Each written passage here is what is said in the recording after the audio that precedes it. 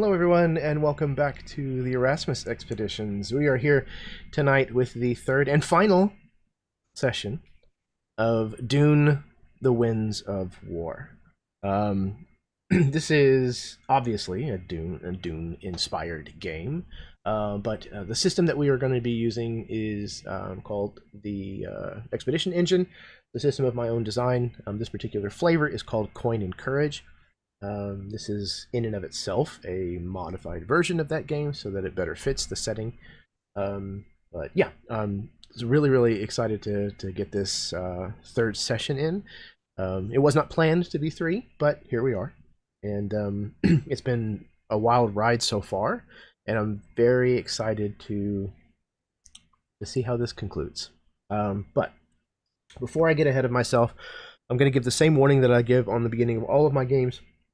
And that is, if foul language and mature subject matter are a problem for you, then you have found yourself in a very dark place of the internet, and you should turn around and head for safety, wherever that is, because it's not here. But if those things don't bother you, then come on in, join us. We were just talking about potty humor before we went live, so yeah, you're in the right place. What else? Hopefully Chad will be joining us here momentarily. But before we get started, I'm going to go ahead and pass things over to my players so that they can introduce themselves, plug whatever they might have going on, tell you where you may be able to find them on the internet, all of that jazz, and then I think we can get started. So we're going to start with Sarah, because she likes to go first. You son of a bitch. Hi, I'm Sarah. I'm known as Alice X Ann on all of the socials. I am excited to be here.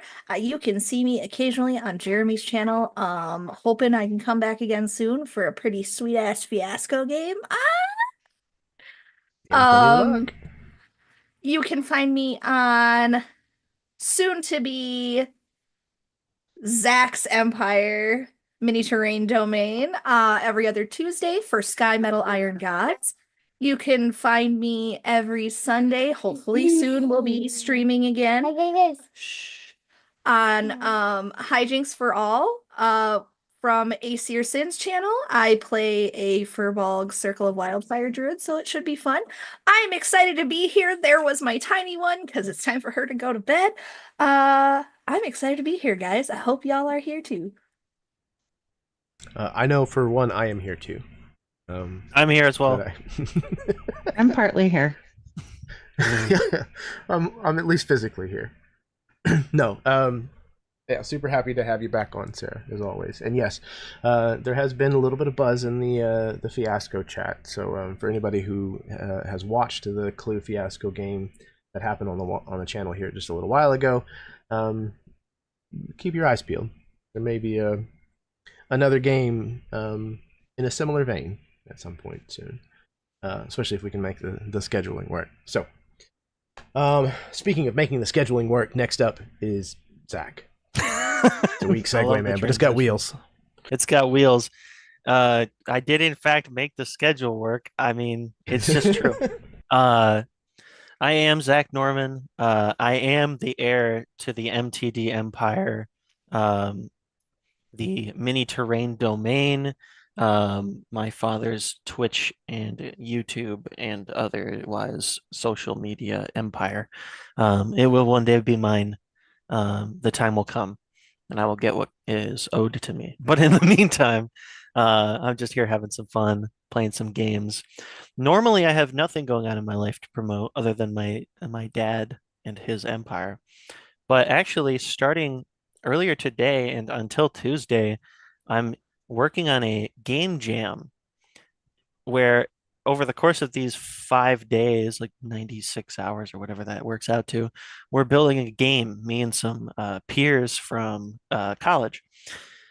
We started today. The theme is built to scale. So that's just such a really like open-ended theme to work on. And it has been a lot of fun so far. And I'm taking a brief break to step into the world of Dune again and conclude this series. But that's what I've got going on in my life. On Tuesday, you might even see our game submitted I have put a link in the chat to the itch page, itch.io, for the game jam itself. And I'll make sure to share out the final product when we get it done. Because it'll be a game that you can play. And I'm really excited. We got a great team. So, yeah, that's me. Man, that's incredible. Like, people who make video games are that's an impressive set of skills, in my opinion. And I've seen some of the short, like, explorational videos and stuff that you've put out, about I know the one, very similar to Dune, kind of like a deserty ruin, Yes, kind my of looking. capstone project. That's That's right. what it was. It was very, very cool. So I'm excited to see what you do. And I have done, like, short, contained, time restraint contests before, like, with Really, yeah. filmmaking. So I know the kind of pressure that y'all are under, and it is huge that you took the time out to come No play this problem. game with us. So I No appreciate that. Especially because this was not originally a planned session. So thank you very much. I have agreeing. to see how it ends. I am very thankful. No problem. All right. Next up, speaking of very thankful, we have Michelle. Well, hello, everybody. I am on social media, but not for anything other than just like, hey, it's me if you want to chat. I'm actually here because of Zach's dad and Mini Terrain Domain when they did the fundraiser with Todd Stashwick, because I am a Trekkie. So that's how I ended up here. And I hope that the domain grows monumental and it turns out to be something the whole world knows about, because that's also how I met Jeremy. And now I'm playing games and it's very exciting. So, yeah, I'm actually extremely looking forward to this one because I'm ready for some fighting action, some Fremen style kick your ass stuff. So that's all I have to say for right now. Very well. I don't think there's going to be any fighting in this session. Oh, I quit. Just kidding. No. Yeah, Jake's a very good friend of mine. I've met a lot of great people through being a part of MTV. So I'm very happy that there's a little bit of bleed over on the channel here. So, yeah, I was actually just talking to a coworker of mine earlier today about that last charity event. He was like, "You got to see Riker play D&D?" I'm like, "Yeah." So awesome. And they raised a bunch of money for a great cause. So it was a pretty cool day all around. And so he yeah. said my name.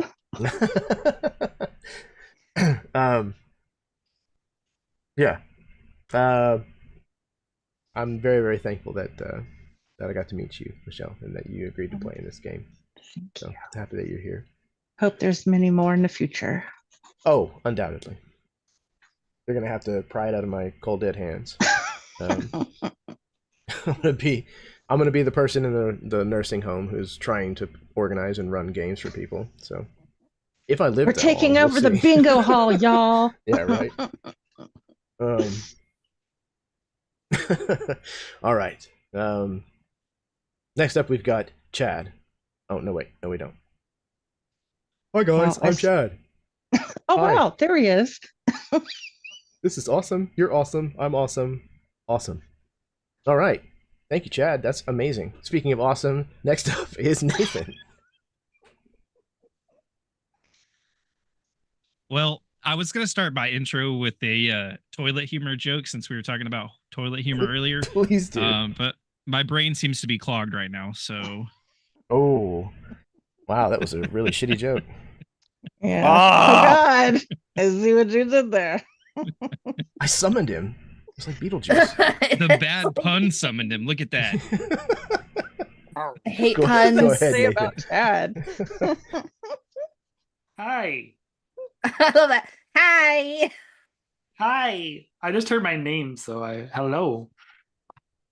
We Eh, weren't talking about you or anything. Yeah, we just It's fine. Yeah. we just surmised your intro, and Nathan's doing Yeah. his. But, Oh, okay. yeah, we'll loop back around. You got it. I'm Nathan, Dimension 119. That's where you can find me on all the socials. I mostly do Twitch. That's kind of my big thing, and we're doing a lot of survival games right now.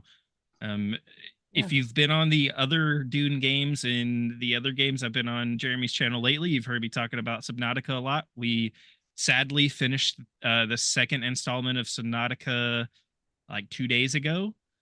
So no more underwater adventures for a little while, but we're about to start the Green Hill survival game. We'll be jumping from underwater to the Amazon jungle and trying to survive in that game. It's going to be interesting. I am a part of the State of Survival podcast crew, and they have graciously provided me with a couple of Steam codes for Green Hill. So we're going to play some Green Hill and do a couple of giveaways in the next couple of weeks. So yeah, come by and check that out, and maybe you'll get a free copy of Green Hill, and you can join me in hell, I guess.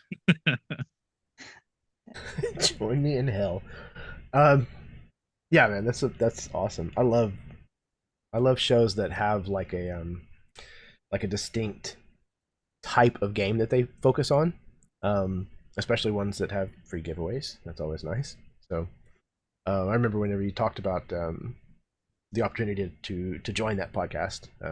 It was a very cool thing to hear about. So and yeah, always, man, it's always nice to have you on the channel, Nathan. I love playing with all of y'all.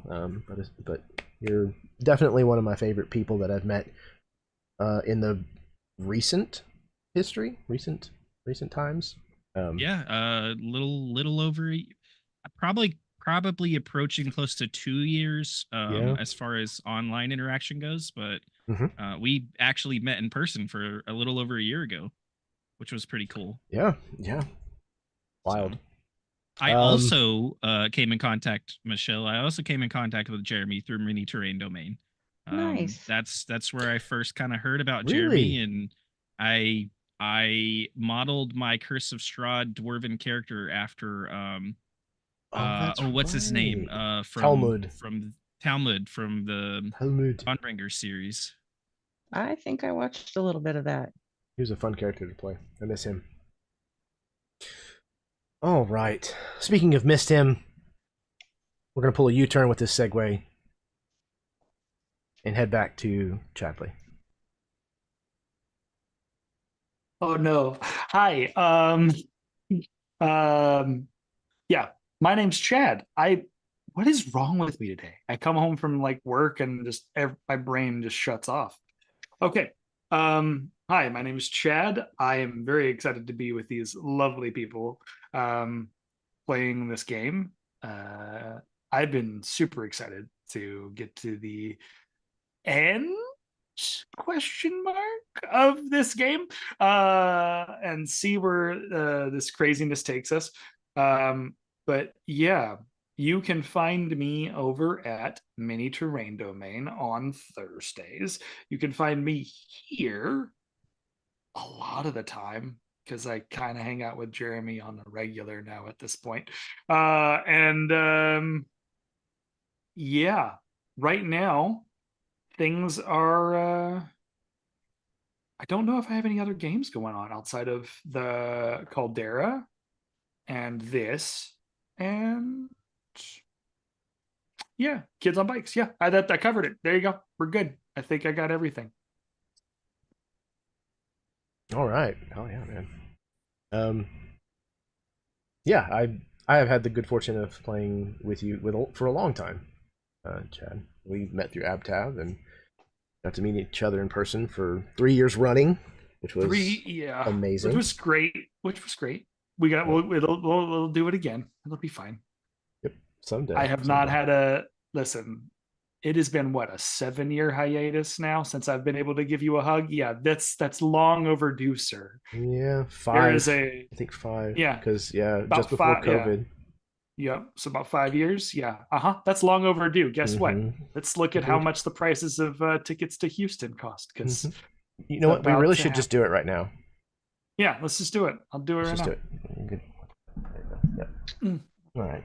Awesome. I feel that love. We're good. Get a room, guys. Sorry, Zach. I will not. Sorry, I made you feel uncomfortable with my love. Yes. The fact that I get to do this for entertainment on the internet is insane. thank all of you who may be watching and sticking with us through this. We're gonna get there, I promise. So I think unless there's any other pressing matters or questions, I think we're ready to start.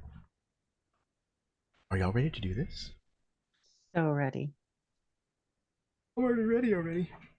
He can't pull over any further. He's already pulled over. All right.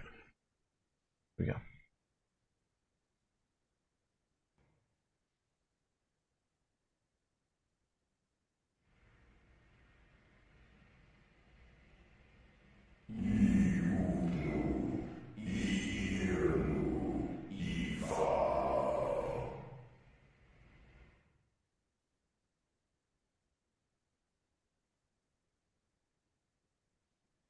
I must not fear. Fear is the mind killer. Fear is the little death that brings total obliteration. I will face my fear. I will permit it to pass over me and through me. And when it has gone past, I will turn the inner eye to see its path. Where the fear has gone, there will be nothing. Only I will remain. The litany against fear.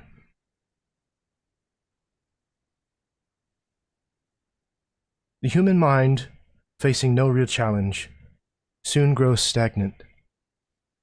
Thus, it is essential for the survival of mankind as a species to create difficulties, to face them, and to prevail. Princess Urlan of House Carino. Outworlders speak about conquering fear, as if it were simply another planet for them to control. But true fear is impossible to ignore when it swallows the sand beneath your feet. The test is not in ignoring your fear, but in harnessing it to push you into the actions your body already knows it must take to survive. There can be no courage without embracing your fear.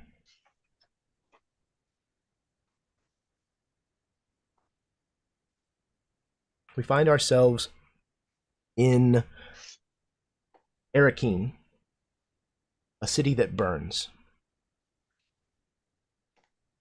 The assault of the Harkonnen came swiftly and was comprehensive. Many buildings lie in complete and total ruin. Columns of smoke, fires burned bright throughout the rest of the night and into the next day, where we now find a city that is reeling. For all intents and purposes, for all rumor is concerned, House Atreides is no more.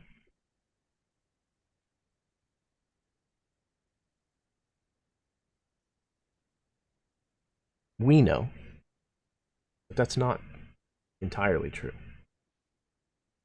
That there are at least a handful of people who managed to escape the slaughter of last night and are attempting to make their way out of the city of Arrakis, out from beneath the vision of Beast Raban and House Harkonnen. And it seemed as though they might just escape the notice of House Harkonnen. However, whenever they found their way to a stillsuit merchant, which serves as the front for a smuggler prince, the front door suddenly burst open, and a squad of Harkonnen came into the stillsuit shop, led by a Sardaukar commander. And out in the street, you may or may not have noticed that there was a recent acquaintance that was apparently the reason why the Harkonnen found their way to you. So, we're starting here in the store. Sardaukar and Harkonnen bursting in through the doors. What I would like is for all of you to please roll initiative. So, just as a reminder, for all of those people playing at home, and for those of you who are playing on camera at home, you need to roll a d8, just one. If you roll lower than or equal to what I roll, then you get to go first. If you roll higher than what I roll, then you go after. And you can choose whatever order that you will go in. Ooh, I got a 2. Okay, that's 2 2s. A 6, Dealing with a the 1. 6. Another 6. Oh, no. You are the 6. Okay. Who am I missing? Sarah, what you got? I got a 5. 5. Okay. So, I also got a 6. That means everyone except for Brooks will actually go before I do.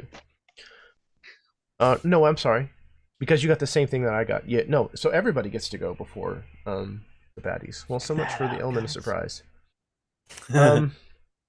So amongst They get yourselves, a surprise round. basically. So amongst yourselves, you can choose what order that you're going to take your turns in. I have a question first. Yes, I might have an answer. You do. Oh, are you sure? Yes, positive. The trader that is downstairs with us, what was his name again?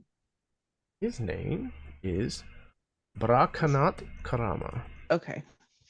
I had I'll it put it written in our down, chat but I again. also have 2 other names written down. And I'm going to Brakanat assume that Karama. he did not blast off when the Sardaukar showed up, or the Harkonnen. So he is actually unaware that that happened. Downstairs, y'all are hearing a commotion upstairs, but Okay. not 100% sure exactly what's happening yet. Okay.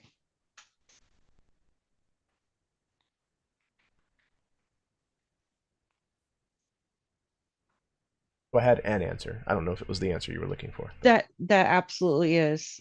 I Perfect. was looking at all the names I had written down, and I was like, "Ooh, what was his name?"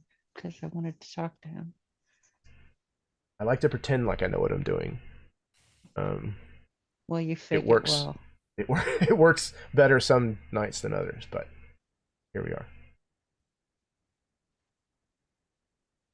So yeah, y'all get to play the game. I heard everybody was like chomping at the bit for a fight, and like y'all got initiative order, and like, what are y'all waiting for? How many One of us is nervous. Harkonnens are we dealing with? Nervous. Harkonnen. That's a great question. How many do you have to deal with? We'll say 1. You think it's just one? Yeah. That would be Nah. too boring. It could also be like No. 20. Maybe 20. Somewhere in there. What's the 21? average between 20 and 1. No. 21? Wait, no. So, I think that there are probably, let's see, I think there's probably 5 of them in the Sardaukar. Classic. Classic.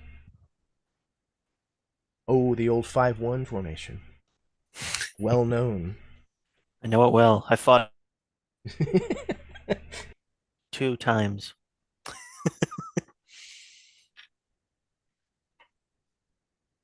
And they're clearly like, they showed up into this room looking for us, and now they're bearing arms and. Oh yeah. Like they did not come to shop for still suits. There's no question. No question about it. No, they came in blades drawn, absolutely looking for you.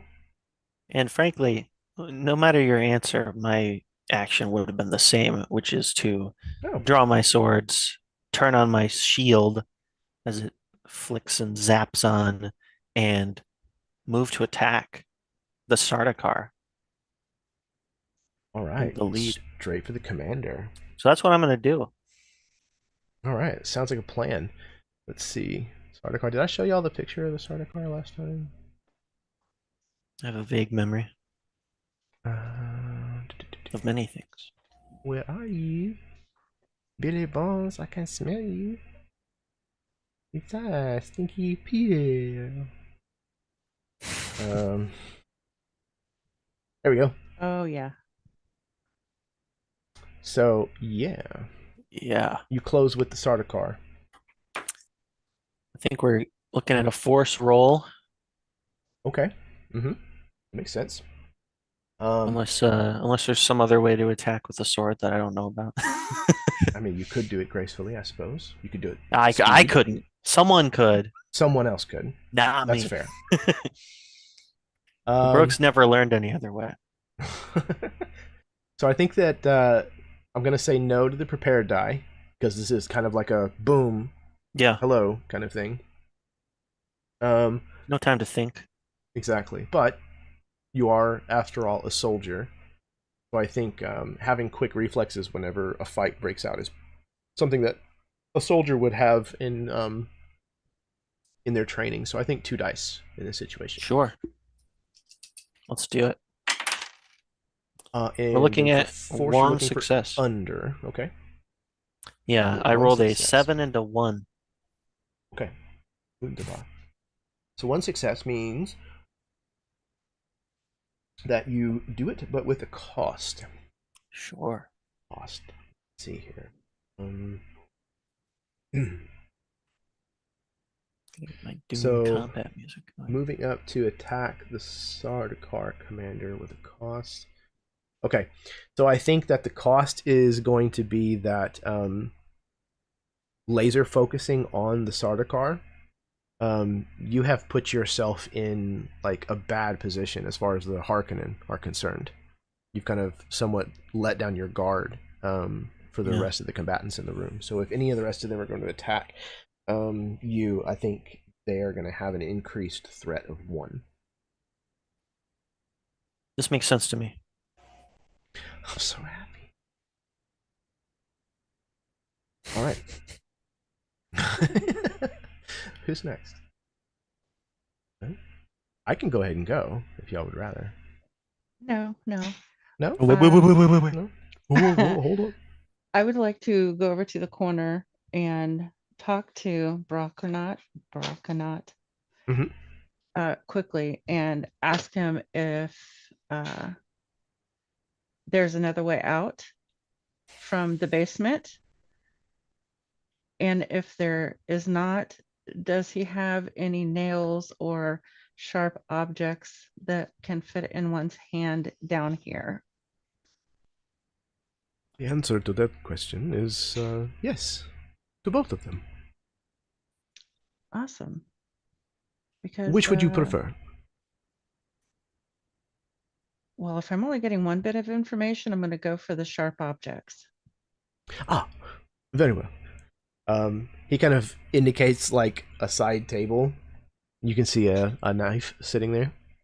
Not a Chris knife, mind you, but a knife. And Not if you are quite looking small for enough. a quick exit, may I recommend? And he kind of gestures over behind a small, like seating. I guess the word would be a chair, Jeremy. Behind a small chair where there is a small throw rug. He says, beneath the rug there is a door that will open. Okay, I need something smaller. I need to make a bomb. I need something to go inside of it. A knife is a little too big. Do you have nails or pins or something of that nature? He looks a little concerned. Why are we making a bomb? A small Inside one. my A small shop? one. It won't be inside. That's why I asked for the exit. Ah, I'm I going see. to run up behind them and take a few out from the street if I can, or at least distract them. A few of... Remember, he doesn't know what's going on. Oh my gosh. We're under attack. there's a Sardaukar in the hallway, and it looked like behind him at least 2 Harkonnen soldiers are here with him. Harkonnen here? Yes. He begins to like cursing in Fremen. Well, I agree with everything you're saying, but do you have sharp objects that will fit in my hand? Yes, of course.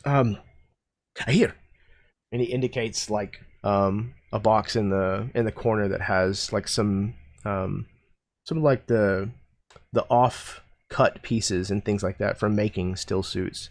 It has some jagged and sharp edges and things like that, pieces of metal. Will that work? That would be perfect. So Sahira is going to race over there, throw her backpack down, and start pulling elements together because she has a couple of little vials of explosives, not anything that's going to take the whole building down, but enough to maybe put some hurting on somebody. She's going to take a couple of bladders out of old still suit that she'd already seen on the ground, fill each one separately, attach them together. And I probably have to take 2 turns to do it, but the plan is sneak out, come behind, and hit the guys in the back. So you let me okay. know if you would like me to take 2 turns to do that. I think so. So. Okay.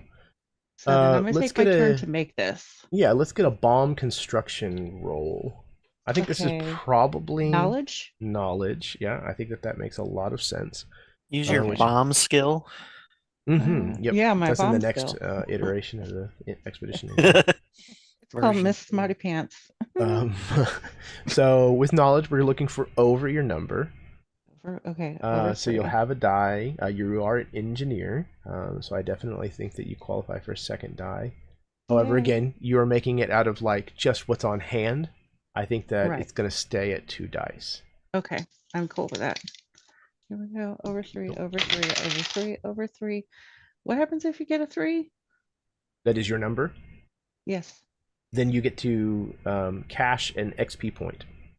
So you get to record an Oh, XP point yeah. and keep that for later. Okay, nice. And then the other one's a 4. So it's So over. 1 success. Okay, success with a cost.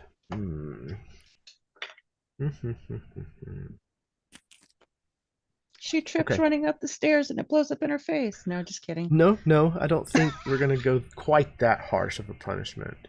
But okay, here.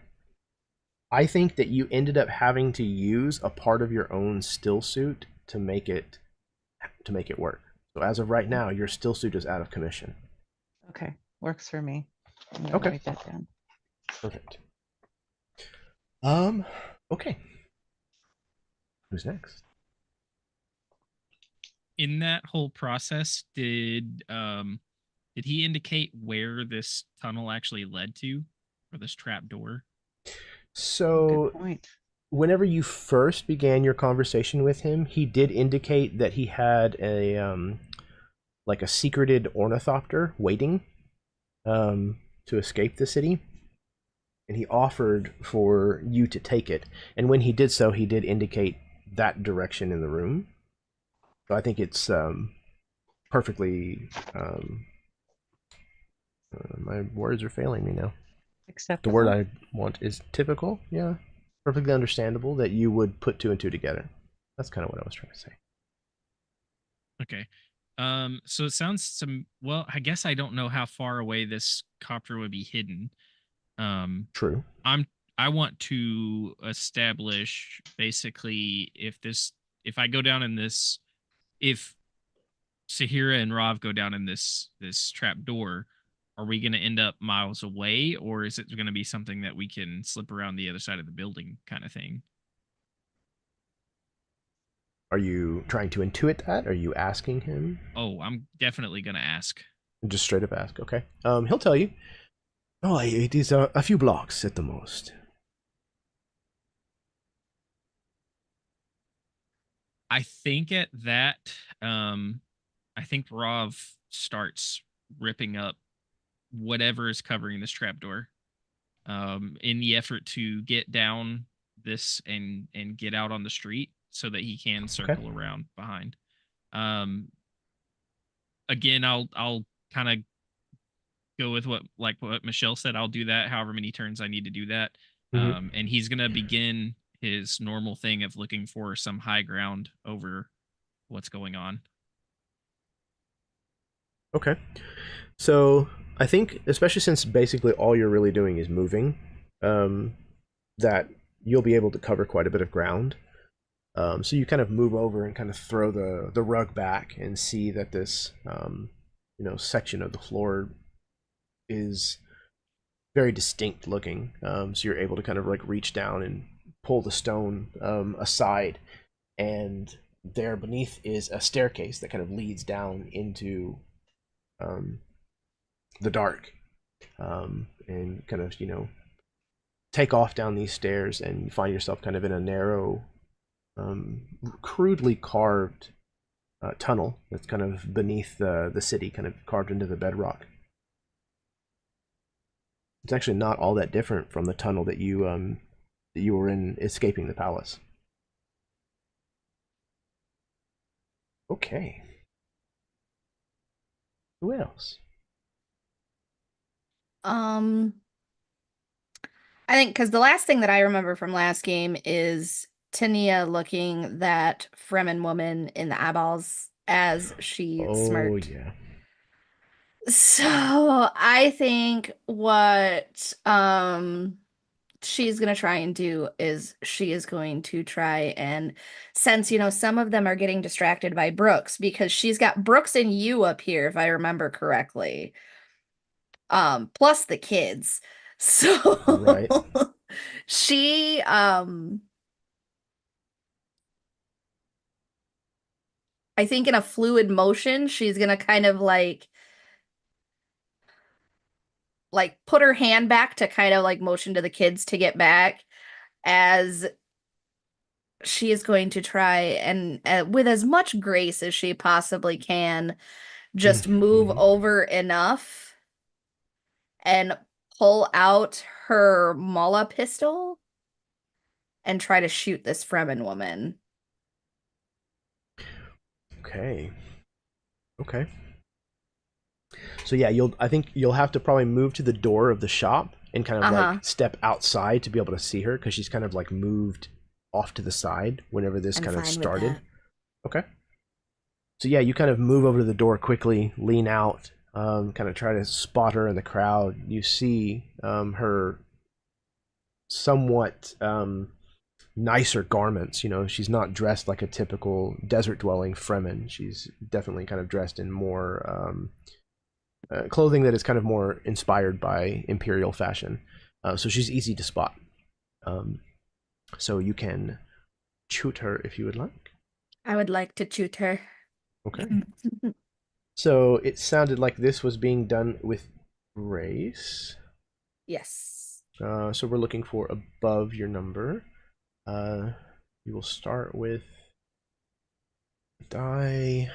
Again, I don't think prepared necessarily. This all happened so suddenly. You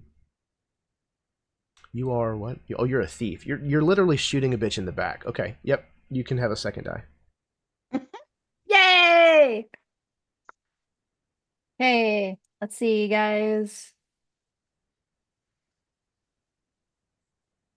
I got 2 successes. I got a 7 and an 8. Oh, okay. So that is a success. So let's see. That is 2 threats. She now has to roll her health die against.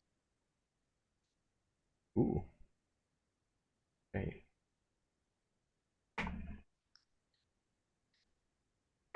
First one, second one. Okay. So you fire this shot, and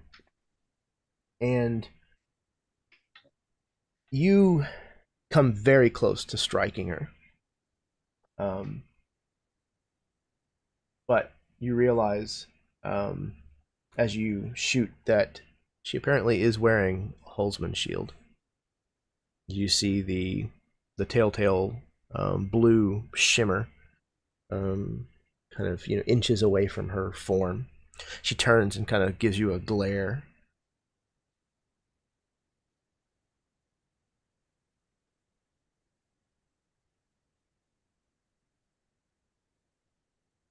All right. think we're just missing you. So I believe it is my turn. Okay. I believe that if Tania is taking point to take a shot, I think that you is now taking point, kind of standing in front of the children, like as a kind of barrier between the kids, and like Brooks is maybe like, I imagine that Brooks is in front of Tania, Tania's in front of me, and I'm in front of the kids. Like that's the line of and so in kind of like this split second awareness, I think he'll grab. You said there's 4 Harkonnen in this building, 5 particularly Harkonnen. Yeah. 5 Harkonnen. Okay. Yeah. 5 Harkonnen and 1 Sardaukar. 5 Harkonnen, 1 Sardaukar. Okay. Of the, I would say he's got like a plethora of small blades on him. And can I evaluate that they also have these shields on and ready? Like, yeah, I would say that you would know that the Harkonnen infantry and Sardaukar use them. Okay. Yeah. So ranged attacking may not work. Yeah, it's going to be difficult to, because of the velocity, to get it to bypass the shield. Okay. However, I think I will try with at least the one that is closest. So if they're like in a kind of like semicircle around us, I think I would try with at least the one that is closest to me, right? I don't want to step away too far from the kids, but I almost want to just take like a fencing lunge toward one of them with one of these blades and just kind of try to get up into the neck of one of them. All right. Almost, how do I describe this, Jeremy? Like visually in my head, I was trying to think of how could I basically like Yondu like send one of my blades across, like, and trajectory hit like 4 like try to hit all 4 of them, but realizing that they all have these shields, it wouldn't work. He'll go back to just taking the one blade and trying to do like a fencing lunge toward one in like the neck or in one of the ribs. All right. So fencing lunge sounds like maybe Grace. Yeah, that's what I was looking. That was what I was going for. Grace? Would be Grace. Yeah. Okay. So again, Grace, we're going to be looking for over your number in Grace versus Force. Definitely single die again. No, not a prepared die in this round at least. And then Mentat.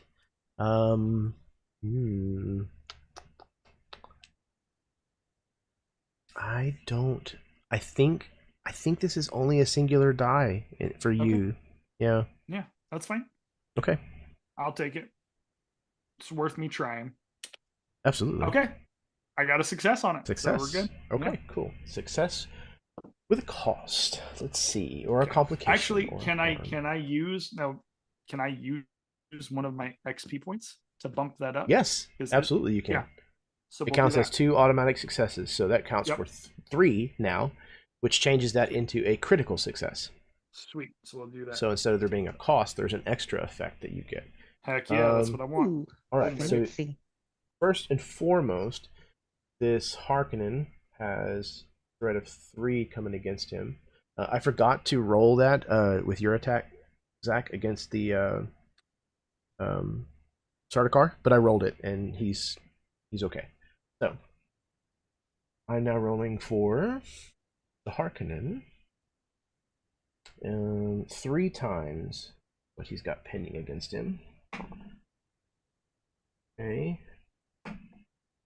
Oop, got him on the second one, so he drops down to a d4.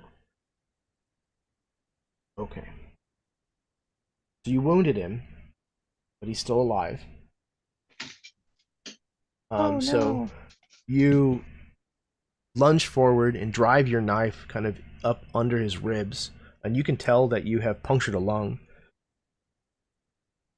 You can hear the pressure inside of his helmet. They have like those fans on the back of their helmet that kind of equalize, if you will.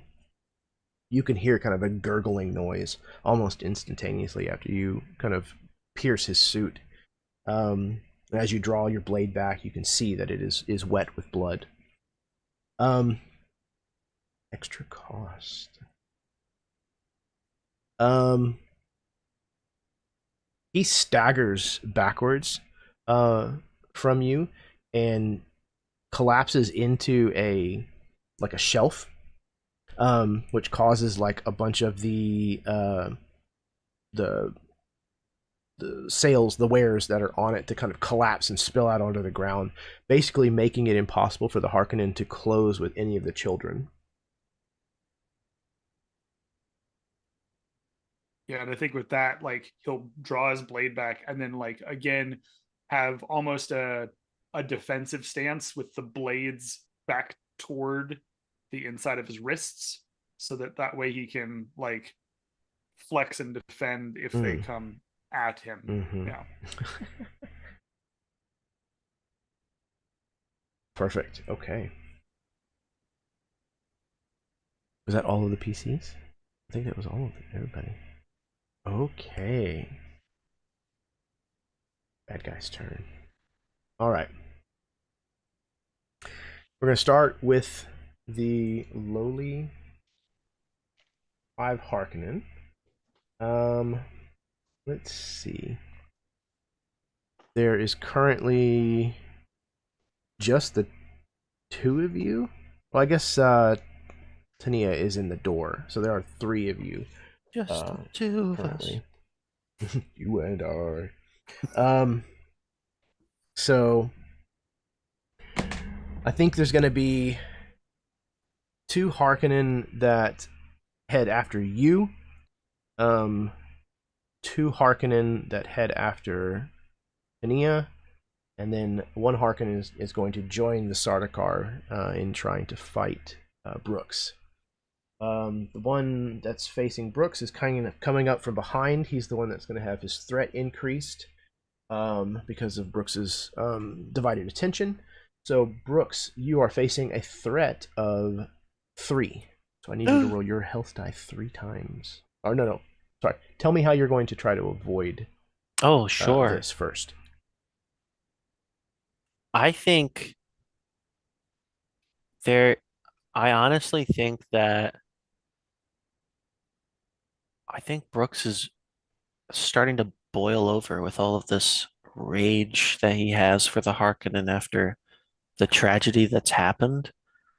I think his full attention right now is on killing the Sardaukar in front of him.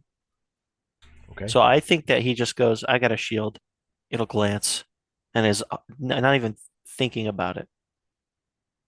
Okay. All right.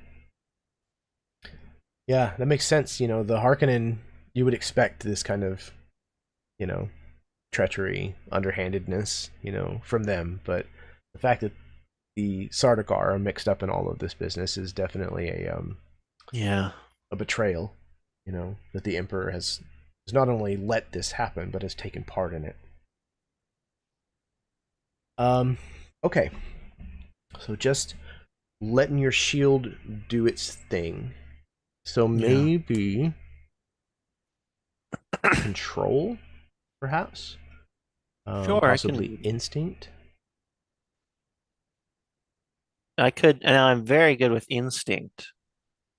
Okay. I wonder if it's kind of a subconscious thing. Like he's not putting any attention onto it, but his training is kind of kicking in a little. He knows there's a blow.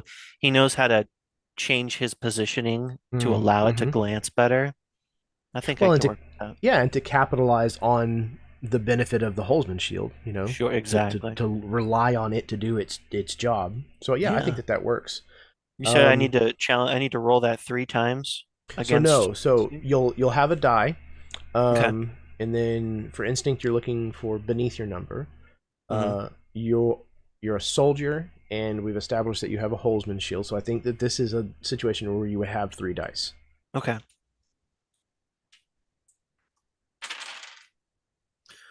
We're looking at 2 successes.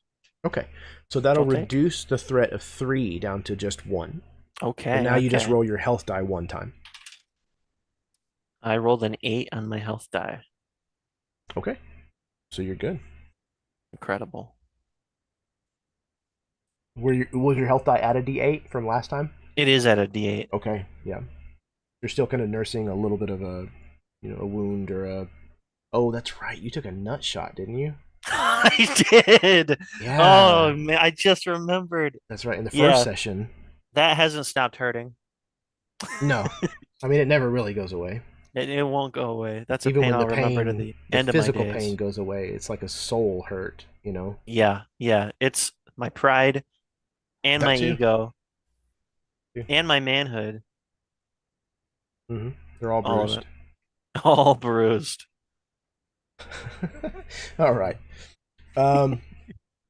So even though this one meant to fully capitalize on the fact that your back was turned, he's kind of stepped forward and kind of made a chopping motion, but it was just a little too eager to take advantage of the fact that your back was turned and came in just a little too fast, and the Holzman shield does its trick and stops the blade before it's able to make contact.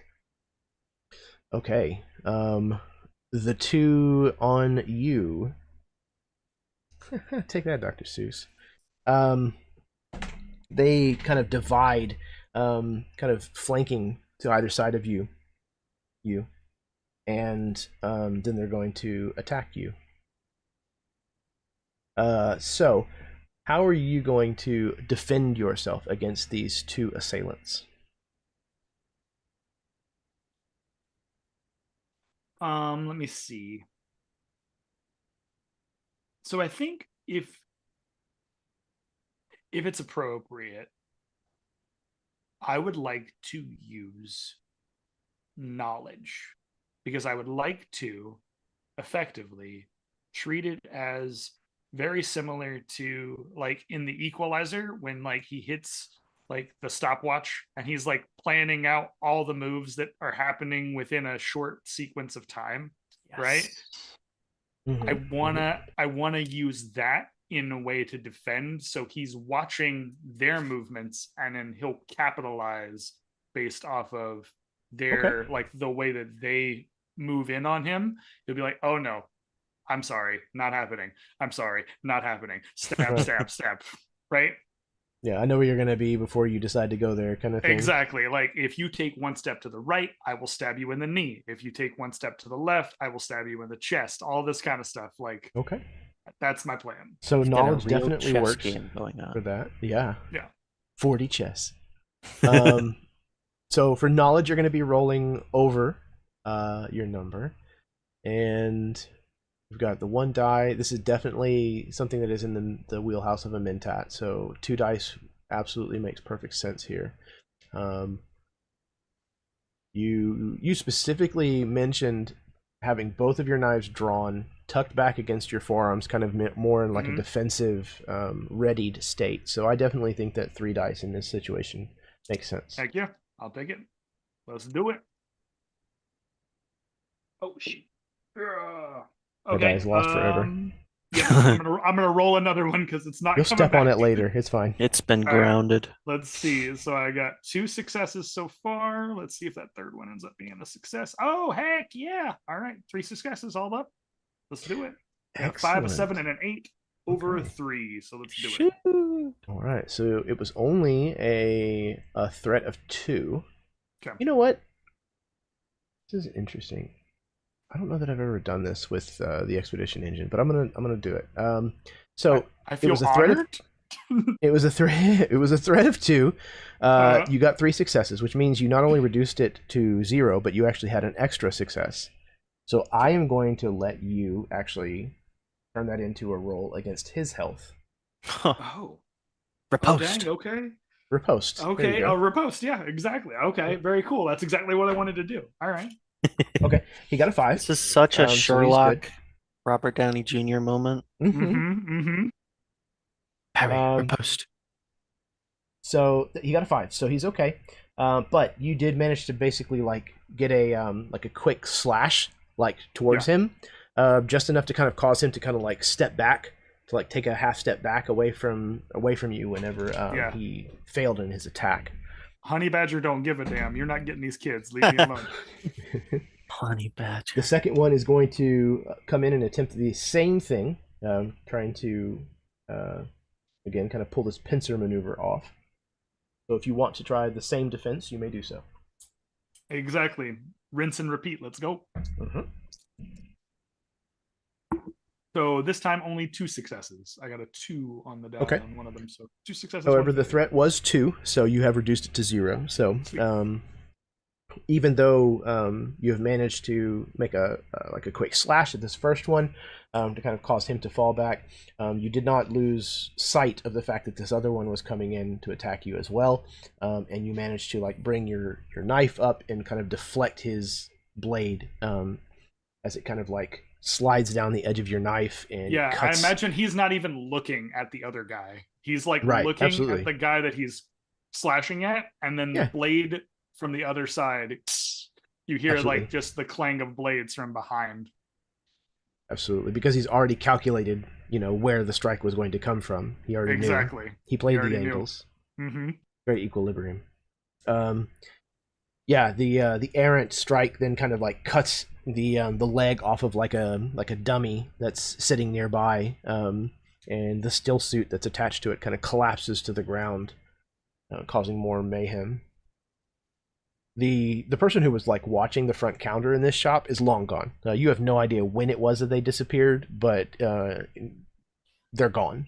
Mary is most definitely taking her break. She's like, I'm done. I'm out. I'll be back in 15. Seems like a good time for lunch. Mm-hmm. Okay, so that was the 2 on you. Now the 2 that headed for Tania at the door. Again, trying to take advantage of the fact that her attention is turned towards the street. They're going to come up and swipey. So, how would you like to try to defend yourself, Tania? Well, I like to imagine that they're not very quiet. True. So, I would think.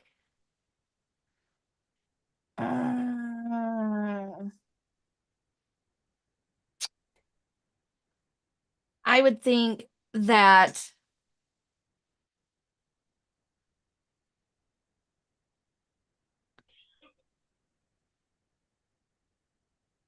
you know what, I think maybe with Grace again, she would kind of turn and at least be able to try and hit one with her bodkin. Okay. With her Assassin's Creed knife. Mm-hmm. So she's going to kind of just basically move with their strikes and kind of hope for an opening to make a strike of her own. Mm-hmm. Okay. So Grace is going to be, again, above your number.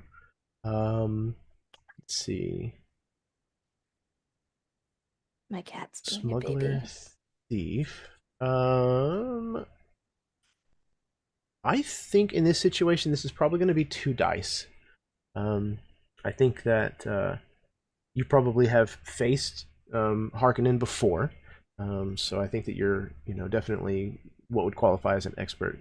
But you were just taking a shot, and your concentration was elsewhere, and now you're having to immediately kind of engage in melee. So let's do 2 dice.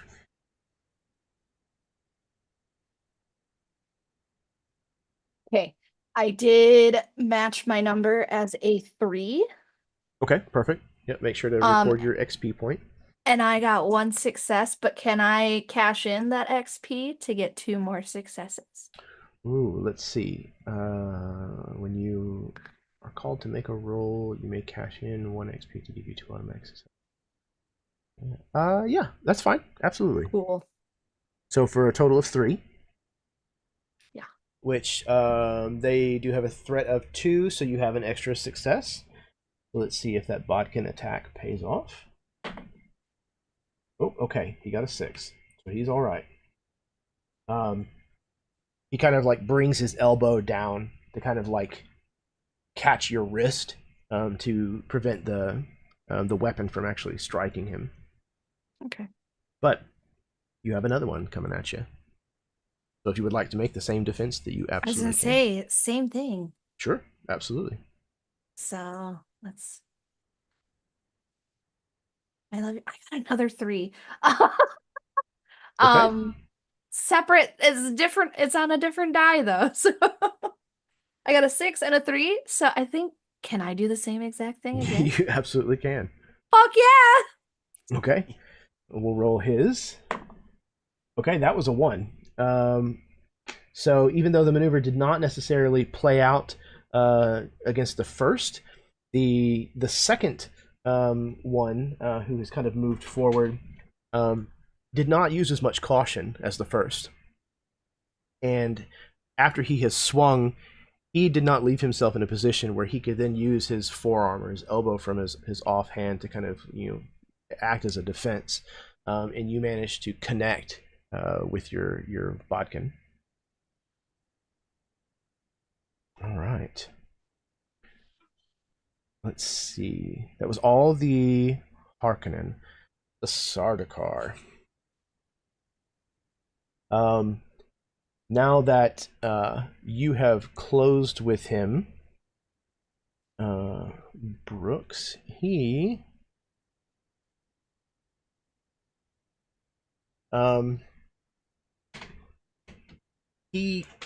pulls a smaller blade than the Harkonnen are wielding, but wields it much more deftly than they. He kind of immediately falls into a stance, kind of matching your style of fighting, and kind of looks like he's kind of measuring you up in your first couple of strikes, and then he is going to retaliate and come at you with his own blade.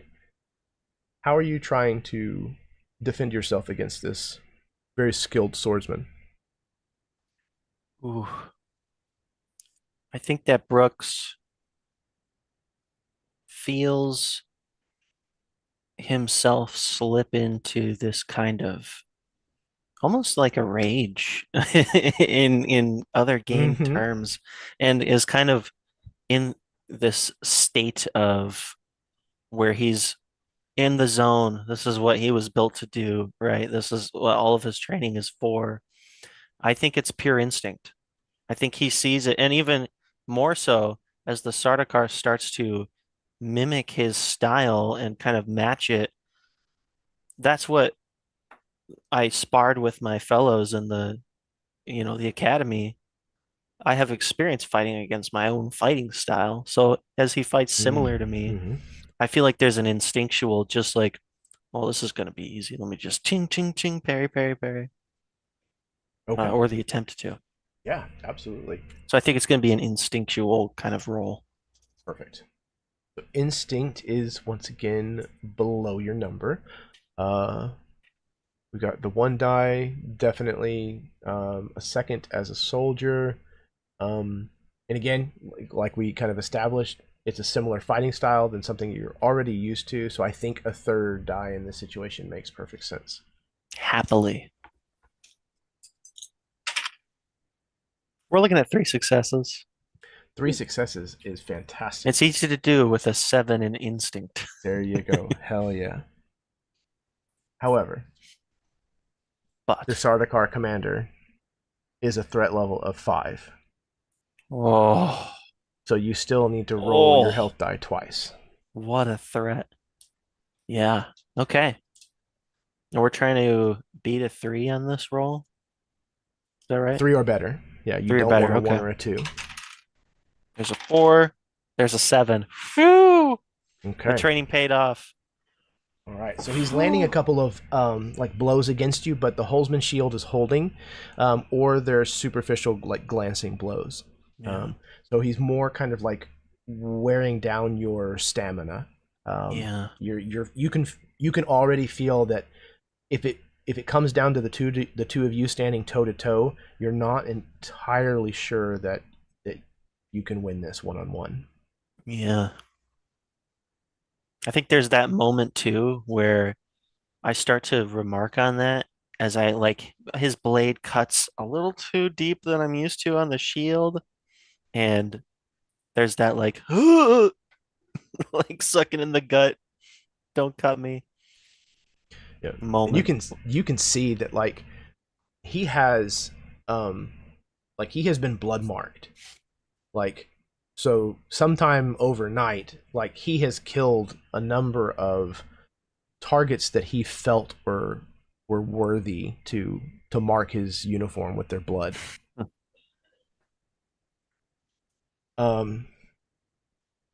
Okay. That was the Sardaukar. Out in the street. Out in the street.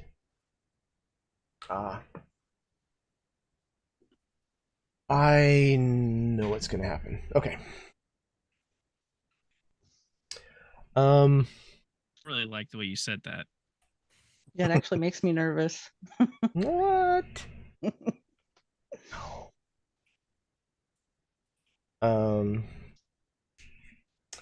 So this water cellar has kind of turned as Tanya had kind of taken a pot shot at her back, and she's kind of stepped backwards towards the establishment, one or two steps before she turns to face, and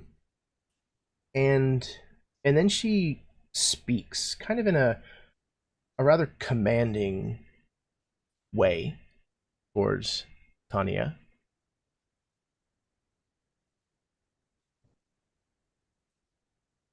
Oh no. Come here. She says. And Tanya, you feel a strange sensation overcome you. Coolsies. I need you to roll one die versus your control. Okay. Oh no. XP cannot be used to bolster this roll. Okay. So I have a 5 for control. I got a 3. Okay. So Not me about to you cry. you feel this compulsion, this feeling of like near dream, like almost sleepwalking sensation of being drawn to obey, to come to her. And then like in an instant you manage to shake it off, and like you envisioned yourself like starting to cross the street, like move down towards her, and it was very vivid and very real in your mind. But the moment that you managed to kind of like shake it off, you realize that you haven't even yet taken the first step.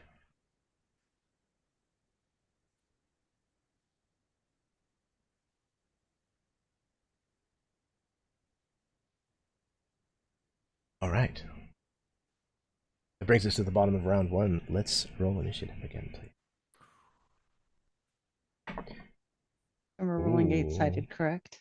8-sided, yes, ma'am. You're looking for the same or lower as what I rolled. I did So- roll an 8, so that happened. 8. Okay. I rolled a 1. A That's the 1. best you could roll. I Is got it? 4. It is. Okay. Then you got a 3. Okay. So a 1 and a 1. 3. So you and Sahira, both of you get to go before the baddies. I rolled a 3 as well. So between the two of you, you may decide which order that you want to take your actions. I'm ready to go if that's okay with you. Yeah, You. Feel free. Yeah, absolutely. Feel free. I am Okay. at the mercy of everyone else right now. And Jeremy, is it okay if I role play from the moment that I go over to grab the nails, even though that was Absolutely. my last Please. turn? Okay. Because I have it all in my mind and I'd like to share it. Okay, so I would love to Sahira hear runs it. over. She's got her backpack open. She's pulling out an old dry rot bladder for holding water in a still suit, and she's shoving the nails in. She's found another small bladder on the floor, and she puts the opposite, like, two typicals have to interact together, and she ties them together. She throws her backpack over her shoulder and she starts running. Since Rob's already opened the way, she's heading down the path so that she can get out of this building. And as she's running, she's feeling these bladder packs. And one, the dry rot one, she knows is going to break on contact, but the other one's got a little give to it. So as she's running, she's thinking, what am I going to do? And she decides, I'm going to have to pull the water hose out of my suit to connect these. So she's doing that, and that's something that's in her wheelhouse to do, I would think. So she's connected these two so that when she throws them, the chemicals will then interact. So she wants to come up. I'll come up around the corner and obviously peek, take it slow to see what's going on. She'll probably get down a little bit and then try to hurl it and see if she can, get the, I can't think of the word now. I had it before. May not bolero, but throw it where it wraps around and then hits itself. Yeah. Mm-hmm. I think that is Okay. a bolero, isn't it? Okay, then that's what I Bolo. would like to do. Bolo. Yes. There you go. To whichever of the Sardaukar is closest to me. So I'm imagining this is absolutely not going to take his leg off, but it might do some serious damage to his and maybe whoever's next to them, their shield. So yeah, so there's only one Sardaukar, and then the rest of the Harkonnen. I'm sorry, I meant you're Harkonnen. Good. But they are all inside the shop at the moment. Oh, so the only one that's actually out on outside? the street. Well, I wouldn't say nobody is out in the street, because the water seller is standing out there. Oh yes. And she definitely is not looking super thrilled. And you can just kind of make Tanya out, kind of standing in the doorway of the shop, as you kind of like come out of the alleyway next to the shop or what have you. Well, then that would slightly change your plans, because she wanted to try to take down a few at a time, but she doesn't want to, fully damage this guy's shop since he's trying to help them. Well, So then I would say she would throw it at her. Okay. Yeah. yes. Great minds. Because I was about to say, can I say something? Great minds. See if I can loop it around. I know her where way. that bomb should go. Right up her ass. Wow. Hey, I warned everybody at the beginning of this game. Like, if they're still here and that surprised or shocked them and made them clutch their pearls, then I mean, You know what? sorry, not sorry. I know a That's few fair. of my friends, if they would have logged on, would be like, oh, Michelle, oh my goodness. Do you see the Sorry. kind of people that Michelle associates with? Are you scared yet? No, you should be. Teetotalers. Okay, so I'm rolling 2 again. Let's see. What stat do we think here? I think we're still going with the knowledge, because I would think the knowledge of the bomb working properly is the more important thing than the throwing. Okay, yeah, kind of Would agree with again that. relying on the construction of the pieces that you have put together and the way that you have put it together. Yeah, I'm good with that. So let's see, knowledge. Knowledge So is 1 3. die. Yeah, you're gonna look for over your number. Okay. Single die. Again, this is an engineer, so I definitely think a second die in this situation. And you have taken the time to prepare. I think I'm going to keep it at 2 dice though, because like it's a decent distance that you're having to like pitch this thing. Especially if you're going to try to. Because I was expecting the soldiers out there, and this is Right. just taking her Perfect. plan from point A to point B. New plan. Okay. All Yeah, right, here we pivot. go. Adjust. New plan. We really kill that one lady. Well, one of them is successful. The other one, I got a 2 and a 5. But I do have experience points, and I will be using Mm. one. Yeah. You do want to use one, okay? I most So- definitely do. So that turns the She's- 1 success into 3, meaning Awesome. that it is a critical success. So, let's see. I'll think about the extra effect here in just a moment. For now, though, she has a threat of 3 that is facing her. So she needs to roll her health die. She is that one. Okay. She was not injured as of yet. Okay. And the third one. Okay. So you toss this bomb out, and it kind of hits the dusty street of Arrakeen and kind of skids up close to her. And she instantly kind of looks down at it, and she kind of turns away, and grabs like there's like a market stall or something that's kind of nearby her, and kind of like pulls a basket of like some kind of we're gonna say spice, like a basket of spice, like down. It's like spice infused food. Spice. She pulls this kind of like down, kind of in between her and this bomb. So when this goes off, there's like this like explosion of spice, that kind of fills the area, and shields her for the most part from the explosion. Though she does take a little bit of damage. So her health die dropped once on the very, very last roll. Okie dokie. Okay. You. Okay. Well, the OK Corral and these buckos gotta go. Okay. Wrong game, Chad. That was Oh, Tuesday. I was just about to say it. My brains. That was Tuesday. Lock in. Lock in, oh, wizard grandpa. Wizard Grandpa, lock in. So I imagine that he was taking kind of this look over the battlefield. The kids are still behind him, kind of, cowering behind, or like, also kind of, I imagine these kids don't cower. They're actually like prepared and ready to like possibly fight if need be. Yeah. But I think seeing how Brooks is faring with the Sardaukar and how everybody is like, I imagine he's also seeing Tania kind of being pulled by this woman and all these things. So all of these things are happening around him, and he's trying to strategically plan out the most advantageous person to take out, right? Like, who is the most threat in this space? How can I get rid of some of the challenges for my fellow people to get that taken care of? And so what I think he'll do is, again, kind of, if you'll allow it, I'd like to use my knowledge roll to be my attacking skill. That would be... Yeah, absolutely. That's the beauty of this game. That's what I love.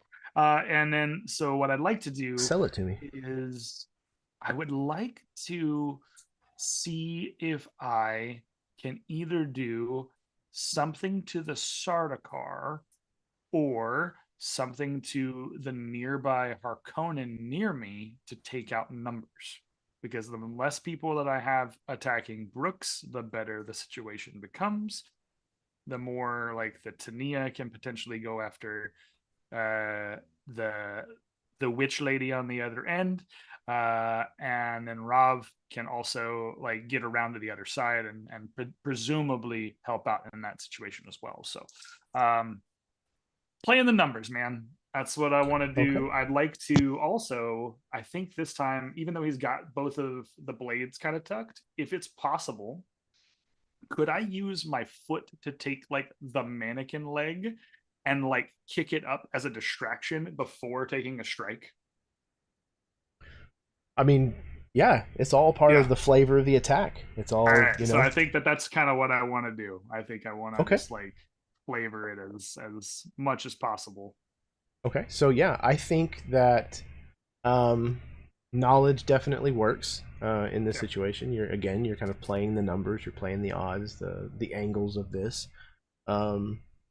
So you're talking about, kind of trying to use a distraction. Again, you're distraction stab. Yeah. Right, exactly. You're describing, again, kind of the attitude of a mentats approaching the battlefield, like examining and looking at the lay of the land. So I think 3 dice in this situation is fine. Okay, sweet. Let's go. Ooh, okay. So 2 successes, 1 failure, and do I have any? Ooh, okay. Well, I don't. It's not necessary to hold on to the things you love. Use your stuff. So I have 1 XP remaining. I will go ahead and use it to just push that to 4. Okay. Successes. So you had 2 successes. Yes. And you cashed an XP in, which makes that 4 successes. Yes. But now I am fully out of XP points now. I only had 3 stocked, and now I'm done. All right, so 4 successes. Let's see how this works. I don't think any of the Harkonnen facing you were yet injured. They were. One of them was? Okay. One of them was, yeah. The one that fell backwards into the mannequin and broke the leg. That's right. Okay. Yeah. So we'll roll his first. He's at a D4 currently. Okay. Roll a 3 on the first one. 4 on the second. Holy shit. 4 on the third, and the fourth is a 1. Okay.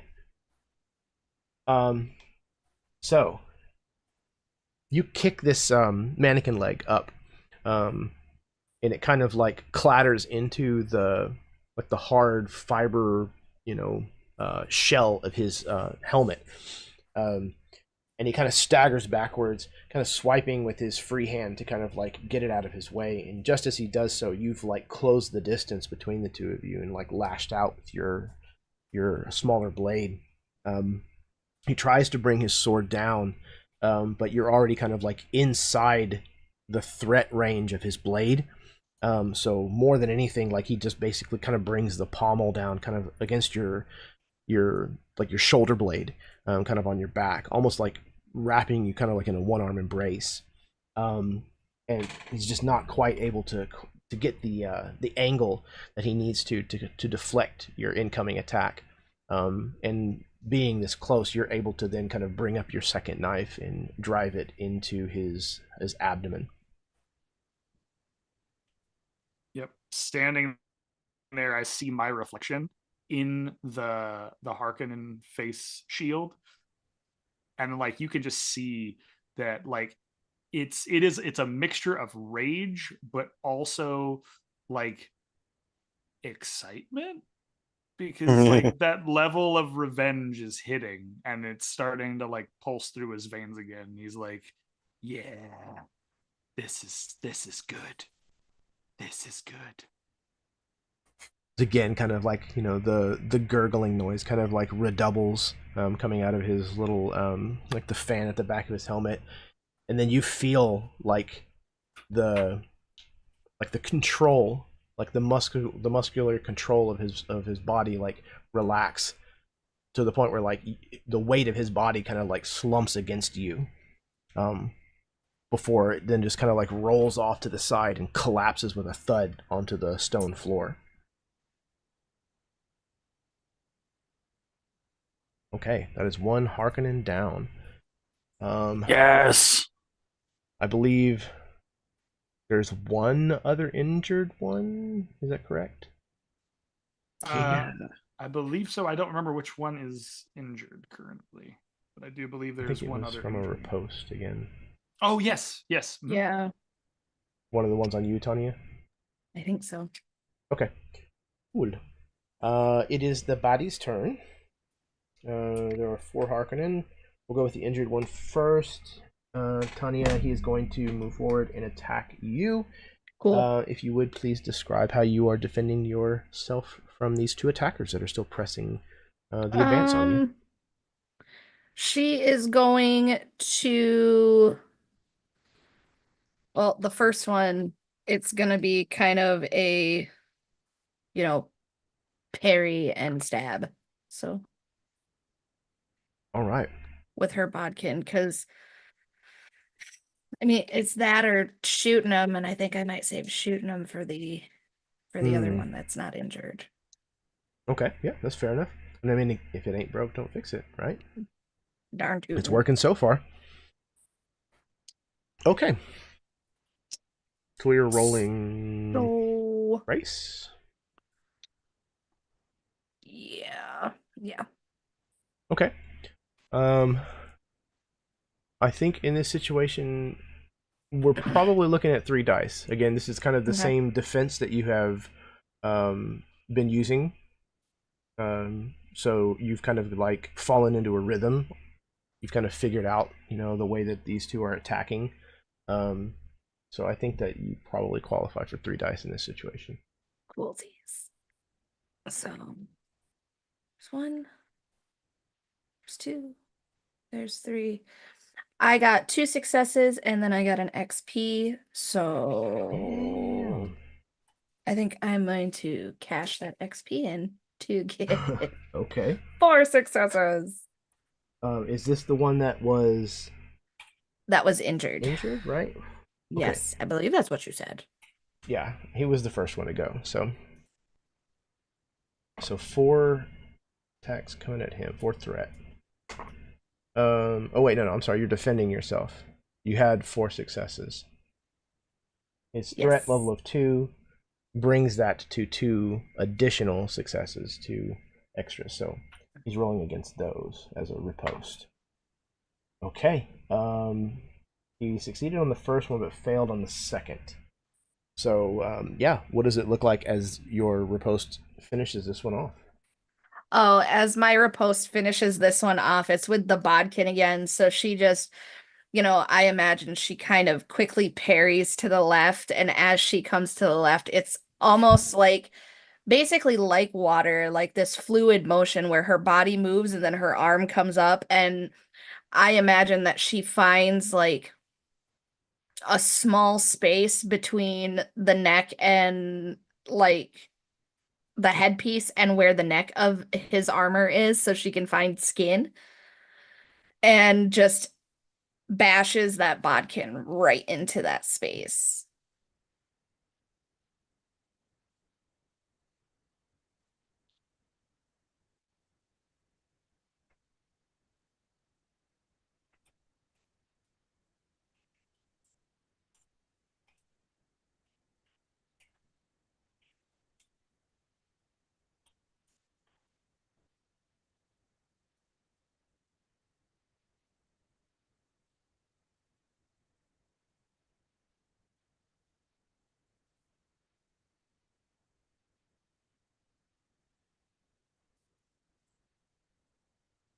You still there, Jeremy?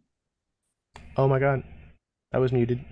Oh, Oh, I was about to freak out. I was was- about to be like, okay, is anyone else in a stasis right now? Is that It just was- I me? know, right? It was Oh. such a good description. No. So yeah, you feel a similar sensation to what you just experienced, where like you feel like his body kind of like tense up, and then it's a blurry Jake. Ah! It's Taco Jake. You literally got tacos? No, I We were didn't just get talking about. tacos. Oh, okay, I got chicken. that's all right. Almost It's a as good consolation.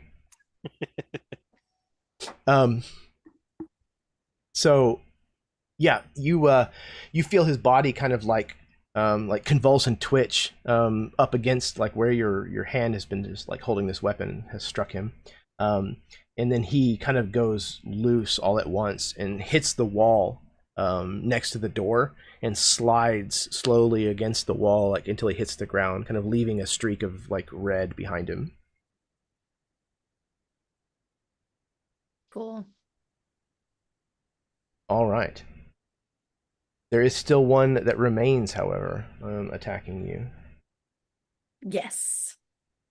How would you like to defend against this one?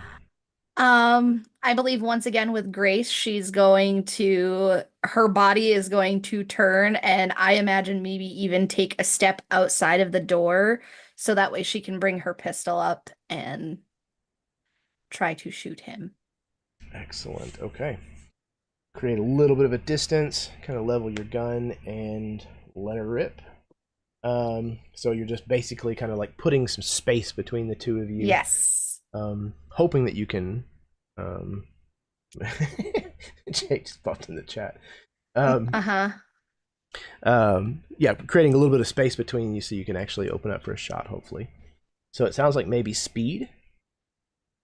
Perhaps grace still. I can do speed. I can do speed.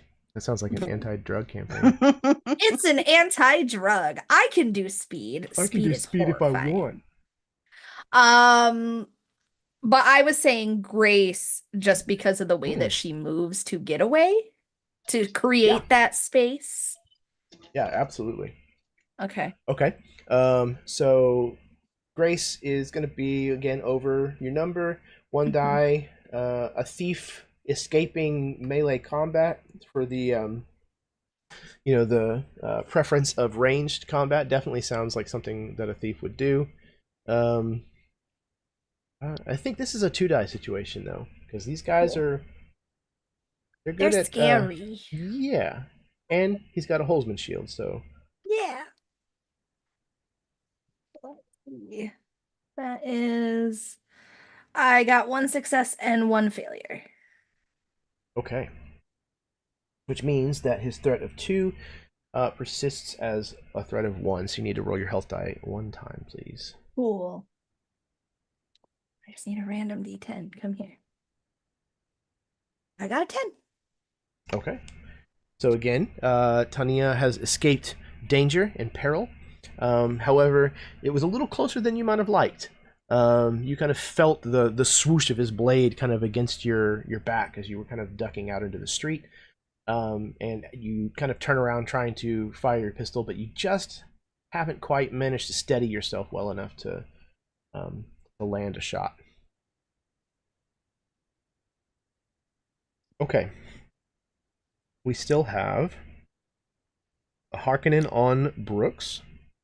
Brooks, this Harkonnen is still at your back, still trying to find a divide in your attention big enough to slide his blade into your ribs. How do you want to try to avoid that? Think.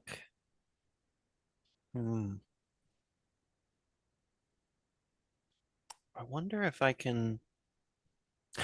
I almost picture this moment, and I don't know if it'll work, but I do want to try it. Of Brooks so in such a fervor, wailing at this Sardaukar, and then there's almost like this insect on his back that there's this like slow turn, and there's like you see like the rage in his eyes. It's like a pure fury. Like if he had some kind of magical power, he would be shooting beams out of them. And I want to leverage intimidation to kind of throw this Harkonnen's attack off. Excellent. To make him stop for a second and weaken his blow in that way. Yeah, absolutely. Yeah, he kind of, watches your intimidation, and he says, Master Atreides? Speaks something in Harkonnen, cursing you for being Atreides. But let's get your roll. Intimidation is beneath your number. So you got the 1 die. Soldier, Atreides. Okay, so I think that this is probably a 2-die situation. This is a Harkonnen. Yeah. You're definitely this is not the first time that you've seen your reflection in one of these helmets. All right. I'm terrible at intimidation too. Ooh, okay. All right. A charming member of the we got Atreides Guard.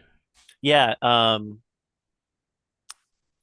Brooks is normally kind of glib and cool, and this whole undertaking has thrown him off of his entire everything.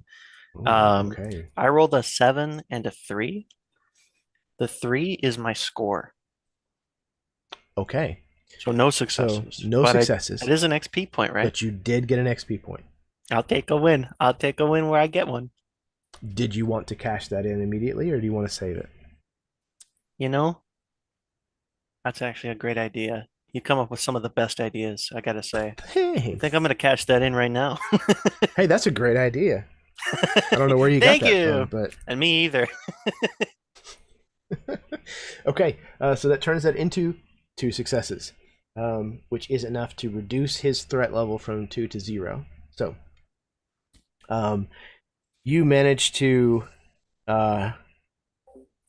use the sting of this insult, this Harkonnen bile that he's kind of like spewed at the Atreides name, and you give him a very dangerous look, and for just a moment, you can tell that it registers with him. There's a falter in his pressing of the attack. Okay. So that was the 2 on Tania. That was the 1 on Brooks. There is still 1 on you. I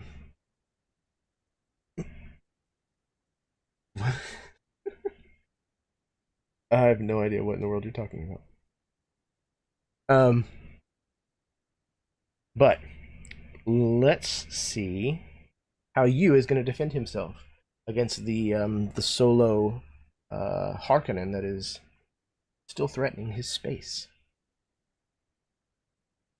Oh, okay. Defend myself against him? Okay. Just him, and he is in my in my space. He's about to assault in your me. business. Okay. Up in the business. He's up in your business. You know what? It's still, I think I'm still gonna do knowledge. But what I'd like, as far as the role that I'd like to use. However, I think that as opposed to like the graceful attacking that was like how he gracefully riposts each time, I think the more that the violence is happening, the more aggressive the transactions are becoming. So it's like before, tap, tap, tap, stab.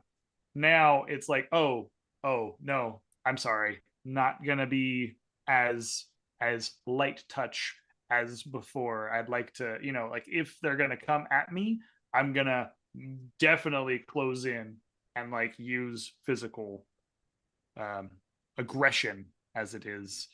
But I'd like to do knowledge, being that I don't want to do it in a rage.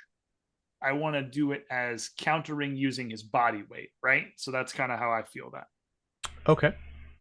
Yeah, so you're gonna let him do the bulk of the let him do the bulk of the damage, maneuvering. but then you'll see that like use physicality and like the aggression of said response is becoming more prominent. Okay. So, this is a knowledge roll again, it sounds like. Mhm. So we are looking for above your number. Yeah. So again, you're describing this as being a very cerebral approach to fighting. So I think a second die qualifies. Okay. How many of these little I rocks think shall I use? I think that maybe you have probably danced one-on-one with Harkonnen before. I've I think danced with the devil in the pale moonlight. Right. Having served House Fenring, you have probably observed a lot of Harkonnen training and things of that nature over the years. So I think in this particular situation, I think you can have 3 dice. All right. Wait. Let's go. Well, good. They're all successes. That's Yay. awesome. Okay, I'll take it. Okay. That's 3 successes. That's 3 successes, and they're against- all over my number. Okay, against his threat of 2, which means that there you have 1 extra. He is unwounded, so he will roll his health die. Okay. Apparently, you is a very dangerous Mentat. So his understanding of Harkonnen fighting has once again paid off, and staying in close to this particular swordsman has given him another ability to make a riposte strike and stab this guy again. He's still alive, but his health die has been reduced. All right, so I think on that, if you'll allow it, Jeremy, I think the way that it works out is he comes in, and then instead of using like the blade, I imagine he is still like he has the blade out, but it's almost like a headbutt. Like he's gonna like full on grab at the face mask and the helmet and then use his body weight as he's coming in to like address and like close the blade. He'll use the blade to block the strike, and then use his head to like bash in against the helmet. So the blade will go up under the jaw, wound him, and send him backwards. And then he'll send him back towards Brooks, and then like spin the blades back toward himself and wait for future attacks. I think the children too are cheering you on. This old man who is definitely not afraid to get in there, and I have full on Merlin dirty. energy. My life is complete. Okay, I'm looking down. I'm staring down Mad Madam Mim over there, being like, "Bitch, come at me! Come at me! I'm about to have this." They're picking up random things from around the store and like hurling them at the Harkonnen. Trying to. That's wonderful. Trying to like distract them and keep them off balance. Okay, so that was all the Harkonnen that are still standing. The Sardaukar commander. Closed with Brooks. Brooks. You've turned your attention to this Harkonnen. To glare at him, to give him a death stare. This commander is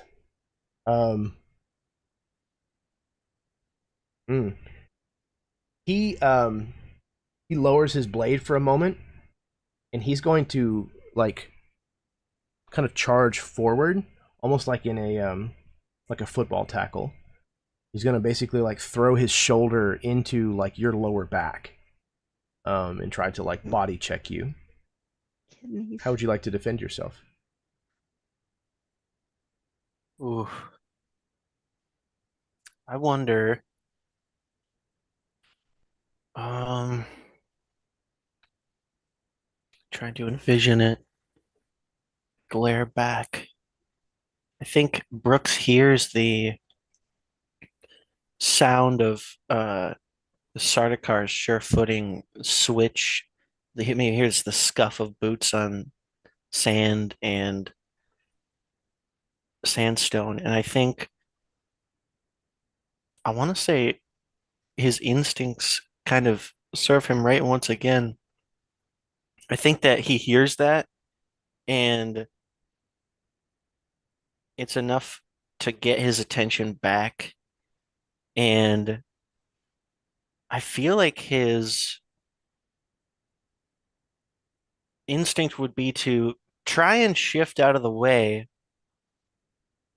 so that all of the force of the Sardaukar is just carried on through, maybe into the Harkonnen in a perfect world. All right. So yeah, that's what I'd like to do. Use his instincts to just time his roll out of the way. Yeah. Okay. Yeah, absolutely. All right, let's see. Instinct is we're looking for under your number. Yeah. So we're gonna start with a single die.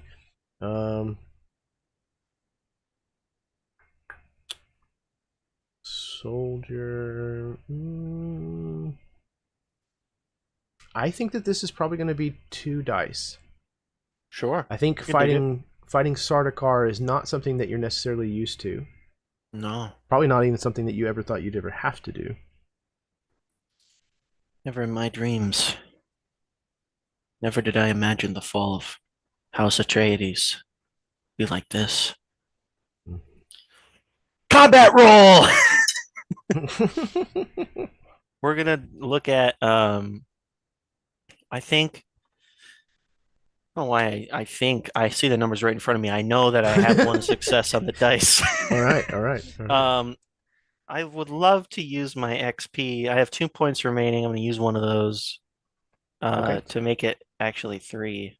Into a 3. All right. I have a somewhat of an understanding of what the consequences are if I don't. Okay. Fair enough. I don't want that to happen. Okay. So that takes his threat from a 5 down to a 2 again, because you had 3 successes.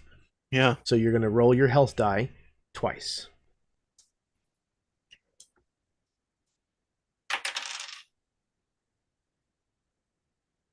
He's looking at that for a long time.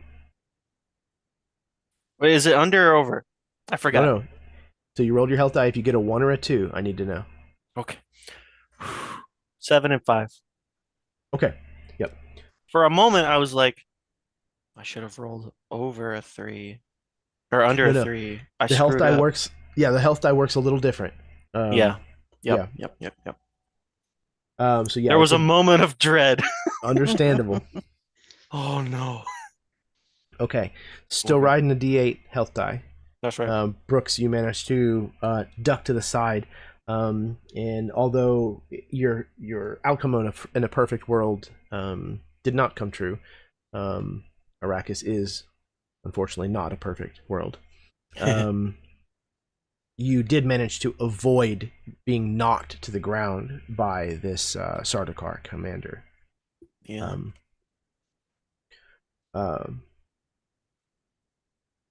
As you kind of like stagger, kind of roll away, and kind of turn about, you are now facing both of them side by side.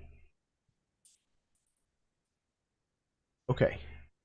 That was all of the Harkonnen, the Sardaukar. Now for the water cellar. The water cellar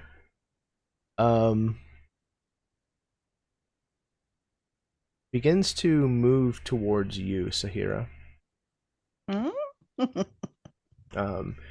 Her nicely appointed garments are all now like covered with the kind of like the blasted spice induced food, kind of stained with kind of red all over like the front of herself. She has her head kind of like down, looking at you, kind of like through the bottoms of her eyelids, or through the bottoms of the tops of her eyelids. You know what I'm talking about. Yes. And The glower. she is very, very not pleased, nonplussed with you. Oops. She is making her way towards you, and you notice that she produces a wrist knife. Mm. This is where I get to react to it. Yes, she is going to try to shank you like a prison movie. Thank you very much. I'll pass So, on that. how would you like to avoid being shanked? I see this entire area with like, even though it's a still suit manufacturing store, that there are probably like wooden tables with various products on it and whatnot. And I think because she's crouched down at the moment, she would probably use all of her weight and momentum to knock this table up as bitch face gets close up to her. So the table will impact the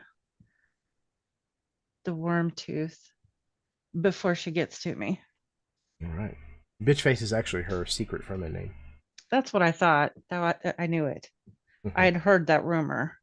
That was right. So yeah, you're gonna kind of like try to impede her approach by kind of like throwing this table kind of like up in between you. It sounds like maybe force or possibly speed. Speed I have a 6, so I don't think I'm very speedy, but Okay. I do have control. Okay, trying to control the battlefield. I can kind of see an argument for that. Absolutely, control her Yeah, approach. and my strength into the table. Okay, yeah. So I'm good with control. Let's see. We'll go with single die. Engineer.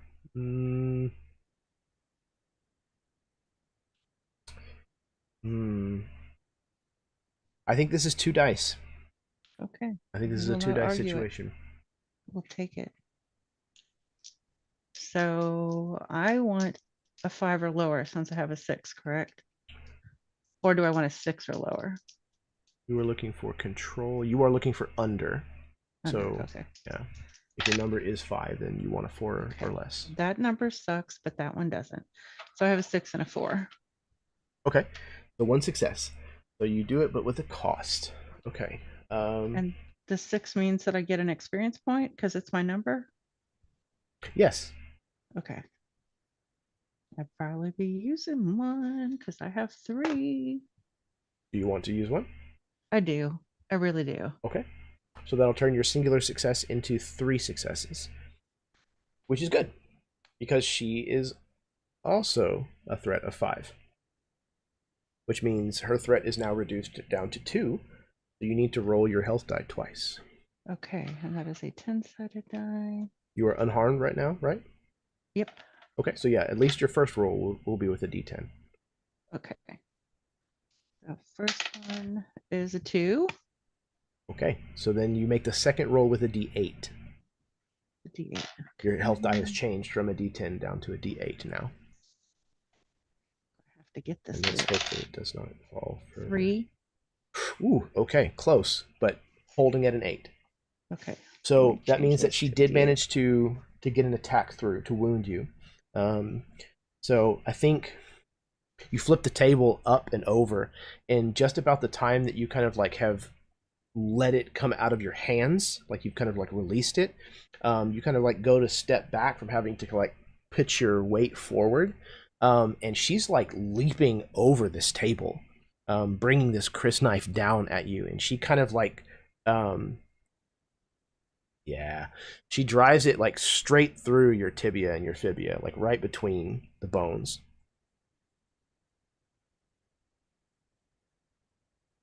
Did she freeze? Either that or she's cool as a cucumber. She's like, I don't fucking care. My arm stabbed, whatever. Didn't affect me one bit. Yeah, poker face. Oh no, she did. What a time to have that happen. She actually died instantly. It's horrible tragedy. No. You suddenly became a gray square. I'm back. Hey, there she is. Did you I had hear to go to all the of that? hospital real quick. No. Okay, where did we lose you?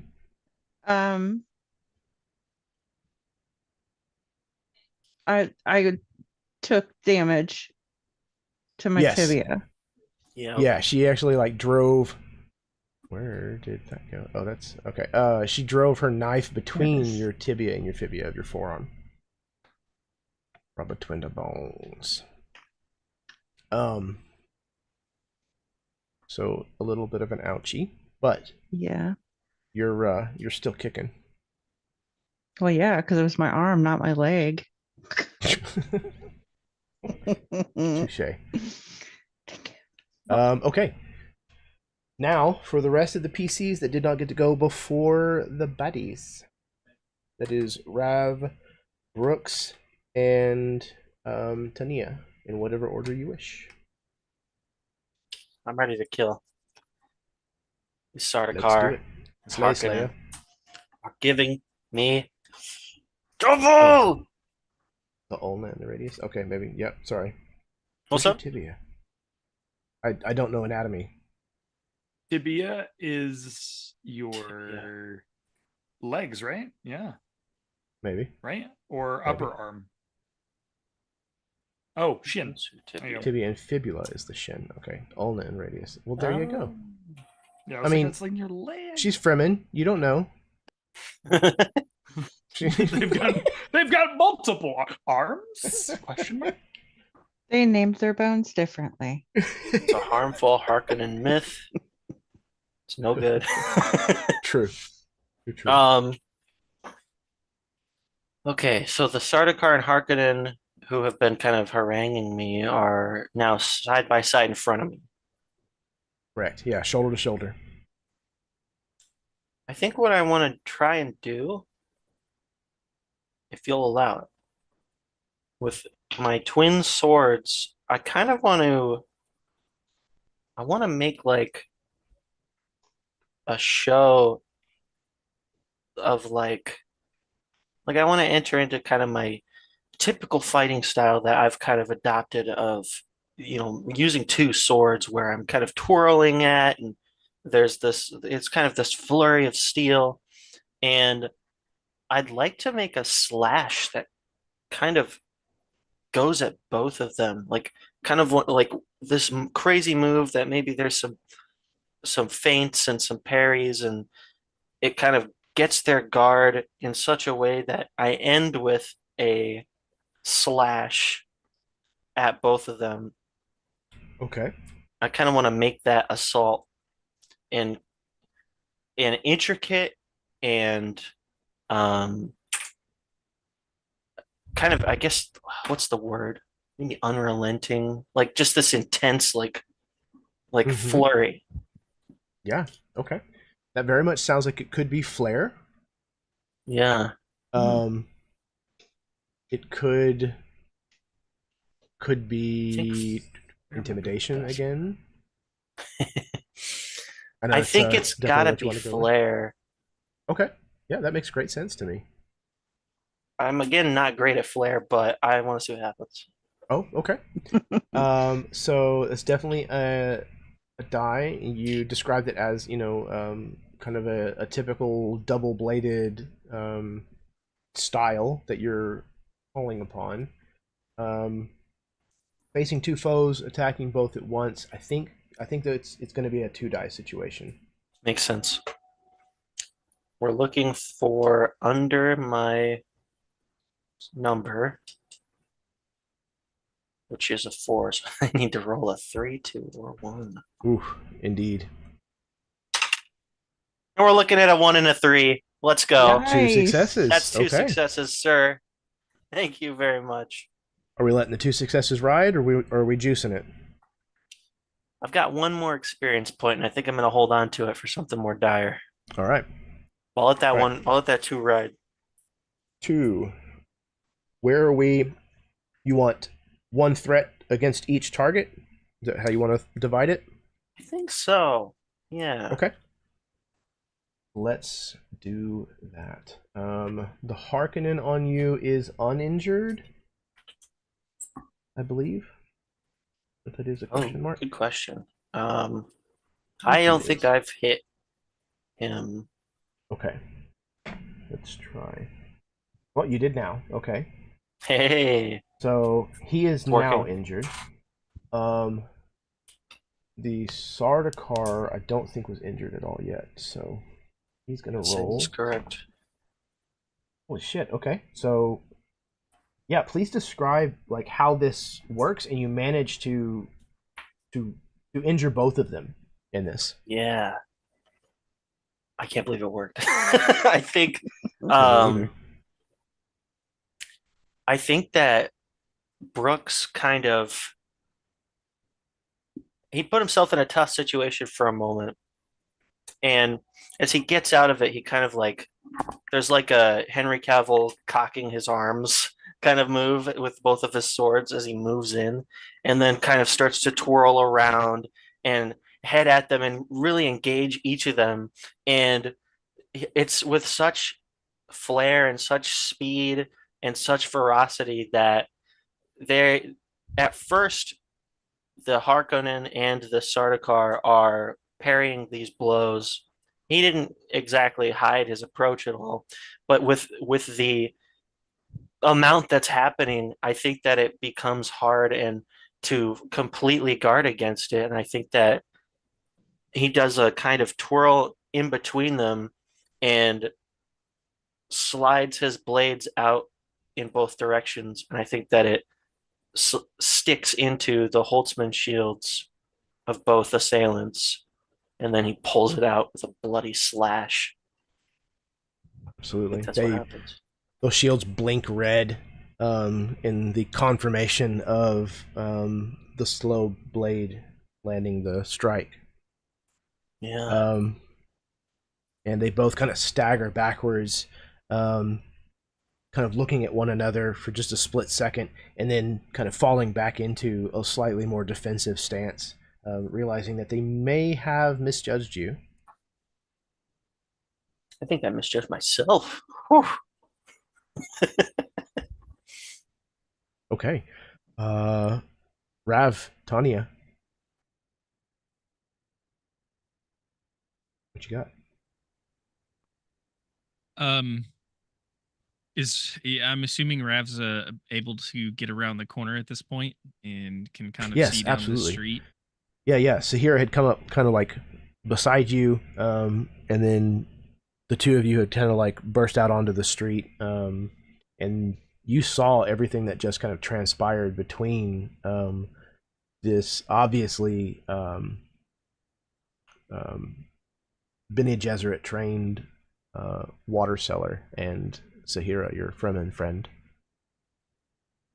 I think that so in my head canon, Sahira has outsped Rav at some point, and has run up and tossed this bomb, and like as Rav is coming around the corner, he's down the street a little bit and he sees the lady waste the spice, and then sees her running towards Sahira and battle with this blade.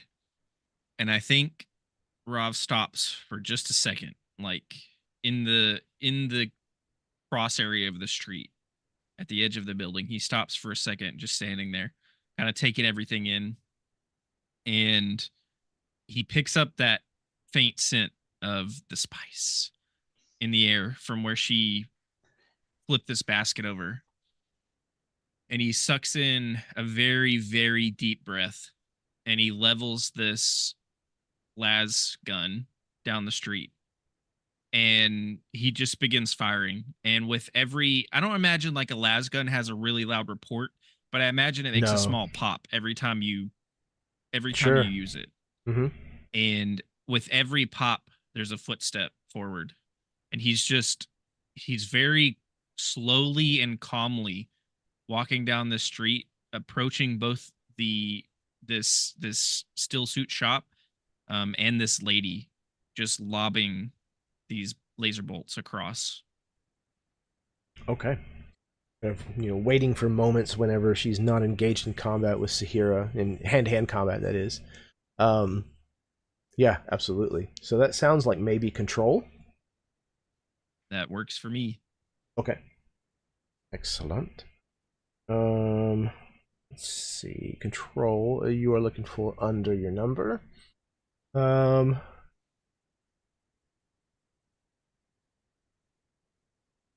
think that you would qualify for a second die. You're timing your shots. You're waiting. You're patiently kind of like counting the moments and then taking action when you get a narrow opening to do so. That very much sounds like a sniper. However, I don't think that you have managed to find high ground. With your description, you're literally walking down the street, so you're kind of like on the same plane, if you will, as this combat. And you're definitely having to avoid hitting Sahira. So I think this is just going to be a 2-die situation. works for me. Beautiful. That is going to be 1 success, but I am also going to cash in one of my XP points. Okay. Those have come into play a lot more than I thought that they might with D8s. That's awesome. Got a little bit saved up. I got one Okay, left. so that is that turns it from you're spending 1 XP point, right? Yes, so Okay. from 1 to 3, because I had 1 Three success already. successes. All right. That means she needs to roll her die. She is as of yet uninjured. We spent all of last session racking them up just for this. Right? Okay. Get on the first one. Okay. Second one, she's gonna have to change her health die. Last roll. Who is that? Oh no, that's a 7. Okay.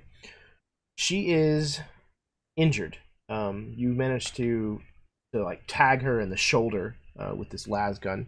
Kind of like, giving like a glancing blow, but even a glancing blow with a las gun like causes a pretty nasty basically like a burn scar across her shoulder. She kind of staggers back against the bottom side of the table that Saheera had kind of like flipped over, kind of rattling the wood of the table against the stone street, before kind of like glaring in his direction, and turning her attentions back towards Saheera. I imagine that Rav for a second had the perfect shot and was fully prepared to take her out. But because he got this perfect shot lined up, he didn't realize the clash that Saheera and this person were like. He didn't realize the direction it was going, and she maneuvers Saheera just in front of that shot just enough to where Rav has to pull up a little bit, and that's why there's just a bit of a graze. Ooh, nice. Okay. So that he doesn't hit Saheera. Thank Hell you yeah. so much. Yeah, and the las gun, from where it continues on past, this Bene Gesserit, it actually like cuts through like the post of this market stall that the table belonged to, and so like that corner of the canopy like collapses, kind of forming this strange little like shaded area. Okay, that is the bottom of the second round. Lots happened. We have an injured We're missing Sardaukar. one person. Are we? Oh, Tanya. Hi. I am so sorry. It's okay. I lied. We are not yet at the bottom. Jeremy I unfortunately took your turn away. I did. It's okay. I guess you can have a turn, Sarah. God. Sorry, you're So not needy. getting a turn. I'll just leave. Oh my God, no. Sorry. No, I'm kidding. You can't get rid of me. So I have a question. I Would might have an answer. Tania, I'm not saying after the first shot, but maybe after the first like couple, would she hear the las gun pops as they're coming up? Yeah, I think that's reasonable. Okay. I mean, again, you've worked with Rav for some time. Mhm. We've established, and I don't know if it matters about like the actual being the auditory cue or not, but you absolutely can see the visual shot. Yeah. Every time it lights up, at the very least. Okay. And I still have a Harkonnen attacking me. Correct. Because the way that I imagine this is she's paying attention to this other Harkonnen, so that's why she hears like the auditory. That's why she has the auditory response rather than the visual response. Sure. So I think what she's gonna do is she is going to be listening for that. And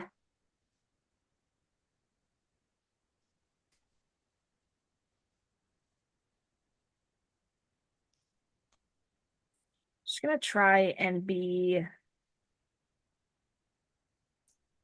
control the current situation with the Harkonnen that she's with. Okay. Maneuvering herself enough to try and at least get a shot in with her pistol, since she's facing that guy still. So look at my dice.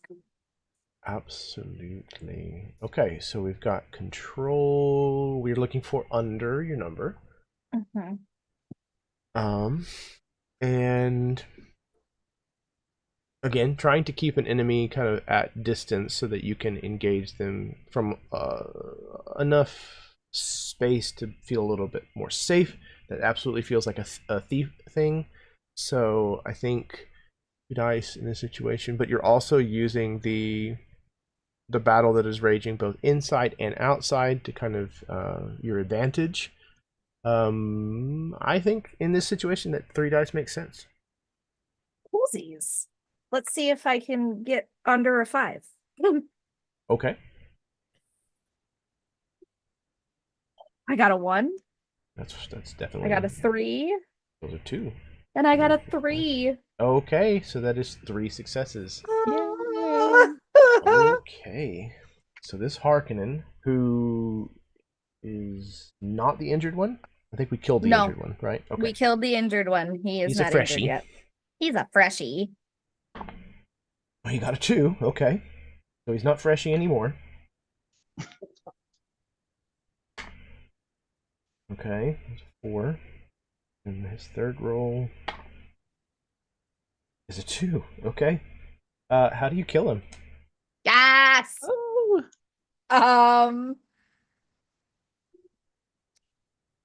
I like to say that she's gonna take a page out of Yu's handbook over here, and it's very much gonna be, once again, still the parry and riposte type thing, but instead of going for the neck, she's gonna go for like under the ribs. Nice. Yeah. And you again kind of drive this home, and he kind of again falls against the wall on the side of the door and slumps down, and there's almost like these matching like red like streak arcs from where the 2 that you have ended on either side of the door now. As he collapses to the floor. Awesome. Okay. Wow, that means there are 2 Harkonnen left, I believe. I think we have managed to wipe out 3 of them so far. And then I think both of them are uninjured at the moment. But then we also have a Bene Gesserit and a Sardaukar commander who are both still in the fight, but both injured. Right. That brings us to the bottom of round 2, and I think that this is where we're going to go ahead and take our break. We're going to take a 10-minute break, go to the bathroom, refill your drinks, kiss your spouse, smoke them if you got them, etc., etc. Yeah, sit tight.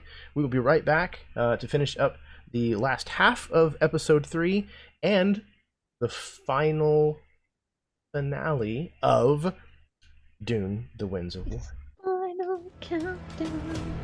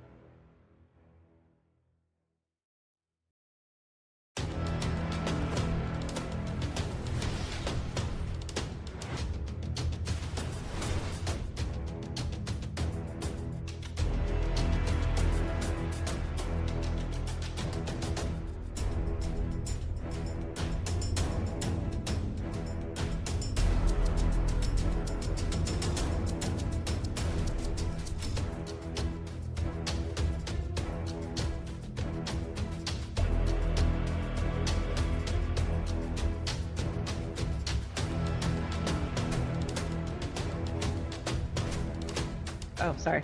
Hello, everyone. Welcome back from the break.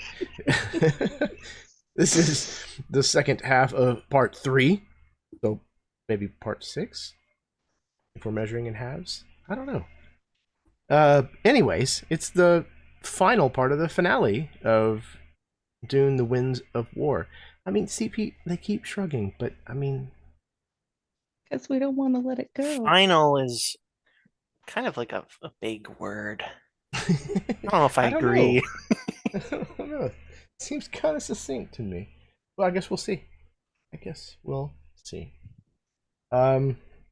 We're back in the city of Arrakis, in the morning hours after the nocturnal assault of House Harkonnen against House Atreides, and we are inside of and just outside of the a still suit merchant shop in the streets of Arrakis, where a little bit of a tiff is unfolded, and yeah, things have turned fatal. I think we have whittled it down to 2 Harkonnen who are left, Harkonnen infantry, and 1 wounded Sardaukar commander, and then there is 1 wounded water merchant who seems to maybe be a Bene Gesserit. Oh, are people in the wrong place? It may have happened. I mean, it happens. However, that's the situation that we're in. And we're going to be moving into round 3 of combat. And while we're doing the rolls, I'm going to fix this. So everybody roll a d8. Those of you who get the same as or lower than I did will get to go first. Those who roll higher than will have to go after. What a high numbers today. I got a 1. I got an 8. Okay. Whew. I got a 7. Right. Which you can add to 1 to make 8. It's got to be worth something, right? It's worth 8. You're right. I mean, you're right. When you're right, you're right. And you're right. It happens sometimes. So Jeremy's got to roll a 9. On a I think d8. you could do it. Yeah. I Yes. think you could do it. I believe in myself. Which is really what counts, you know? Yes.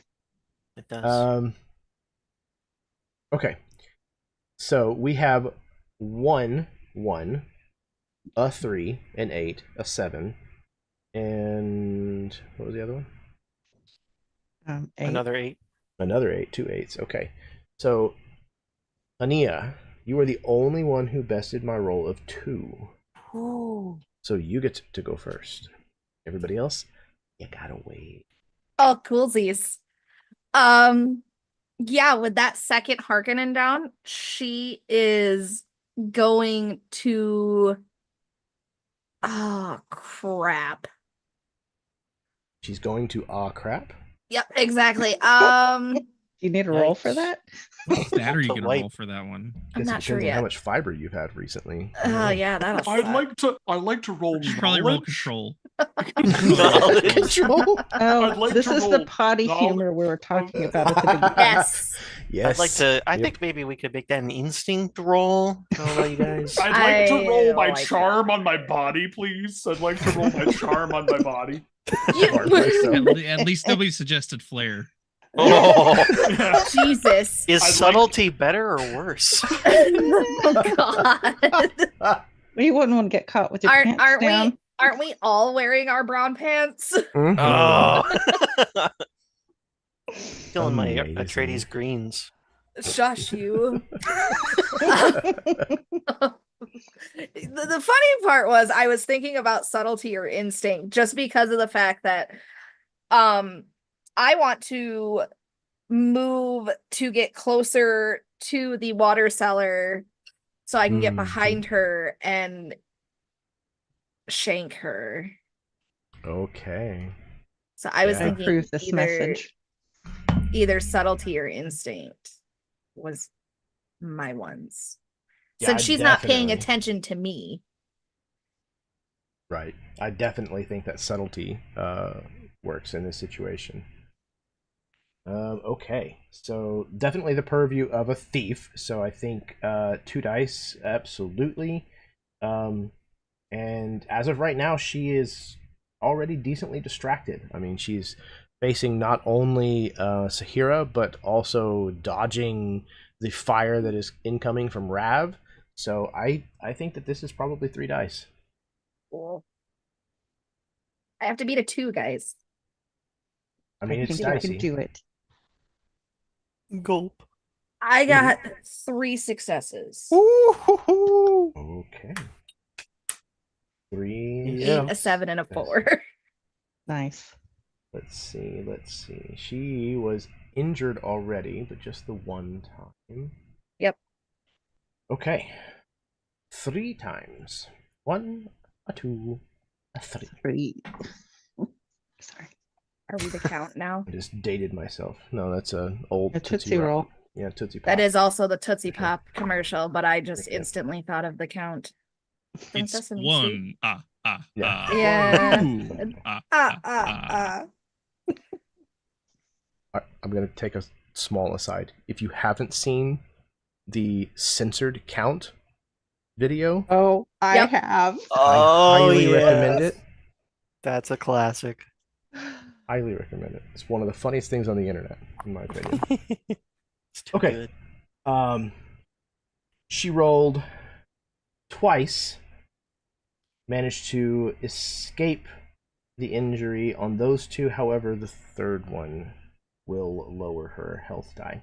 She's still in this fight, but please describe to me how you managed to successfully sneak up and shank a bitch. Oh, I imagine that Tania just kind of from where she's at, she goes down the street maybe 5 to 8 paces and then cuts across and comes up behind her with like a slide in the sand and brings her bodkin up.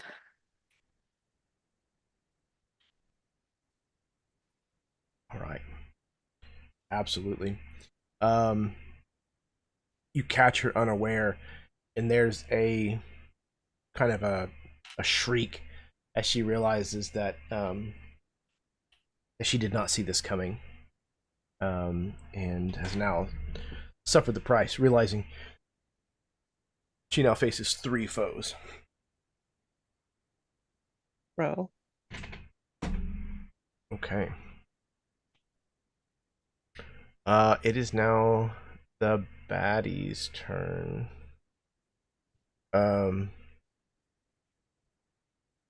Let's see. There are 2 Harkonnen left. I think one of them is facing Brooks, but is injured. He's the one that's standing beside the Sardaukar. And then the other one was still facing you? You? Okay. You know, that's never gonna get old. It It's won't. never It gonna really get old. won't. And I live to be this complicated for you, sir. Okay? I So, deliberately set out to make it this difficult. My next character is going to be called Me, because I think there's so much potential there. in me, like, in the same group in college that had Erasmus, one of the other characters played a thief, and his name was Hey You, because he grew up as an urchin, didn't know his given name, but was used to everyone shouting at him "Hey You" as he was taking something and running off with it. So That's great. we had a lot of fun with that as well. So thank you. I'm gonna get a lot of mileage. So he's going to step up and swing. his blade, he's going to come in like as a low strike, basically trying to like cut your legs out from underneath of you. And how are you going to try to prevent him from doing that? I think there's a moment where he goes to swing for the legs. And as he goes, I think before the blade even can get to the kneecap, the stance widens and the like almost to where it almost looks like he's going down toward a split, right? The stance widens. Mhm. So as the blade comes across, instead of getting down toward the knees, you watch his blade encounter go down toward his kneecap to guard, and the other blade will go like up in toward the chest. So as he's coming closer to me, he will try to use the slow blade of death and like stab toward the chest. As if you want to take me out by the knees, I will take you out by the heart. Like one way or another, like it's gonna happen. All right. So this sounds like possibly control. Kind of allowing him to make his swing and kind of timing your movement and your defense in such a way that you're kind of waiting for him to get close enough to then hopefully try to strike back. So if control works for you, then we're going to be rolling under your number. Single die and Mentat.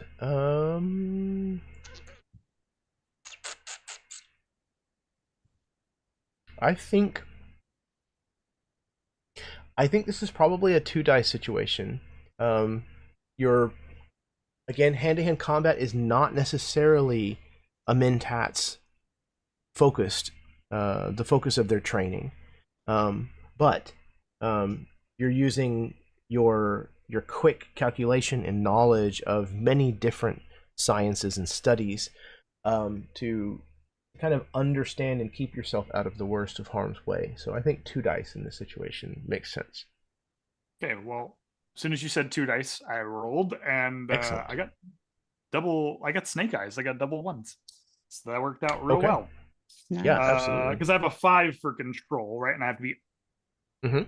Under for control is under, right? For control, yes. Right? So I got 2 ones. So I imagine that when he goes to strike for the knees, yeah, same thing. Blade blocks the blade, and his blade is now in the chest, if not like stabbing into the shield in front of him. So this is in response to his attack. So this is kind of like your defense. Yep. He had a threat incoming of 2. Mm-hmm. You have 2 successes, which nullifies his threat. It doesn't necessarily give you a riposte in this situation, but gotcha. So the blade is there though, right? Yeah, absolutely. Yeah, for sure. And it can even like have stabbed towards him. It's just the Holzman shield or whatever has held it at bay. Yeah, it's that like little moment too fast. Yep, it's that moment in Dune where the blade, where there's that struggle push, where you can see the red blinking of the shield, but it's barely holding there. Right, absolutely. Okay, answer on the Fremen inspiration and sharing of XP points. I don't know what Fremen inspiration means, but sharing of XP points, no. So you can just like Nathan described, you can use it to essentially take damage or to make health die rolls in the place of someone else if you wish, but you cannot gift them to other people to use for 2 successes. Okay. Okay. So that was the one Harkonnen facing you, and the second one is squared off with Brooks. Oops. That one doesn't work as well. But he is going to. Tried though. I tried. He's going to step forward. He is going to.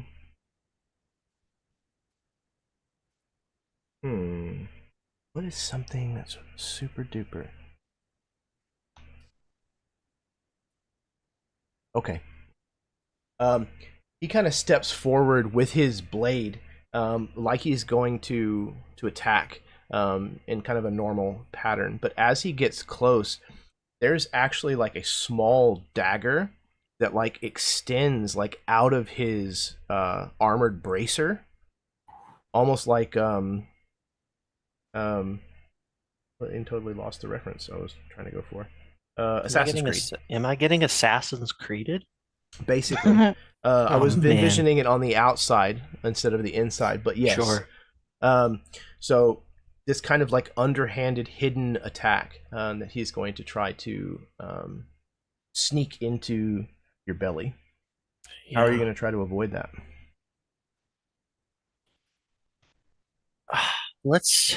I think maybe it's I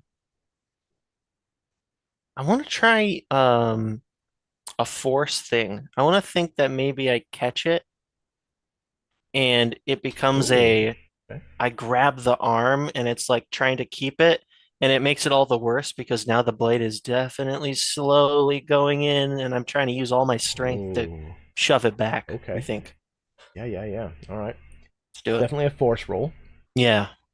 Again, hand-to-hand combat. This is well within the purview of a soldier. I definitely think that this is something you have a 2-die situation. Let's do it. But I think because it's a hidden blade, I think I'm going to keep it as a 2-die. Yeah. No, it makes sense to me. Perfect. That's one success. Okay, excellent. Take it. Yes, absolutely, Michelle. The Holzman is kind of sparking and like you can see like the edges around the strike kind of fighting between blue and red. Yeah. Love it. Okay, so you had one success, which means it reduces the threat of 2 down to 1. So you need to roll your health die 1 time. Happily. That's a 2 on the die. I think I fail this. Had a D8. At a D8. So now a D6. We're at a D6. Yeah. Okay. Brooks, I imagine this is like your non-dominant hand. Like I know you fight 2-weapon, but you've had to kind of like reach up with your offhand and like grab a hold of like his fist, or whatever, like underneath this blade. Still kind of holding onto your own sword and kind of trying your best to kind of force this back. And you're right. It slows it down enough that it just kind of like you watch your shield kind of give that weird kind of like malfunctioning noise as you watch it turn from blue to red, and then you feel the steel of the blade itself like push through your uniform and into like your pectoral. Ow. There's a audible like grunt, just this most like strained.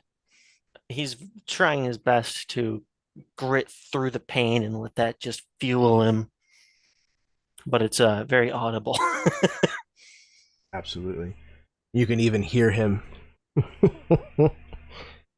kind of laughing behind his blackened visor. My God. Okay. That is both of the Harkonnen.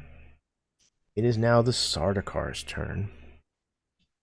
Taking full advantage of the fact that this Harkonnen has you kind of pinned, the Sardaukar is going to step up beside him and he's just going to bring his blade, short as it is, kind of rear back with a powerful swing, and he's going to bring it straight towards the nape of your neck. He's literally just going to try to decapitate you. Oh, no. How would you like to avoid this? I think this is in an instinct situation. I think that this is like the most straightforward, trying to rely on my combat training to deflect this blade. I think that's what I want to go with. All right. Instinct. We're looking for beneath your number. Single die. Where did my dice go? Right there. I just set them down. There you go. Oh. Love you, Zach. I think this is a One die situation. I feel it. I feel it. All right. We're gonna roll it. We're gonna get a 5. I have an instinct score of 7, so that's a success. A success. Okay. So I have to use my experience point to make that 3 successes. Because I'm in a very bad spot right now. It is very true. This is what they're for. Yeah, all right. I'm gonna do that. So that turns it into 3 successes, which changes his threat level of 5 down to a 2. Yeah. Which means you now have to roll your health die twice. You're starting at a d6. 6s. Okay, 5. Okay. Still a d6 on the second roll then. And a 3. Okay. So that blade comes singing in, and you notice, maybe because of a partial glint of the morning sunlight kind of coming into this shop or something, it catches your attention enough that you realize the dangerous situation, the dangerous position that you have found yourself in. This one opponent pushing this attack so close and actually managing to actually catch your chest with this stab has not only kind of drawn your focus, but it's also it's tied your hands up and it's kind of pinned you in place almost, and realizing that this blade is not merely just a typical attack, but this is meant to be a final strike. In an act of desperation, I think you maybe even grab a hold of the Harkonnen that's still stabbing you, not even bothering with the blade that's still in your chest, and you kind of roll sideways and slam both of yourselves into one of the shelves that has the still suits and stuff on it, and both of you kind of collide with the shelf and go over sideways with it. His blade only coming out of your chest once you hit the ground and roll apart. I like it. I mean, I don't like it for obvious reasons, but I love it. From as a fan, I'm a huge way into it. Love to hate it. Love to hate it. Hate, love, love, love, hate, hate, love, love, hate, love, love, hate. All right. That is the Sardakar's turn. So last but certainly not least, we have our sister friend. Who's only slightly different than a sister wife. Is it really slight? I mean, I guess. It depends on the state you live in. I hear Utah is pretty lax on that shit. Sorry. Whew. Mormons. Oh. All right. So, what is she gonna do?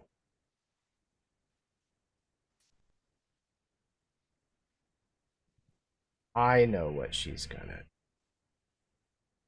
She is going to try to use the voice again.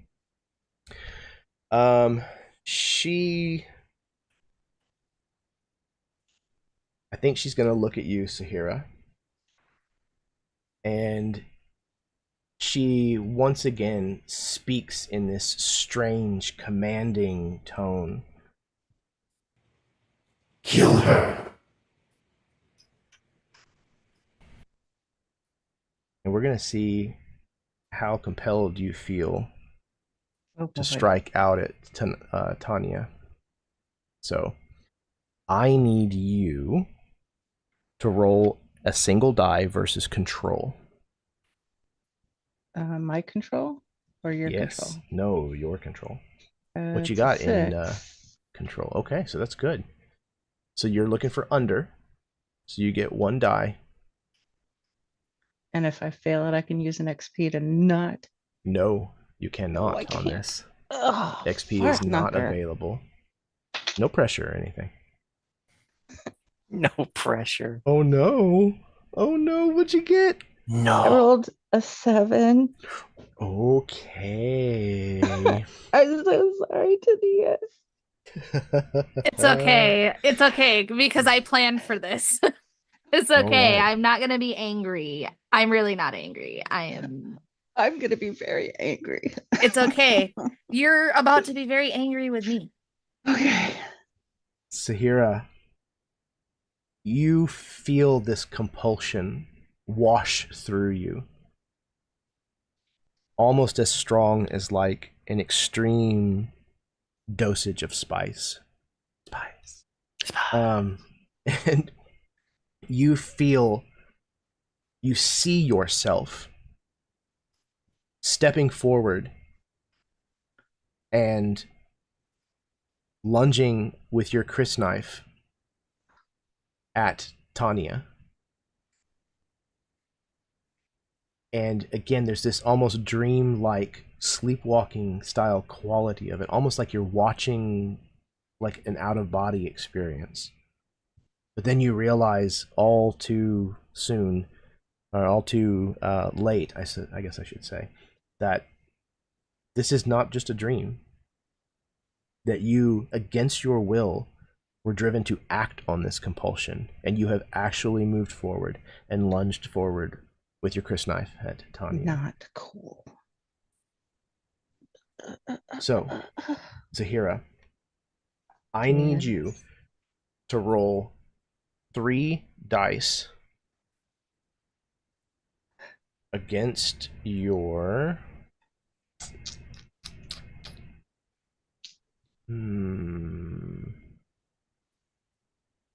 What would be a good one? Actually, we'll do it this way. I am going to, because she in the scene is a threat of 5, I'm just going to keep it as your attack has a threat of 5. Tanya, how are you defending yourself against this surprise from Sahira? Y'all are about to be real pissed.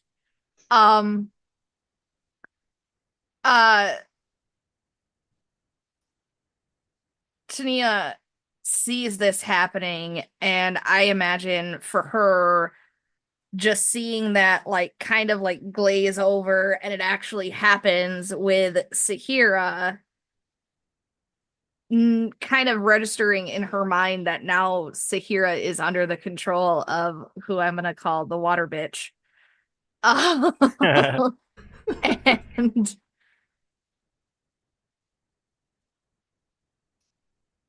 I think Tania watches Sahira as she comes forward and she has that crysknife. And she just looks at her. She is not going to defend against this. She is just going to tell Sahira that this isn't her fault.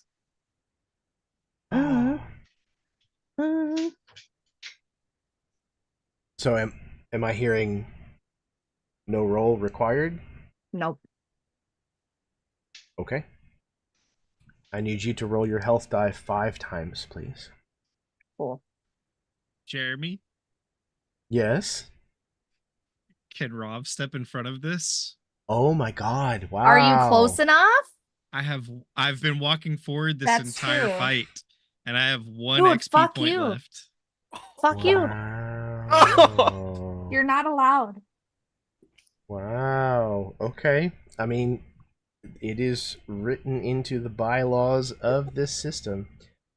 Alternatively, you may cash in 1 XP whenever an ally is called to roll their health die any number of times. If you do so, you roll your health die that many times instead. But Everybody wants me to kill him. Okay. they're just lining up. Not the kind of popular I wanted to be. Death funnel, just death funnel. Infamous? Yeah, it's like Famous, only more so. It has more letters. I think it's infamous. It's a Three Amigos reference. Okay. What I would like, though, Nathan, if you would please, is please describe this to me. Show me how this works. So before I do that, I will say if this is a moment that Sarah really wants for that character for Tania, I will not do it, but the option is there. Okay. It doesn't matter. I am not going to control like what you do. Do it.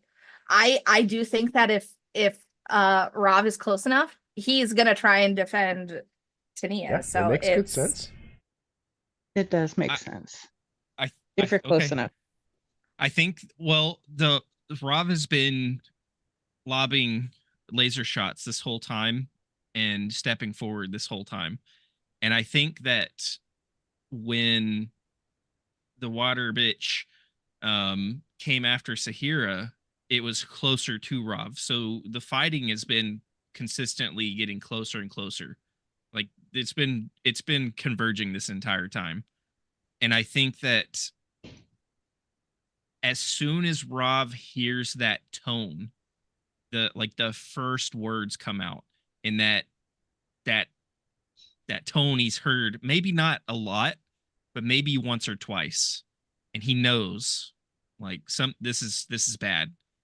And I think the only indication that anyone has that Rav is about to step in front of this before he's there arms wide is the sound of his las rifle hitting the dirt. Oh. Is he facing Tania? Because that'll hurt. Oh, of course. I want that hurt though. I don't think he has time to turn around and face Sahira. I think I think as those first that first deep guttural sound comes out of this voice being used, his rifle hits the ground and he's sprinting, and he just slides in front with arms wide. Okay. And I think that he's putting his back towards Sahira because I don't think he has time to position himself, spin around, draw any of his blades or anything. Okay. In that case, they just Rav, lock eyes with one another. Please roll your health die 5 times. You are currently at a D10? Yes. Okay. First roll. That's a 9. Okay, you're good. Sticking with the D10 for number 2. That's a 4. Okay, good. D10 for number 3. That's a 9. Okay, you're sitting fine. 4. D10 still. That's a 10. Okay, and number 5. Still a D10. That's a 6. Okay. Oh, holy cow. Aced it. So, I think what this looks like is Rav, you step in between and throw your arms wide, and Sahira was not expecting the target to be that close. And instead of being able to reach Tania, instead there's now someone in her way. And so I think she like slams hard into you, Rav. The two of you just like basically, you know, your chests just slamming into one another. And her knife is kind of, her knife hand is kind of like extended out and past you. But we see this kind of like lockup, and there's like this tense moment where we're not exactly sure what just happened. And then we see that the tip of her Chris knife is literally just like barely depressing the clothing or armor that Tanya wears just above her heart.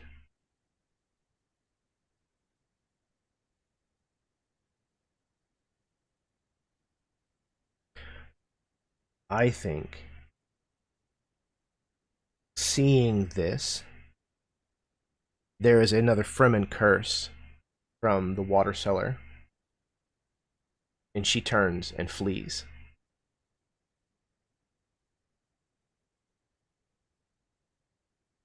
That's it for all of the baddies.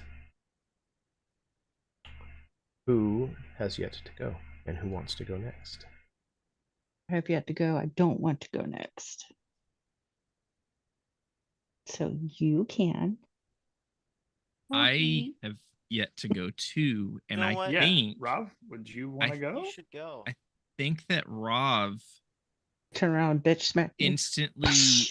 instantly turns, and I think for a second he locks eyes with Sahira, and maybe they both think, maybe Sahira and Rav both think that Rav's about to strike Sahira, but instead Rav gives into this,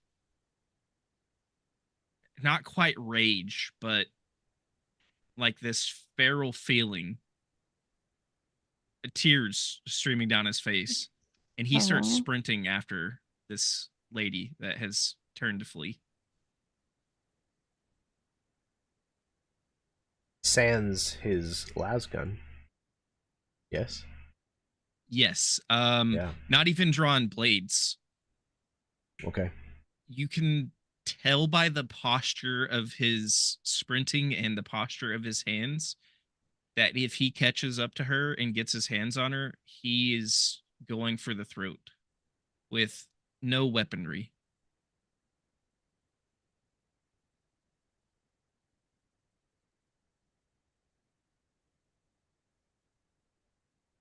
Zach.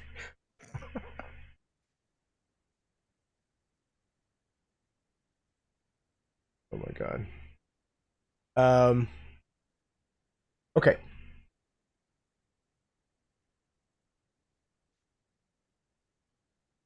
Who else would like to go? Or do we do this? Let's roll a speed check. Can you catch her? Probably not. I'm going to be honest here. so- Probably not. Hey, but hey, you never know. So speed, we're looking for above your number. We're gonna do a die and sniper. Ooh, I don't know if speed running is really something that a sniper necessarily does much of. And I think this is a strange situation you found yourself in. I don't think you're really prepared for what's going on. So I think a single die.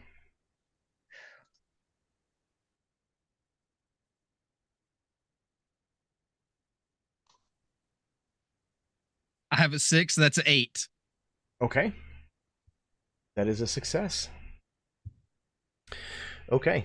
So, you managed to get to her, grab a hold of her, and let's find out what your threat does. She is already injured the one time, so she is currently at this. Okay. So she's still in this, but I think Rob, you have managed to catch her and arrest her her escape, and you are able to basically like take her to the ground, or get her up against a wall, or whatever it is that you were attempting. But you can describe that. But she is still alive.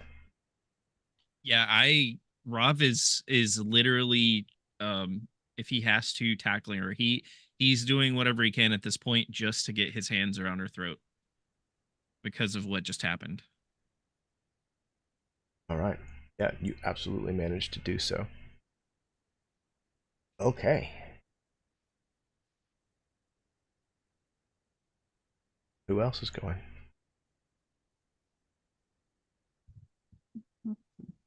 You're muted, Zach. Oh, nope. Muted. Nope, now I hear you.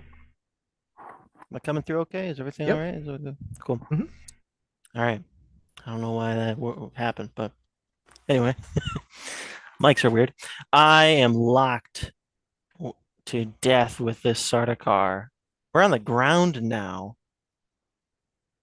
I think this is a struggle of physicality as we are trying to literally wrestle each other. I think I dropped one of my blades and I just have the one now. And my attempt is to get on top and start slowly forcing with all of my strength my blade into this man's throat. Zach, can I piggyback off that and use my turn to help you, hopefully? Like, I would love nothing more. additionally? Okay. So Yeah. seeing my boy, my precious baby boy, on death's door, that can't happen. Other the other threat has left the space, and all I want to do is protect the children and the rest of the people in this space here, right? Specifically, Brooks, that's currently, I imagine, like right in front of me, fighting with this person, right?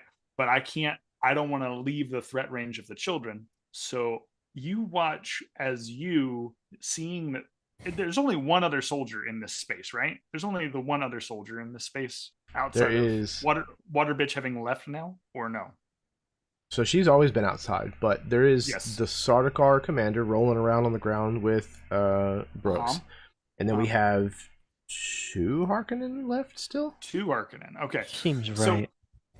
So I believe the one that's also on Brooks. Yeah. Theoretically, yeah.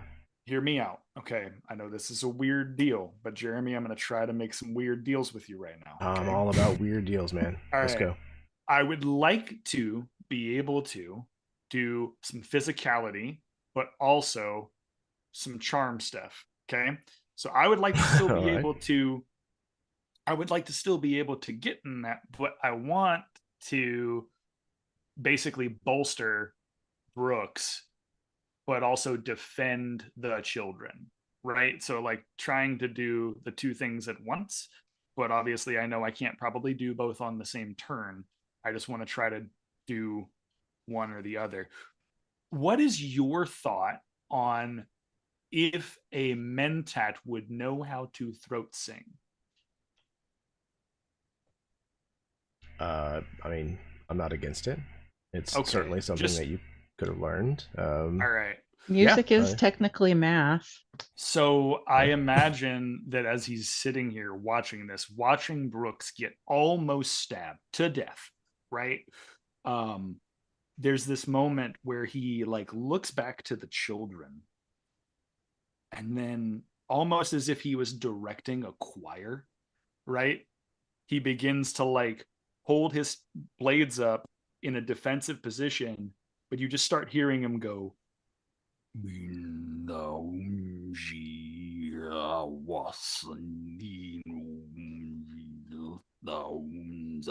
and you can see that as he's doing this, the grin on his face begins to get wider and wider, and the blue of his eyes, like his eyes become wider, and it's like the children begin to start throat singing along with him, right? And it's like this, Brooks, I imagine it is not a Fremen lullaby per se, but like some sort of like Atreides family like emboldenment song that like you've heard from whether it be from God, help me out. Duncan, whether it be from Duncan or something else, Gurney, like you've heard that song before, right? Yeah. And you just begins to sing it. And for some reason in that moment, it is going to inspire you to completely just fuck shit up. So that's my goal, is to use the children as my theme to make an emboldening, like basically an emboldening speech. I'm a bard, bro. Like that's my goal. Yeah, heard. All right, let's go. So this sounds like I would like to use my charm. Yep. Okay. So There we go. definitely looking for above your number. This is Yep. you got your single die. You have your little junior high chorus backing you up. Yep. All right, so we'll kids. say that remember that's- the notes. 1, 2, 3. Hooray! Every good boy deserves fudge. Good boy. The Yes. okay, so that's gonna be 2 dice, I think, and yeah, I don't know that that throat singing inspiration while he's rolling around on the ground inside of a still suit yeah. shop was necessarily on your bingo card this Sure, month. Yeah. Nope. So I think we're sticking to 2 dice here. 2 dice is fine, bro. I'll be fine. That's All right, let's do it. Let's go. Okay. Not great, but not bad. I did get 1 success and 1 failure. So Okay. not the best throat singing, but we've got it. We've done it. It's okay. So there is a success, however, and we had already established that with Mintat, kind of, and being from the same house more or less, you can kind of pass on that success to Brooks. So Brooks, you will have an extra success for this round. Yeah. Yeah, baby boy, go get him. I remember the marches back in boot camp and the repeated chanting that we would do. Takes me back to a couple of years ago. Back to Caladan. Back to All right. Caladan Yeah. in the academy. Yeah, Okay. and I'm rolling. How many dice am I rolling, Jeremy? Let's see. What are you doing again? I'm You're rolling around on the ground. on top, trying to get Oh, on top that's of the right, starter car and force. force the blade down onto him. Right. Okay. Right So we got 1. I think you're probably sitting at 2 dice. Feels like it makes sense to me. Yeah. I respect Yeah. it. Ground fighting is definitely something that would be trained. Yeah. So it's not like you're in complete and total weeds at this point, but you are rolling around on top of like a broken shelf and like discarded Yeah. still suits, and you've I'm been not exactly wounded at and- advantage right now. Right. We're gonna look at a 1 success, and I earned 1 XP point. All right. You gonna hold on to that XP point? You know what? And I always forget that using them right when you get them is an option, but then I get a ethereal flash of inspiration to use them right when I Well, get yeah, them. it's kind of spooky. An unknown Flash of specter genius. gives me a flash of true genius. I mean, I may be a little biased, but no. Either way, yeah, absolutely. I would like to turn that into that's like 4 successes. That is 4 successes. Okay. Let's do it.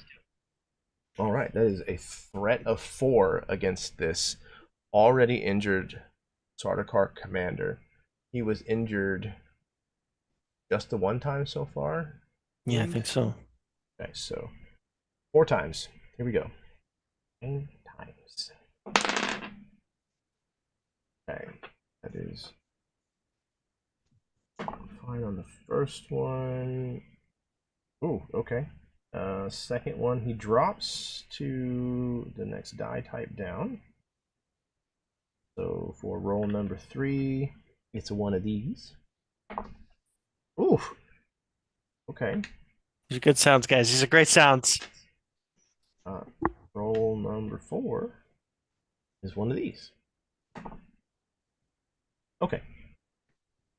So yeah,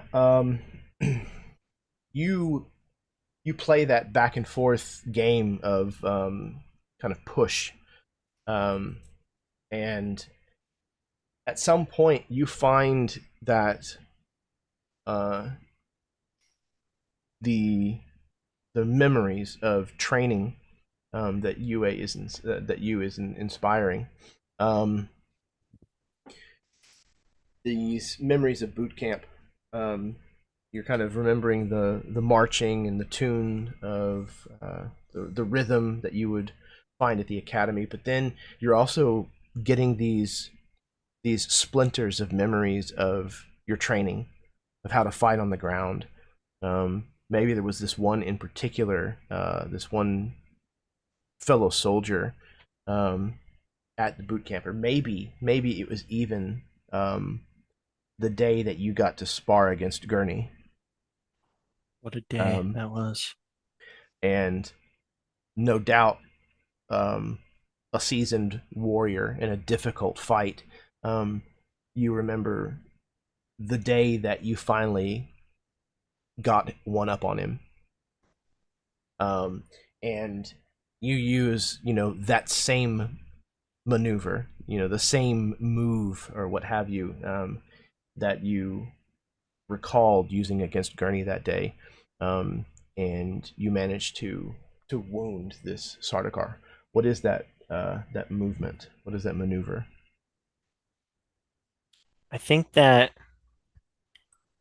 I found I think that Brooks has always been kind of had a big, kind of larger build, and has over the years and over his training found ways to leverage all of that strength. And I think that in the moment of the struggle, Brooks remembers like a specific way you can lean that for him lets him kind of almost push up off the ground while putting all of his weight just right on this point in the pommel of this sword. And it is just enough to turn the sway of the struggle downward and into the Sardaukar. I think that's what happens. Absolutely. Yeah, it's almost like this. You're kind of leaning on your hip, and like leaning over this guy pushing at first, and then you remember, and so like you almost like roll out, like tighten your core and like roll into almost like a push-up position. So it's literally the entirety of your front weight is just on this dagger, this blade, and it drives down into his abdomen again, making that kind of noise as the blue of his Holzman shield kind of changes to red and then pushes into his flesh. Yes, good. Okay. Who has not gone yet? Sagira. What you got? Okay. So we ended with the blade just barely grazing through Tania's Yeah, just clothing kind of like garb. pushing. Yep. Did it draw blood? No, just did not. depress the surface of the outer layer. Okay. Then I feel like, had that been me, Sahira is going to just kind of like snap out of it, look down at her blade and drop it with her hands just like spread open as wide as she could, and just looks down at Sarah like, I'm so sorry. And she's just like completely taken aback. Like all that rage that she had towards the Bene Gesserit, now she doesn't even want to go near her because she had no idea she could lose control like that. And I think she would really be out of it for a second, but then look up and see what's going on between you and Brooks and the situation in front of her. And she thinks that I need to stop. I need to stay away from this lady and focus on the trouble in front of us, because if I can't protect the kids, then I have nothing. So she'll pick up her crysknife and put it in the sheath and take out the sword that she stole from the guy in Act 1 and look for the most opportune moment. So let me put a pause on there because I had, 2 dog attacks in the house. So I wasn't completely paying attention. You're good. There's one person that's not actually interacting with anybody at the moment. A So Harkonnen. we have the water seller who is She's tussling under with Rav. hmm We have the Sardaukar commander who is tussling with Brooks. We have 2 Harkonnen who are kind of wandering around aimlessly somewhere. No, I think one of them is kind of standing over the Brooks and Sardaukar tussle. The other one, I think, is actually still engaged with you. You? Okay. And which one of those would be closer to me, as I'm still kind of under this falling down awning? Yeah, if you kind of like move over to go through the doorway of the shop, the way I kind of envision it would probably be the Sardaukar who's kind of watching the wrestling match between, I'm sorry, the Harkonnen who's watching the wrestling match between the Sardaukar and Brooks. Okay. And they have on the masks, or masks are off by now? No. They definitely have these kind of like rounded, domed kind of like visors. Then I think what she's going to do is, while she's down, when she was kneeling, she's grabbing a handful of the spice dust that was knocked over in the earlier melee. Ooh, and she is going to run up to the Harkonnen pig, because that's, our only insult, and try as hard as she can to break his face shield open and then shove spice in his face, up his nose and his mouth, everything that she can do to make him off his game. Okay. Absolutely. So let's see. Let's find a stat for that. Knowledge just seems kind of weak, since it's spice and we know it's gonna hurt him. Right. So possibly force for like yanking or breaking the helmet. I could see. I mean, if I go with the fact that I have 3 experience points to use, because I have a 4 for grace, so I don't have really good odds on force. It's true. But if I end up not being able to do it, I can use my points, correct? Yes, absolutely. Okay, then I'll try for force. Okay, let's go with force. We're going with 1 die? All right. Single die. Engineer. Ooh, I think I'm actually going to give you a second die for being an engineer, because you're specifically like looking for like a malfunction or or to disable like a mechanical device like his helmet, right? So using your knowledge of such structures and the materials they're made out of, I think makes perfect sense. So 2 dice in this situation. And you scooped up a handful of spice to try to do this, so I actually think that this is a 3 die situation. Oh, nice. Okay. I'll take it. So I'm rolling. I have a 4, so I want to roll 3, 2, or 1. Correct. Okay. Well, I got 1, 1. And the other ones are 5 and 7, so I will use XP. Okay. How many XP points are you throwing on this? Ooh. I can throw more than 1? Yes. When you I are would called like to make to a throw roll, you may cash 2. in 1 XP to give you 2 automatic successes. You may spend as many XP on a single roll as you wish. Absolutely. I'm spending 2, which will leave me with 1 for an emergency. Okay. Which means that becomes not 1 success, but 5 successes. Yeah, he's eating some spice today. All right. I believe he was uninjured. Is that correct? Zach has stepped away. I don't remember if he was injured or not. I don't think he was. No.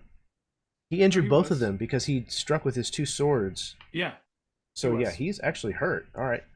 Holy shit, he's gonna get obliterated. It'll go blissfully. Is it? Okay.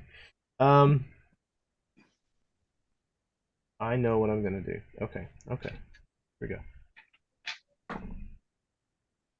Okay. Second roll, third roll. Yep. Okay. Yeah, this that tracks. Okay. So, Sahira.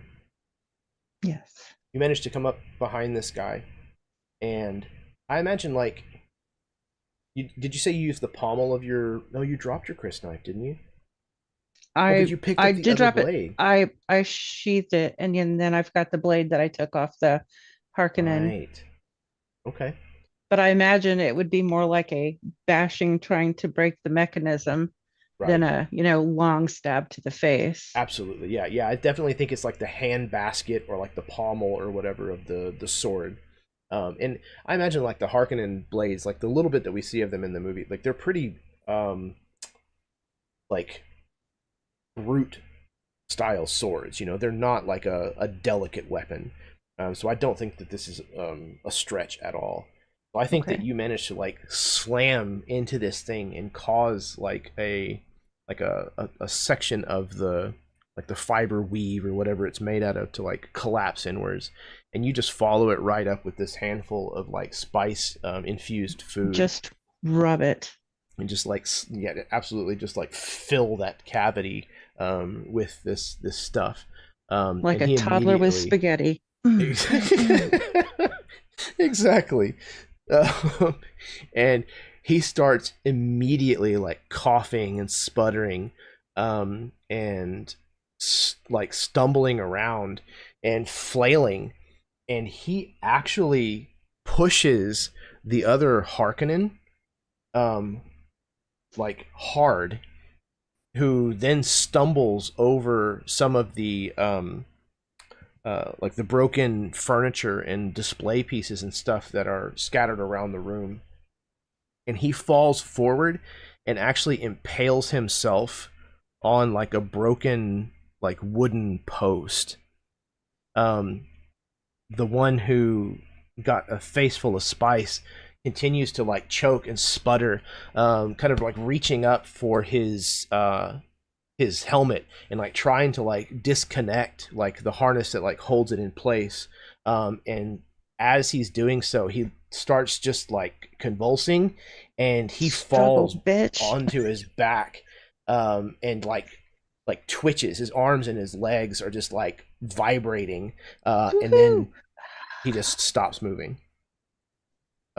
So mechanically, he started off as a D4 on his health die. He rolled it and immediately failed. So then I turned to the second Harkonnen's health die and rolled it. He failed. And then the third roll was his health die going from a D6 to a D4, and failed again. So he boom, boom, boom, three failures in a row. They both are dead, out. Sweet. Vindication. Okay. Not sweet, spice. It's spicy. It's very spicy. Wow. Okay. What a turn. So we have a Sardaukar captain and a Bene Gesserit remaining. I don't even have a Sardaukar, let alone many that would necessitate a Sardaukar rack. Would you say that I have a plethora of Sardaukar? Another Three Amigos reference. Damn, that's 2 and 1. Where were we in the initiative order? Who has not gone yet?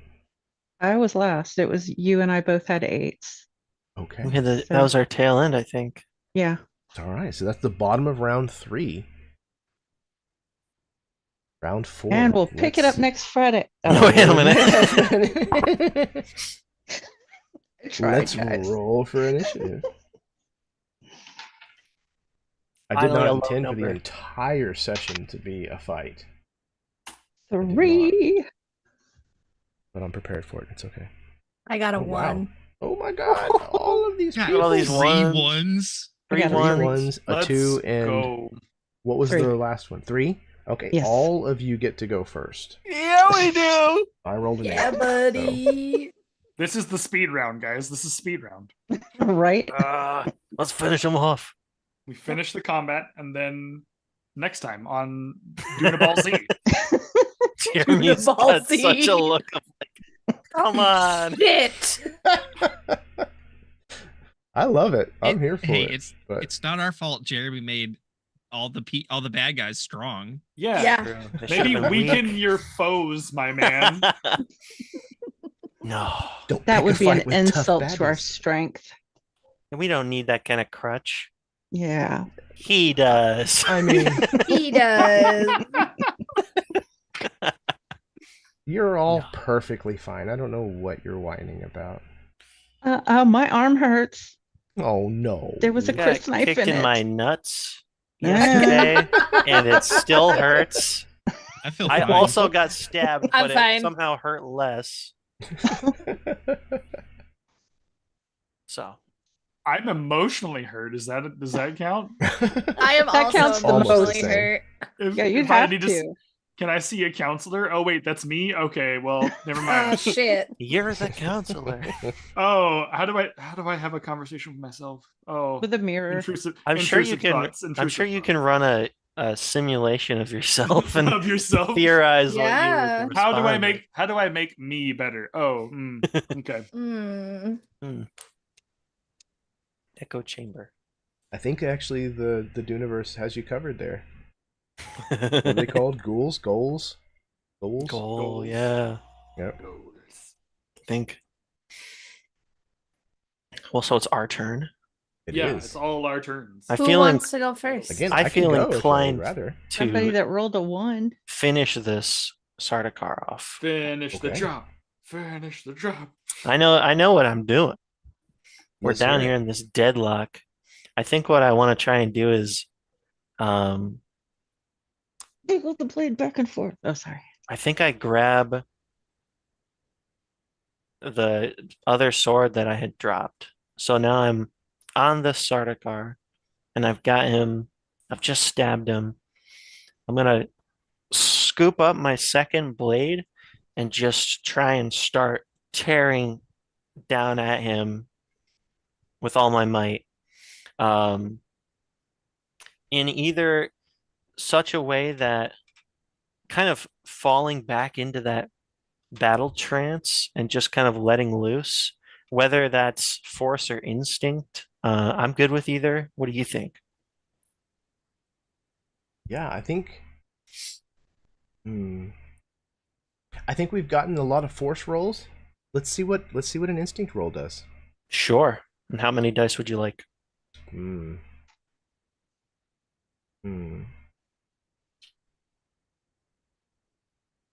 I think that this is like. I think this is like a breaking point, almost, for Brooks. This is like maybe Yeah. a little out of character. This is again, he's going kind of against his distinct training and like almost like more feral, like you were talking about, Yeah. like a feral instinct taking over. So I think this is a 2-die situation. Happily.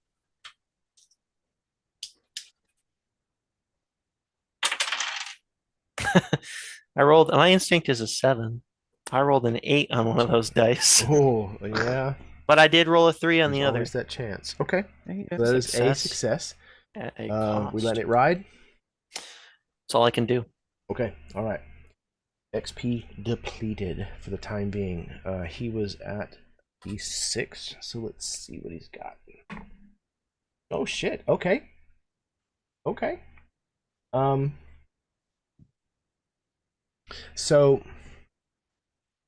I think that it's becoming obvious to you, Brooks, that the exhaustion that you feel that has, having had a fight last night, the harried flight from the palace, and now being thrust into this situation, you kind of feel that exhaustion like creeping in. You know, you can feel the fatigue in your muscles already starting, but you've now fallen back on this kind of animal instinct, this primal urge, because you realize you're fighting for your life.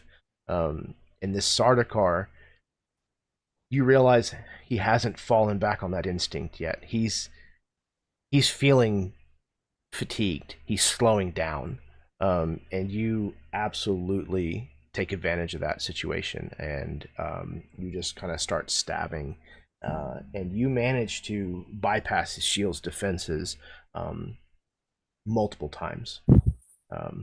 He is still alive, however. Probably just the sheer tenacity of this guy and the fact that he is like a ranked officer are what are keeping him in this fight, but it's a matter of time at this point.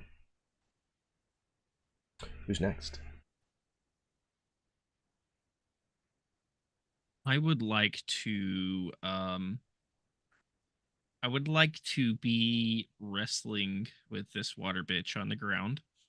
And Rav has both of his hands around her throat, but a slight bit of clarity starts to crawl back into his mind. And he realizes that he might not be able to finish her this way because if she gets the opportunity to speak at all, he may do to him what she did to Saheera. So he is going to actually let it play out in a way that it appears to her as if she's gotten one of his hands free of her throat. And he is going to slowly and quietly slip that hand down to his side and pull his blade out and try to stick that between her ribs. Okay. Yeah, I think that your instincts about trying your best to not allow her to speak are probably on point, because that's definitely what she's trying. But the pressure on her larynx and things are keeping her from finding the correct pitch to utilize this ability. So the fact that you are trying to pretend that this has taken effect and underhandedly, sneakily, hiddenly kind of draw a dagger to stab her with, I think that this falls squarely under subtlety. So subtlety is a roll that we're going to need above your number to succeed. I think that this is, let's see, a situation of a die, smuggler. I mean, I think that this is probably the kind of dishonest fighting that you've kind of had to do as a smuggler from time to time. This is probably not typically how things go with you being a sniper, being far removed from the situation. So I think it's just going to be the 2 dice. Hey.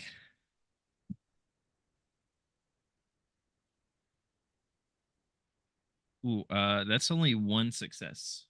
Oh wait, it's over, right? For Yes, subtlety, still... yes, over. I don't know why I asked that. It's still 1 success. I rolled a 1 and a 6, so it just changes. One way or the other. Yep. You letting it ride? 1 success? I got no choice. Okay. XP depleted. All right. 1 success. Let's see. She was, I think, also a D6 currently. Okay. So your deception pays off. You get that, you mimic the look that you just saw on Saheera's face just a moment before. That 1,000-yard stare, that present but not here kind of expression on your face. And you kind of shift your weight as if you're beginning to like release her. And kind of hidden in that movement, you manage to kind of like produce this hidden dagger. And then just at the last second, you manage to stab her with it. She, not expecting it at all, cries out in pain and surprise. Okay. And she's Rav says, "Sell your water back to the sands."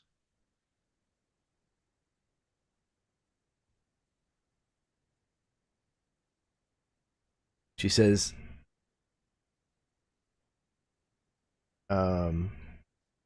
I am not the only Fremen pretender. You may think you are one of them, but you will never be accepted.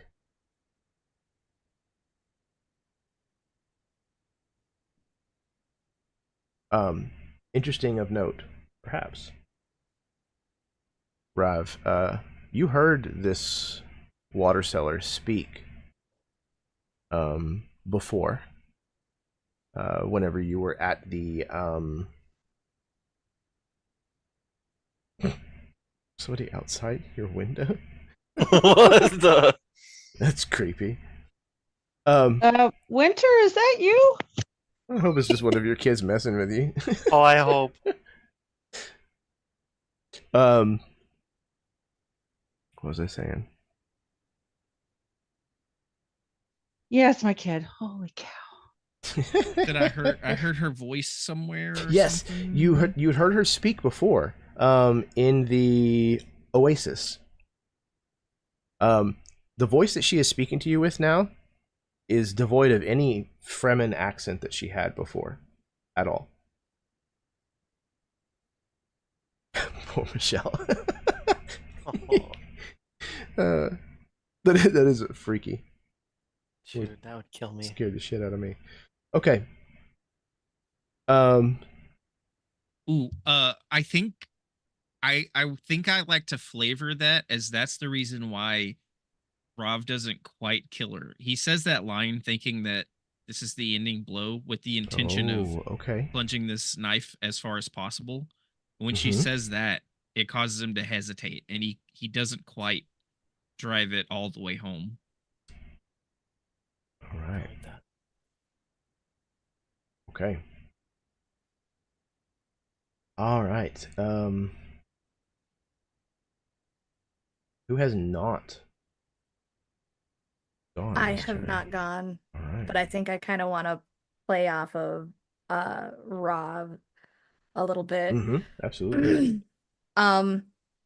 As the moment with Sahira happens and Sahira runs back into the shop, you just see Tania follow the way that Rav went. And she is searching for Rav. And I don't know if you want me to roll for her ability to find him. I don't think you have a difficulty finding him. I don't Okay. think they got very far down the street before he tackled her. Okay. So if she's able to get to both of them,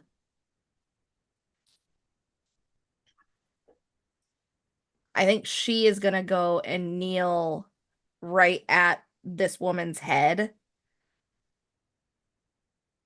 and already have her bodkin like kind of sprung out and at her throat. And there's gonna be a look to Rav.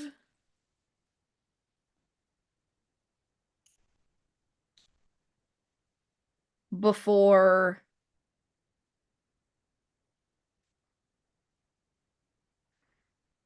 I don't know what I want to use for this, but she wants to slide her bodkin basically at this woman's like jaw, like where her jaw meets her neck. Okay. Could be control, perhaps. And that's what I was thinking for a brief moment. Okay. Because I wasn't sure, but I was like, control sounds about right. But Sure. Yeah, like a slow. He's kind of like- also running on like all of the adrenaline. So could be an argument for instinct in that case. I like the instinct one better. Okay, let's rock with that then.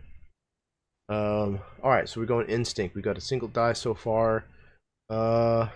See, I mean, you're talking about trying to slit someone's throat. This is definitely like something that a thief has probably done once or twice, I think. So, 2 dice for sure. And I mean, she has literally just been caught by surprise by the duplicity of your partner here. So I think this is probably a situation where 3 dice makes the most sense. Okay. So let's see. So I have to roll under my number. Oof. Okay. I got 2 successes and 1 failure. All right. 2 successes. We letting it ride? I am gonna cash in an XP because I have 2 left. Now I have 1 left. Okay.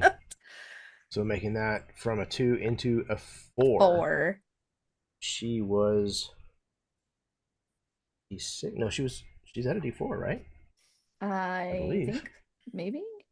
Okay. This Yeah, is I think she probably was gonna at be a it. D6 before Rov, and I think you Yep. said she took some damage from that. Yeah. Her first roll is a 1. So, Tania, please describe how you end this Bene Gesserit spy's life.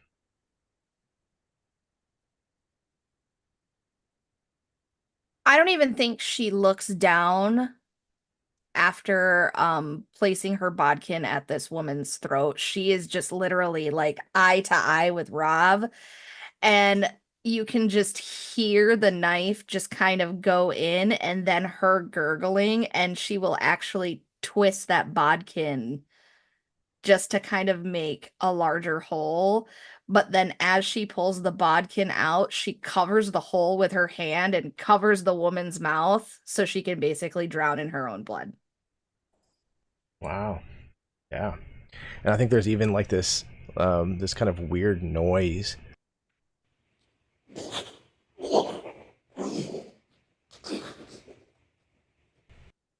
Where she's like trying to use the voice and literally just cannot completely form the sound.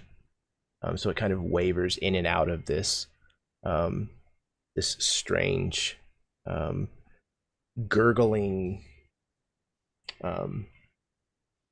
like dual pitch before and she kind of reaches up to you, Tania, like her hands covered in her own blood, as she like grabs a hold of like your clothing, trying to salvage something, try to save herself somehow, but all is for naught, and she expires before you.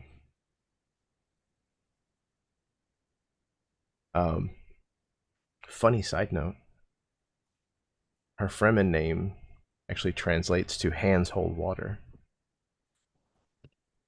Oh, well, my hands are holding water now, bitch. True. Burn! Okay. Mic drop. All right. I think you're muted, Michelle. Uh-oh. Yep. That's helpful. I said sometimes fear isn't just the little death, it's the big death. Booyah. big Put that death. on a shirt. Fear is the little death that leads to the big death. Wonderful. Bene Gesserit, hoo-ha for her. All right. Let's see. Has anybody not gone so far this round? Sahira? All right. Zach, did you go? I went. I don't think you went. I don't know if you went. Did you not go? You or you? You has not You? gone, and I don't believe Sahira has gone either. Okay. But you is currently In this somewhere Not else. you. I think it's you are usually. No. Well, then I will take this opportunity to go. And Go for it. Zach is still on top of this guy, having just. Just don't Okay. take that out of context. But yes, I am on top of this guy. Well, your clothes are on, so it's not too far. I can't take it to 50 Shades of Dune. Okay. Brokeback Doom. Oh no, that's crazy. Is this guy's shield still intact over his face? It is, yes. Dang. They need to not have it intact. Okay. I'm And sure he's- if you file a complaint that they will at least Yes, I'm listen sure to they'll that. get right on that. They love me. Okay. So he is probably in fairly bad shape, though, correct? And it's Yeah. painfully obvious. Yes, yeah, he is not doing well. Is the dagger still in his chest or the knife? Yes, I believe so. I would think so, yeah. Okay, then I would like to come up and stomp on it. Oh, yeah. Absolutely. And what would you Um, like me to roll for that? That sounds like a I force got- roll to me. I got 1 XP left. This guy's gonna eat my boot. Okay. How many you want me to roll? 2? Let's see. This is force. He's held still. He's not doing well.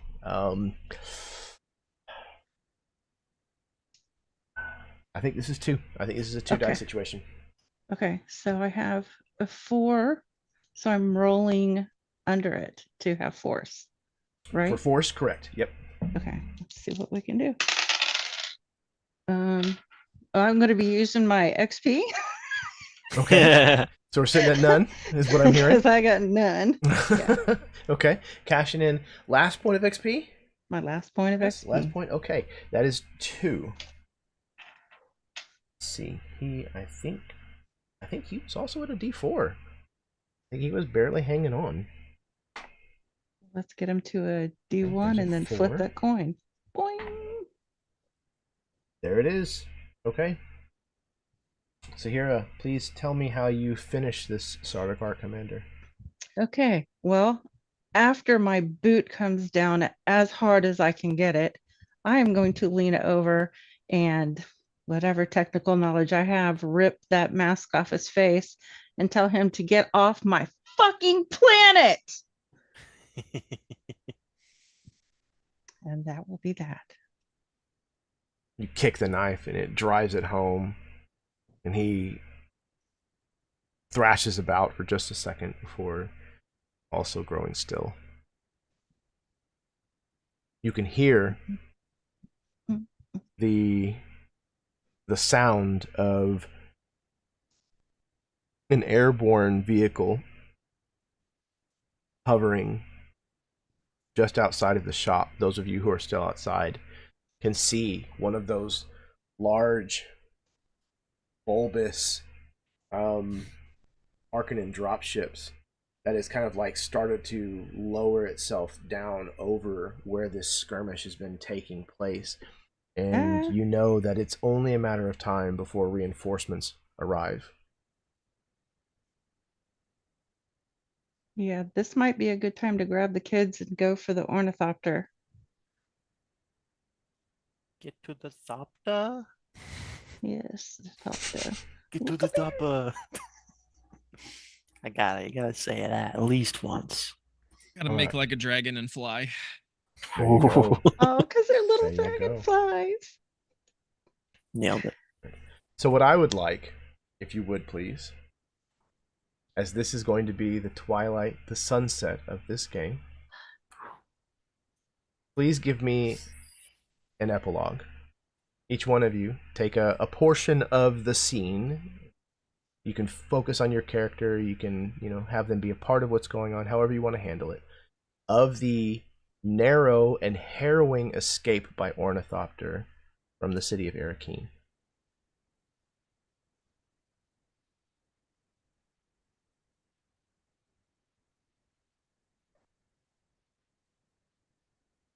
Okay. No? I think Okay, I think alright. I think I can start.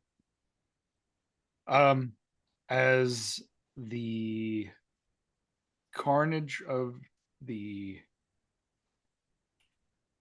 Jeremy, remind me what time it is currently. Like in terms of like our battlefield stance. Like when we finish this battle, is it evening or is it No, it's still early morning. still like, early morning? Yeah, Okay. whenever you guys escaped the tunnel from the palace, like the Perfect. first rays of sunlight were first starting to, Perfect, dude. Okay.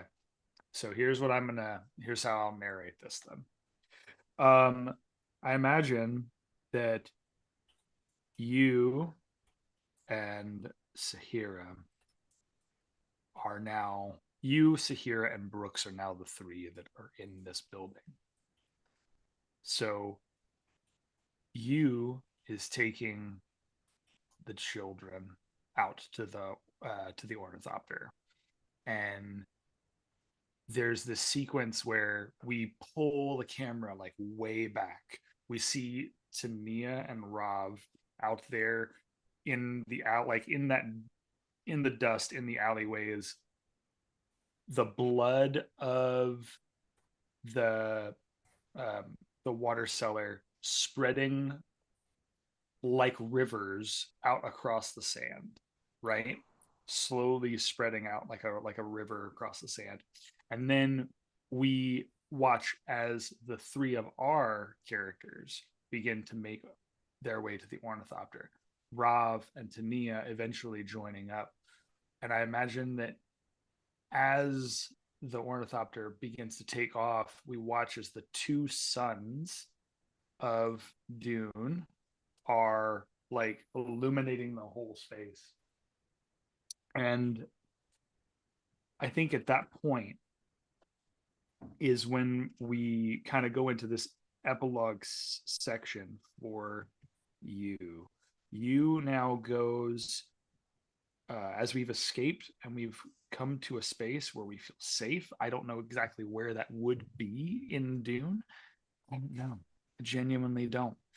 I just know that there you see you is sitting in front of cross-legged in his robes. His I imagine that his hair has just gotten even more like crazy and gangly and probably even more white with age. His eyes are still bright blue. His lips are still bright red, and he is basically teaching these children. He's telling these stories. He's orating to these children. And you watch as he's expressing the need for all cultures, all of like the Fremen, the Atreides, the every house, like his whole goal.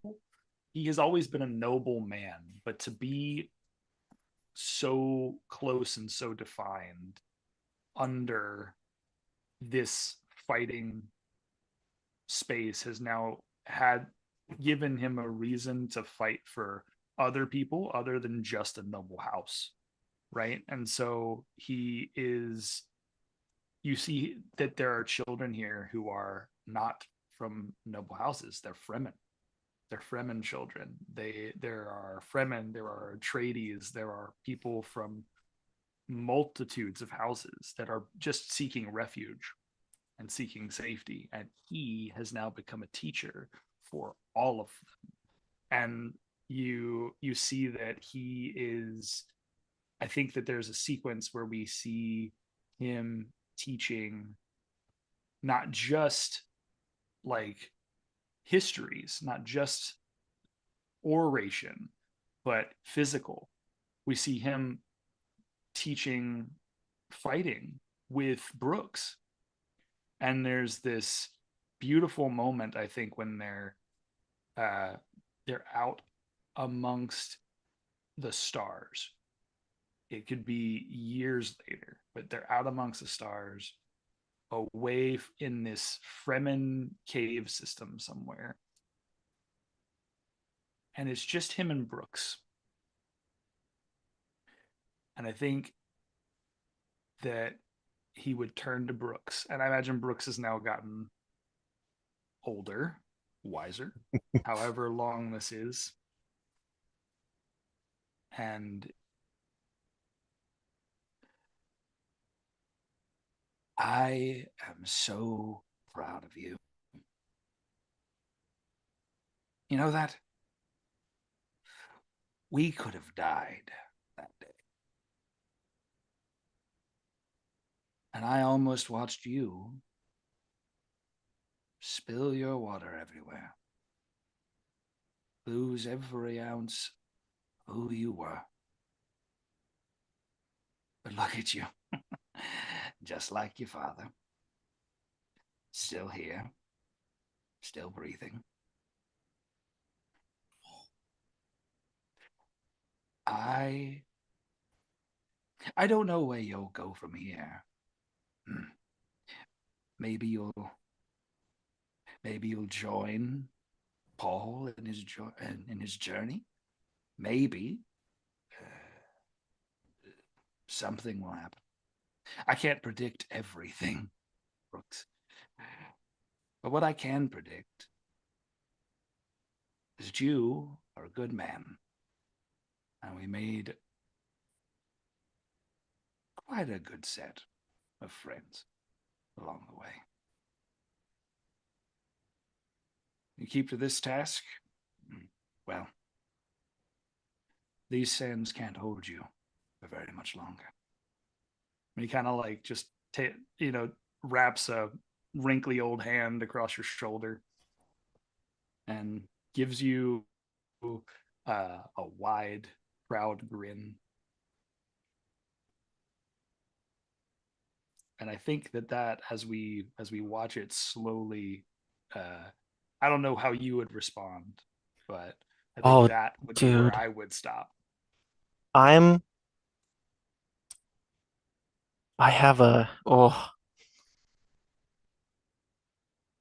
think that I'm gonna go for it.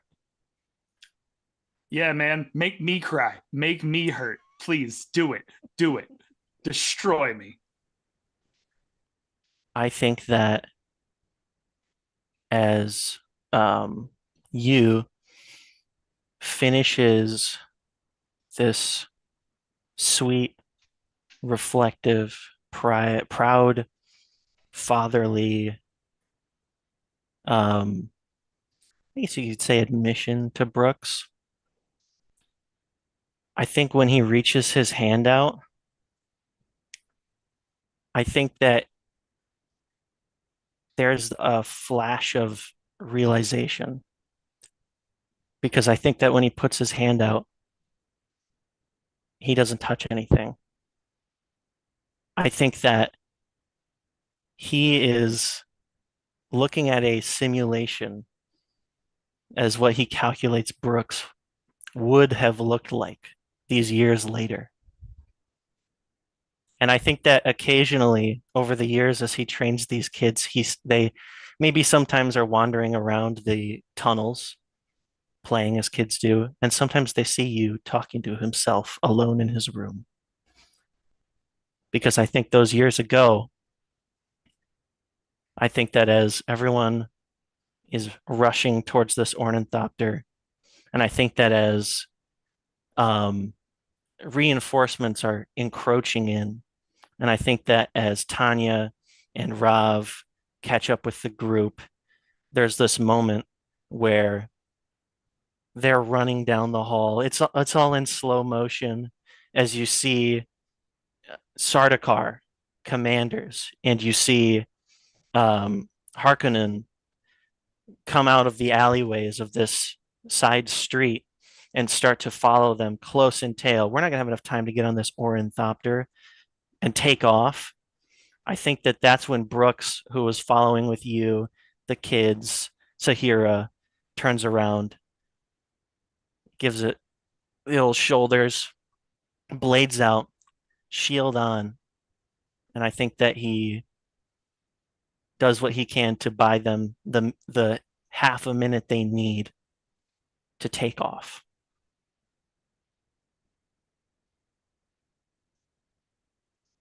And I think that as he's doing this, he gives one look to you, and it's just a nod and a smile. For the first time today, in this last day before we escape, I think you see Brooks really smile.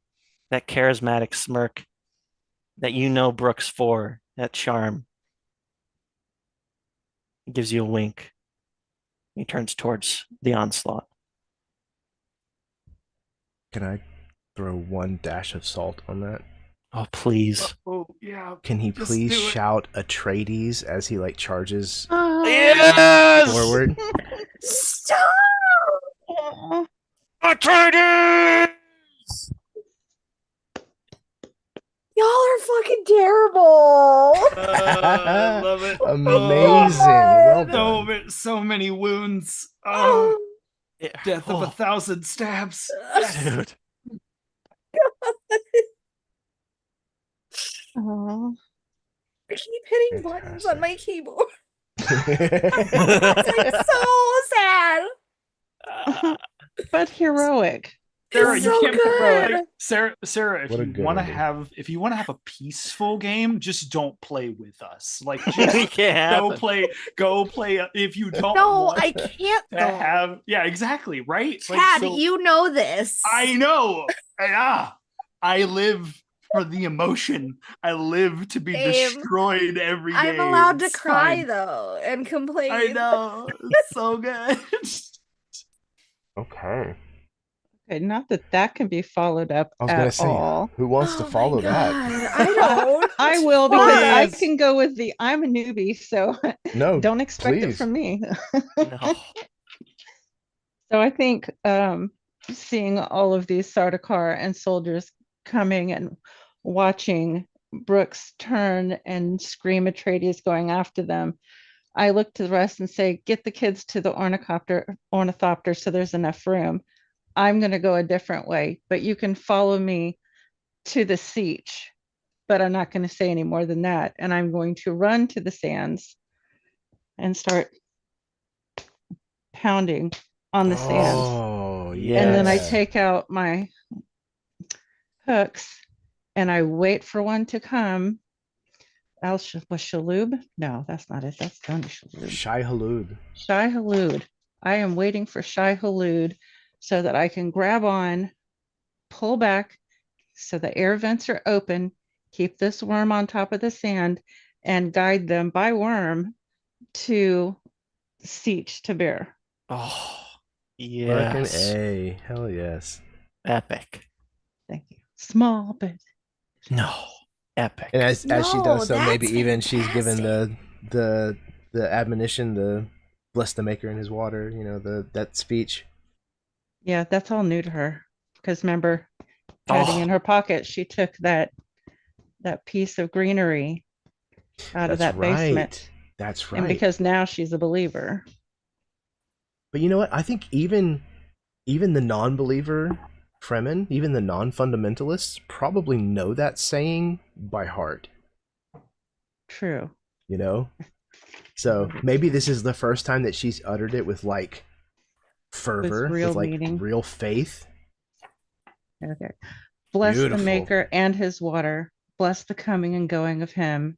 May his Yeah. passage cleanse the world and keep the world for his people. Fantastic. Hell yes. Boom. In the chamber. Beautiful. Thank you. Who's next? I feel like Rav needs to go next because that's what I need to build off of that. Okay. All Mm. right. All right.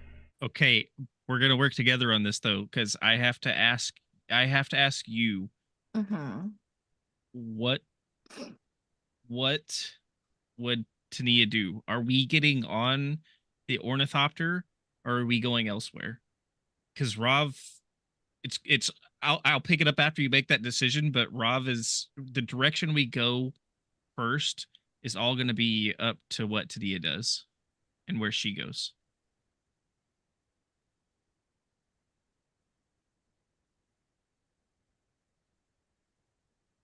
I think that as Sahira says, get the children on the ornithopter. I will meet you guys wherever, whatever the fuck. I'm sorry. I'm very okay. emotional. I love it.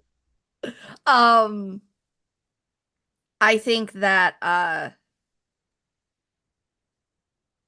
she will help push the children onto the ornithopter.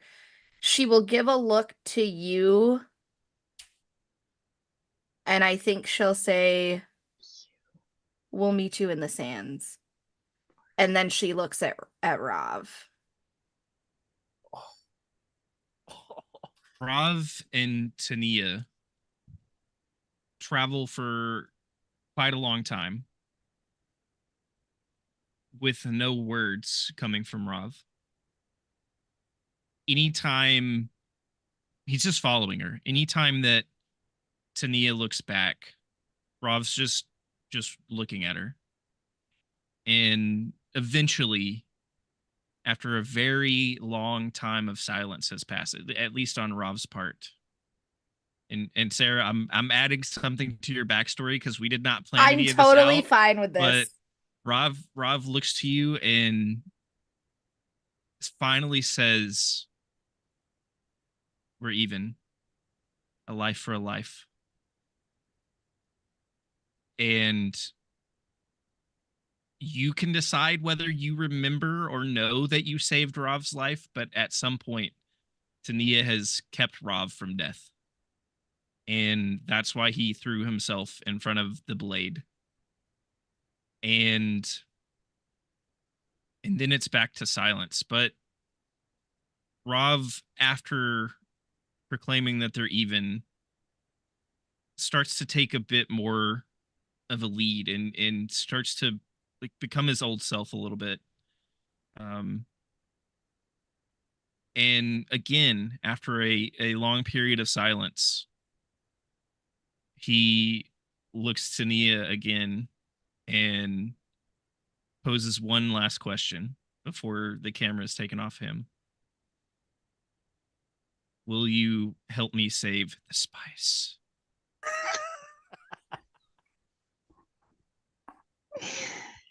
It has to be the last thing you'd say. I love it. I fucking love that. Okay. Since I'm the last to go, can I kind of do what you did, Nathan, and kind of add a little bit to what Absolutely. happened, coolsies? Because a thought bubble popped into my noggin when you said that. I believe it's as they're walking, we kind of go into this flashback of when Tania saved Rob. And I imagine the way that it is they may have always been in the same smuggler group, but they never actually worked together. And it came to a point where maybe with another group of thieves or something like that, Rob ended up being cornered, basically like a mouse. And he has this group of men just coming after him and surrounding him. And then all of a sudden, there's the sound of metal going through flesh. And one by one, these men start to fall, and you just hear this. You hear this voice, and she yells, and she says, "Shoot him, Flyboy! Let's get this done!" And I just imagine that that's what snaps Rav back into the moment of, okay, we can get out of this. And that is how she saves him from this, she saves his life. And when we come out of the flashback and we come back to the moment after he says that they're even, I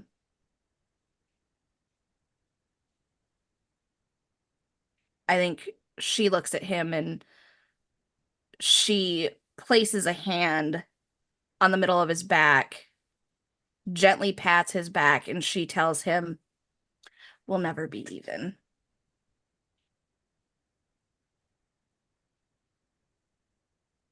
And when they continue with their walking, and I imagine as they're moving, she's maybe looking out in the distance for the ornithopter that has you and the children on it, and she's looking for the random worm that she saw just leading this ornithopter.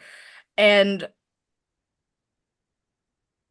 when it comes back to the question of will she help him save the spice,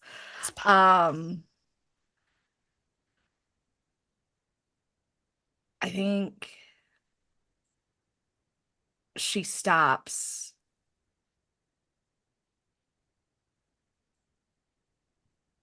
And she's silent for a few long seconds. Before she kind of tugs at his clothing.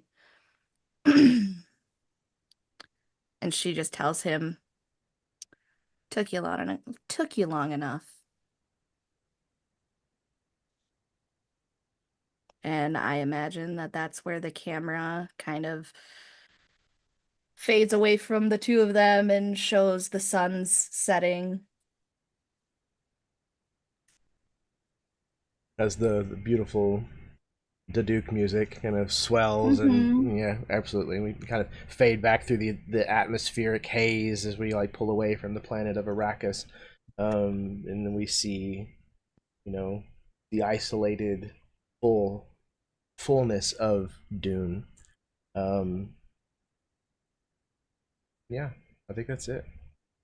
That's where we're gonna wrap things up. So, wonderful job, everybody. That was impeccable. Absolutely impeccable. I'm giddy. I'm so giddy. I'm thrilled with how that ended. Yeah. Overjoyed. Overjoyed. Another good word. A good way to put it. So yeah, I think I'm gonna pass things back to my players again, so that they can just give any kind of parting words that they would like. Plug once again anything that they may have going on currently, where you may be able to find them on the internet, and then yeah, I think we're gonna call it a night. So we're gonna start in reverse order, and Nathan, you're up first. Man, this was freaking amazing. Excuse me, YouTube, for saying words you don't like, but you guys are fucking awesome. This was fantastic. This is going on definitely in my, at least, if not the top, at least the top 3 games I've been a part of. This was amazing. And again, before we even started, all I knew about Dune was the one David Lynch movie. And again, at the end of this, I've seen one of the new movies, and that's my Dune knowledge. And yet I was able to be a part of this world, and both between you guys and the way Jeremy paints the stories, feel like I know more about Dune now just from playing this game than I did when we started.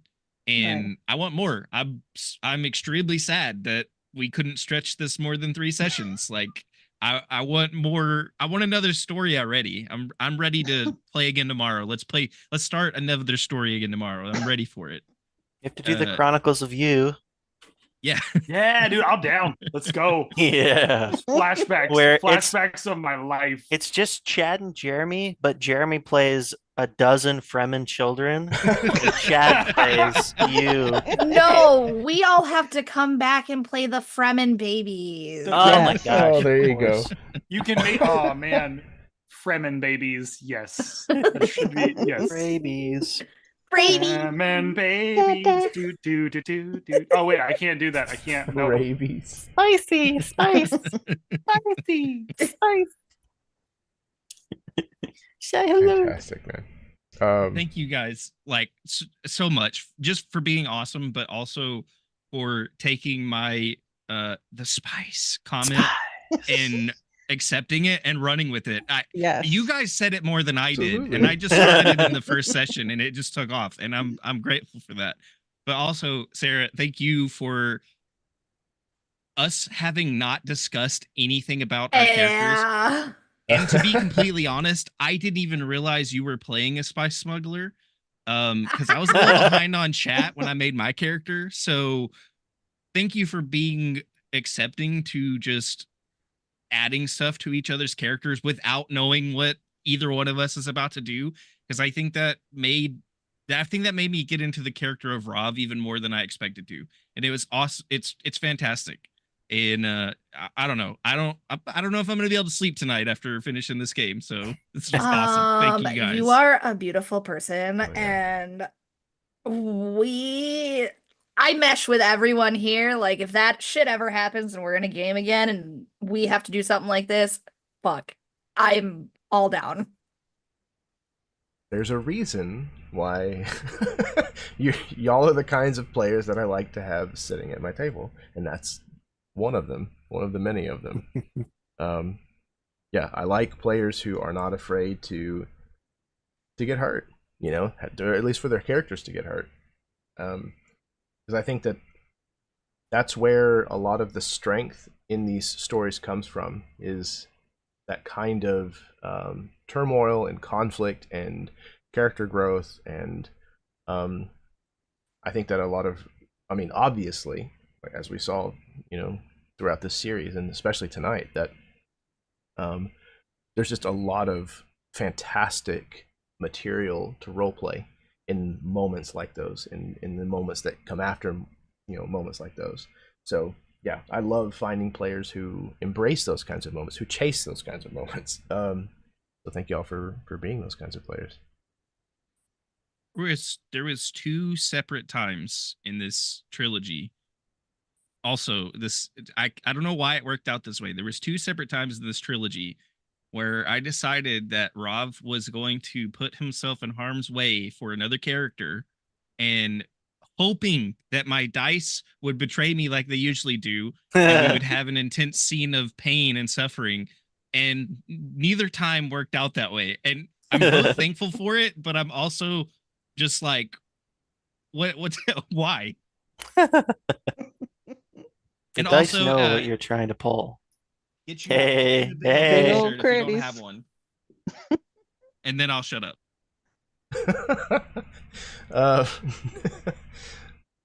Spectacular. Yeah, absolutely spectacular. Yeah, I don't know what else to say. Speaking of spectacular, next up we have Chadley. Okay. I don't know what to say about these people. I really don't.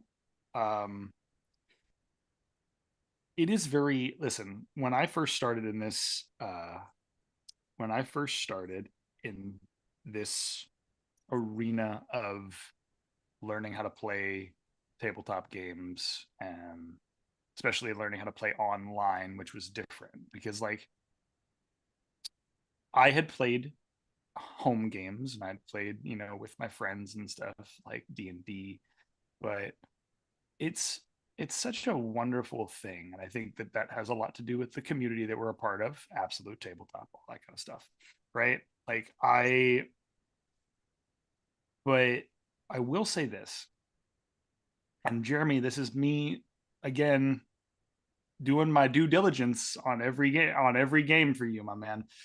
Listen, I think it comes a lot to what Jeremy brings to the table as a GM, for one. Okay. And that is not only the fact that you are one of my best friends, but it is the fact that you can bring random people together and you make them feel so comfortable and so welcomed that no matter what setting, story, whatever that we're doing, you make it easy, dude. You make it easy. You make it so easy for 5 strangers, which none of them are strangers to me, but you make it easy for 5 people to come into a game, and many of whom did not have prior knowledge to said setting, right? You made it so that no matter what, we have the ability to enjoy it, live it, breathe it, and in fact be even more in tune with it than we were before we started it. So I think that speaks a lot to who you are as a GM. And I'm very, very proud to be able to sit at a table like this week in and week out. This game was so much fun. Even though I knew it had a short little lifespan, this game was so much fun, and it was so rewarding for me. You guys are fantastic, wonderful people. I love playing with each and every one of you. Michelle, I'm very happy to have been able to share this table with you. You have been phenomenal. And yeah, I cannot speak enough to how much of a joy it is for me to be able to play in these games. Zach, you are my brother. I love you. That also means that at some point I am owed residual rights to your heir to MP, I suppose. Is that what it is? You think? That laugh. You think? We're going. Oh, okay, cool. We're fighting it out then. Anywho, There will be war. There will be war in this house. No, on that note, I just want to say thank you so much for inviting me to this game. Thank you so much for having me here. You guys know who I am. Okay, I'm on this channel a lot. For those of you who don't know me, hi, my name is Chad. I play on Erasmus a lot, but it is the people that I'm with that make the games for me, and these wonderful people here have helped us tell a story that I cannot ever forget, and I will want more of. So sign me up, Jeremy. Sign me up for more Dune. Sign me up for more whatever you got in the chamber, dude. Like, doesn't matter. No matter who you have at the table, you make the stories amazing and immaculate. And I'm gonna stop rambling before I start crying. So love you, dude. Yeah. Thank you, Chad. I love you dearly, man. But yeah, I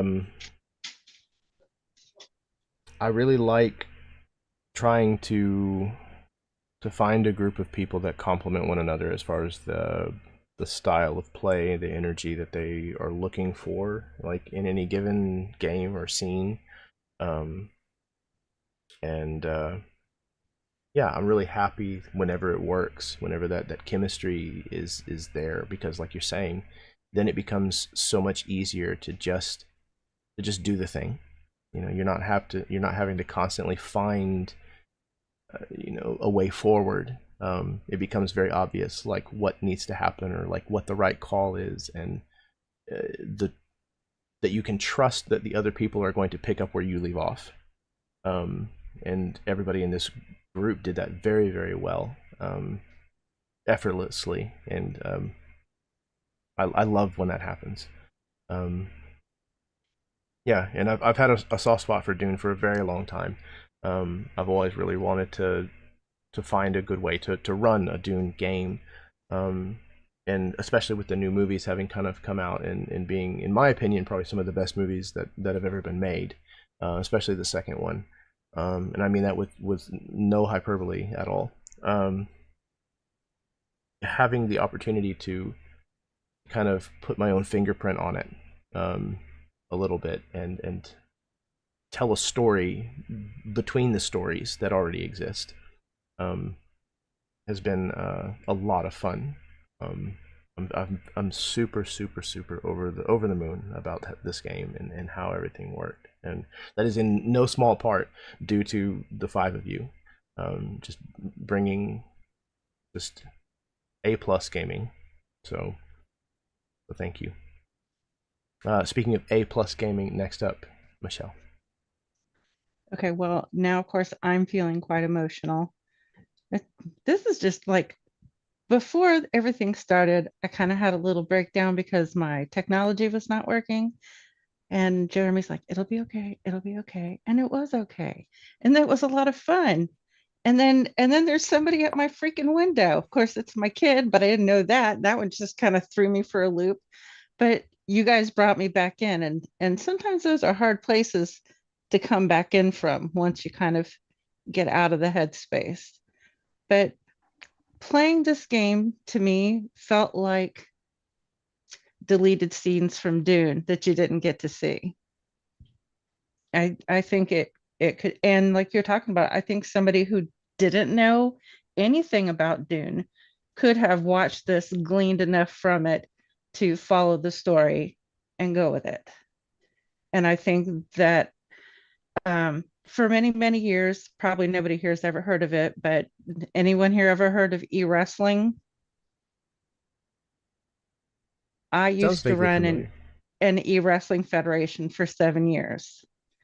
And even though it wasn't live like this, um, everybody would write stories to compete against one another in the stage. And then I would take things that they wrote in their role plays and just kind of blended it into their matches so that you could see it all work together.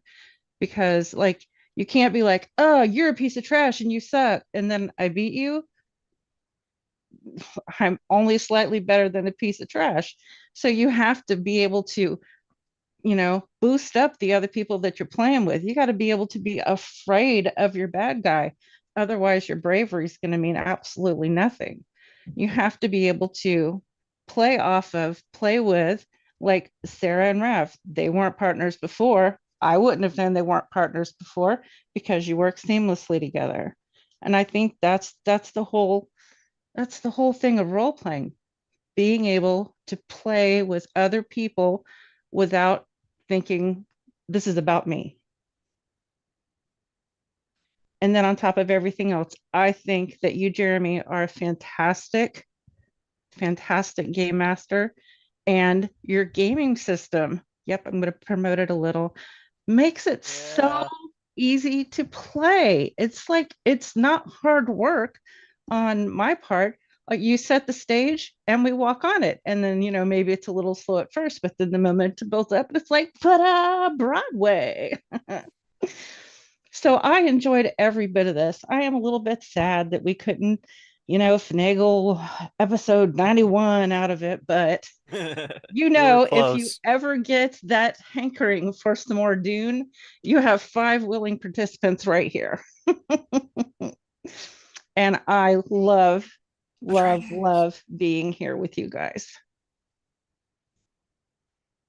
Thank you very much, Michelle. And we love having you here with us. I'm so happy that that you decided to try playing online, like with the Dowrunland game that we ran.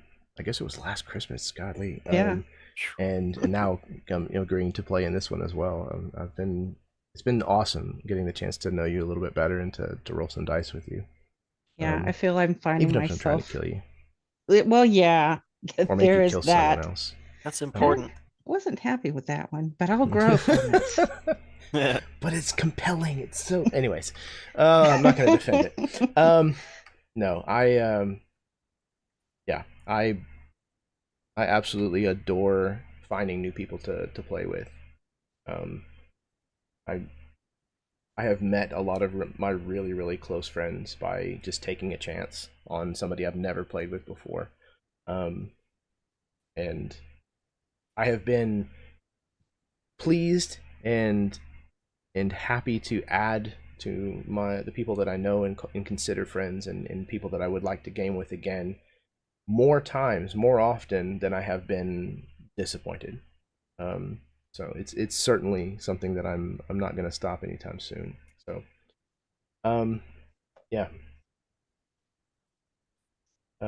As far as the system goes, yeah. I mean, I wanted to find a system and design a system that was narrative first and mechanics second, where the mechanics just kind of like take a back seat to be there just when they're needed, and then get out of the way the rest of the time, and allow people who are not combatants to still be able to do things and fight scenes and be just as effective as people who are hand-to-hand fighters, all that kind of stuff. But yeah, so I'm really happy that that the system was enjoyable and that it was that it worked for at least for a three-part trilogy, two-parter, whatever, a twilogy. So I'm super stoked, and yeah, there's a lot more games in the future if I have anything to say about it. So I'm sure this will not be the last time that we roll dice together.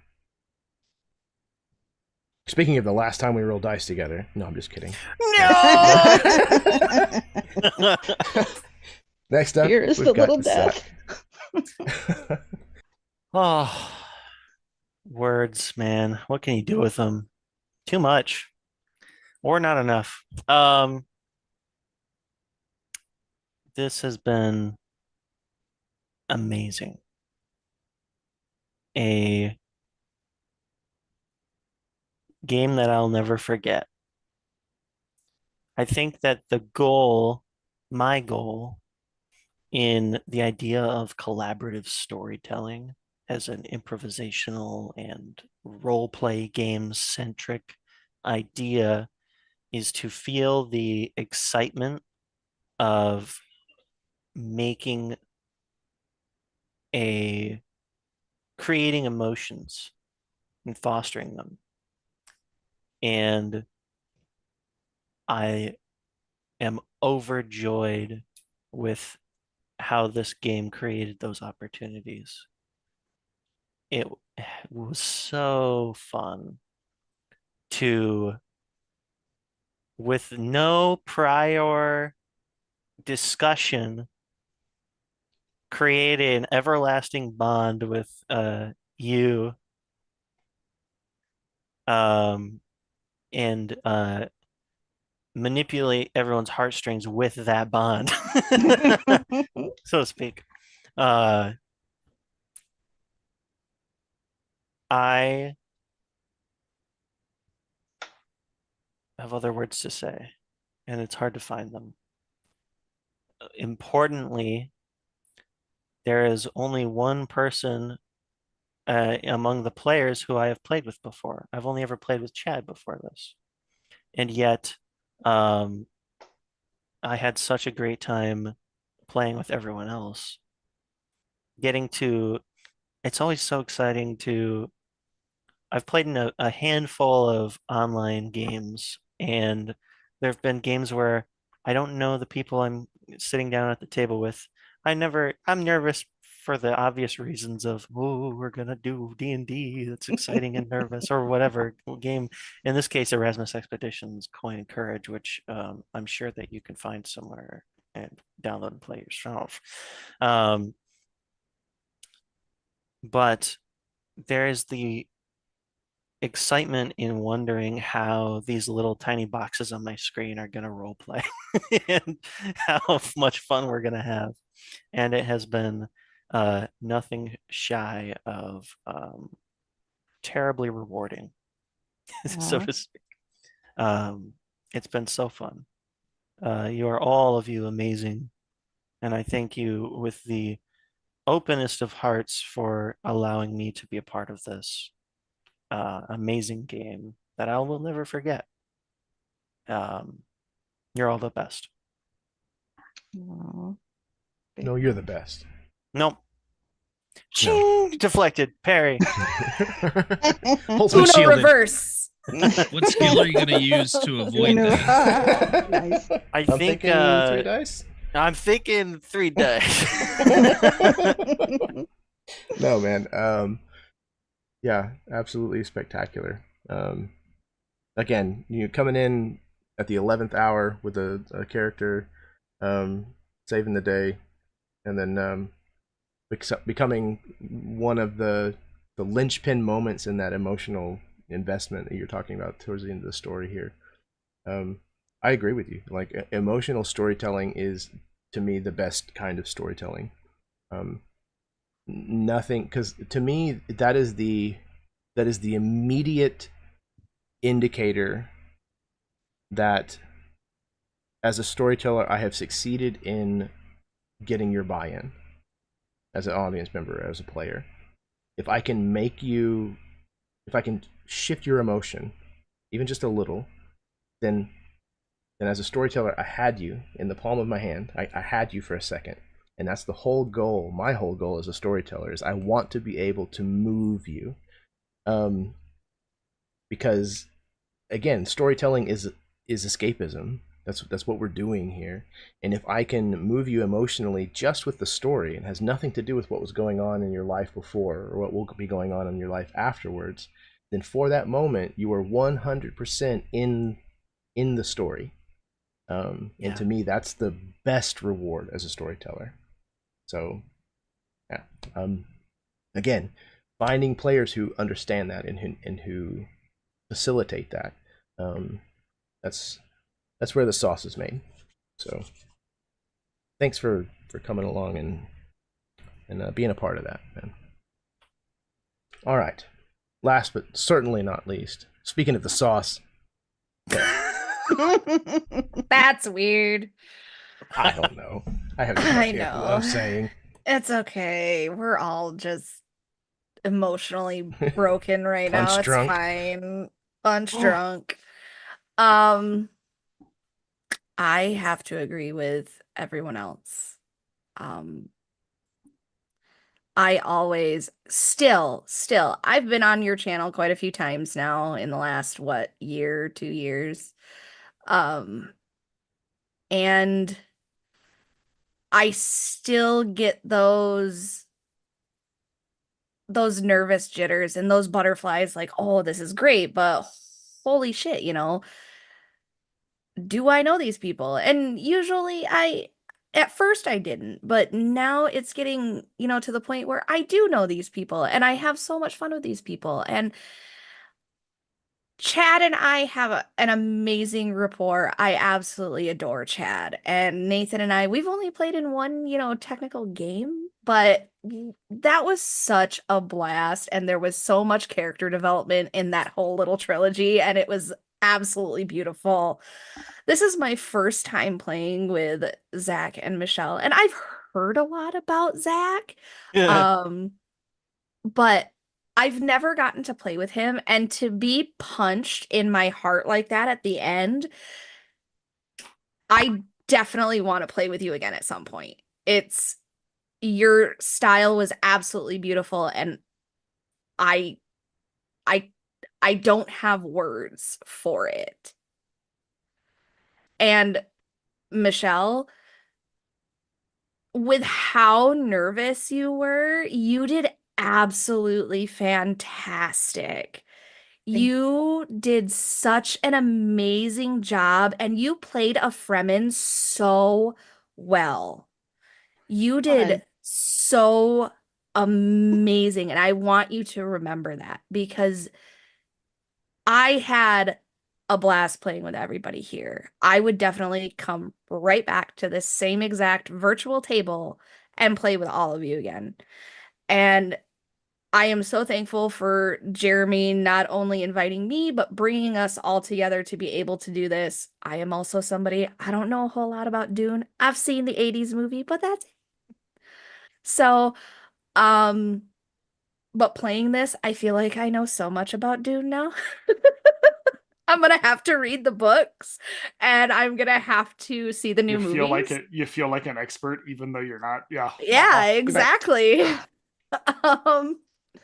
But it was just, none of this could have happened without Jeremy. And I am so thankful to have met him and been able to play a lot of his games. I play tested the Doom one, and that one was badass.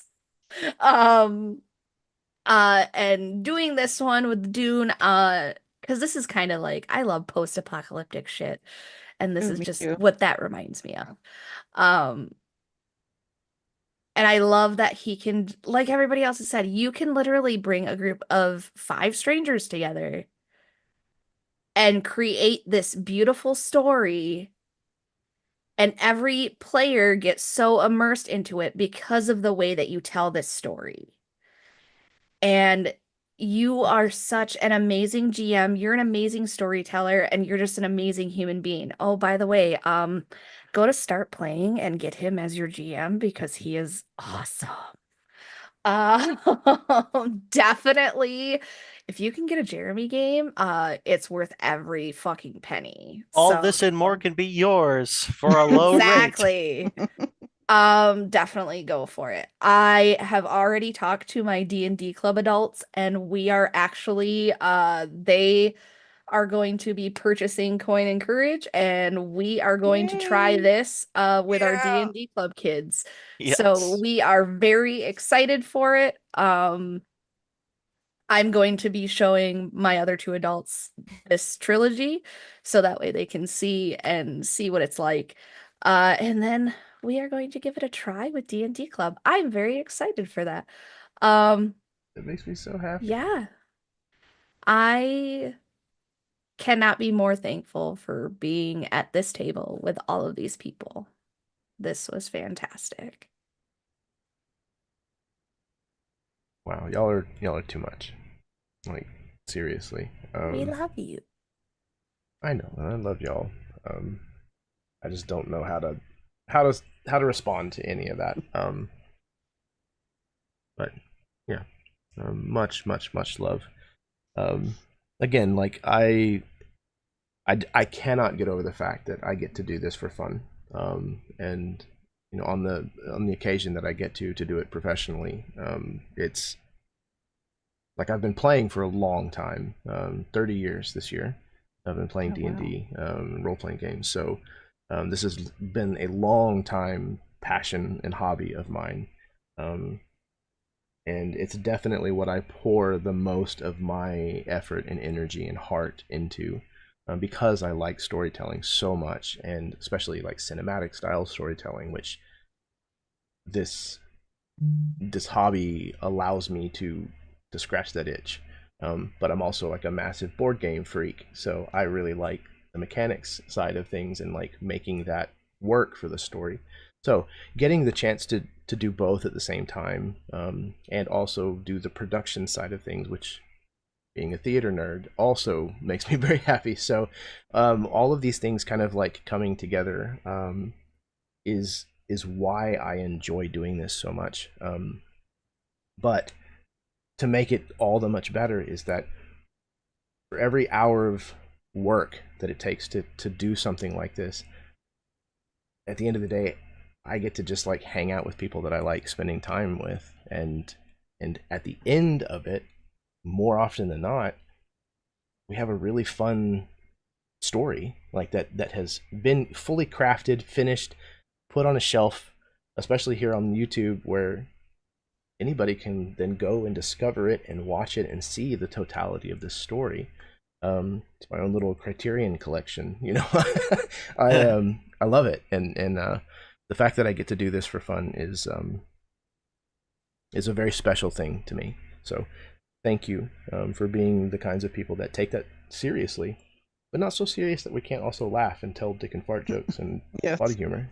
We need because those. that's essential too, you know. Those, You did as I promise me say. those.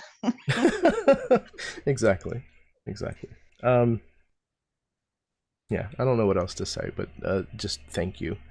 I enjoy playing with y'all so much, and this has been amazing. I was happy whenever this had to spill over into a third, because it couldn't have ended on the last note of the second session, so I knew it had to at least have one more. But I'm really, really glad with the way that this wrapped up. So, what else? Oh, remember that kindness is a free action.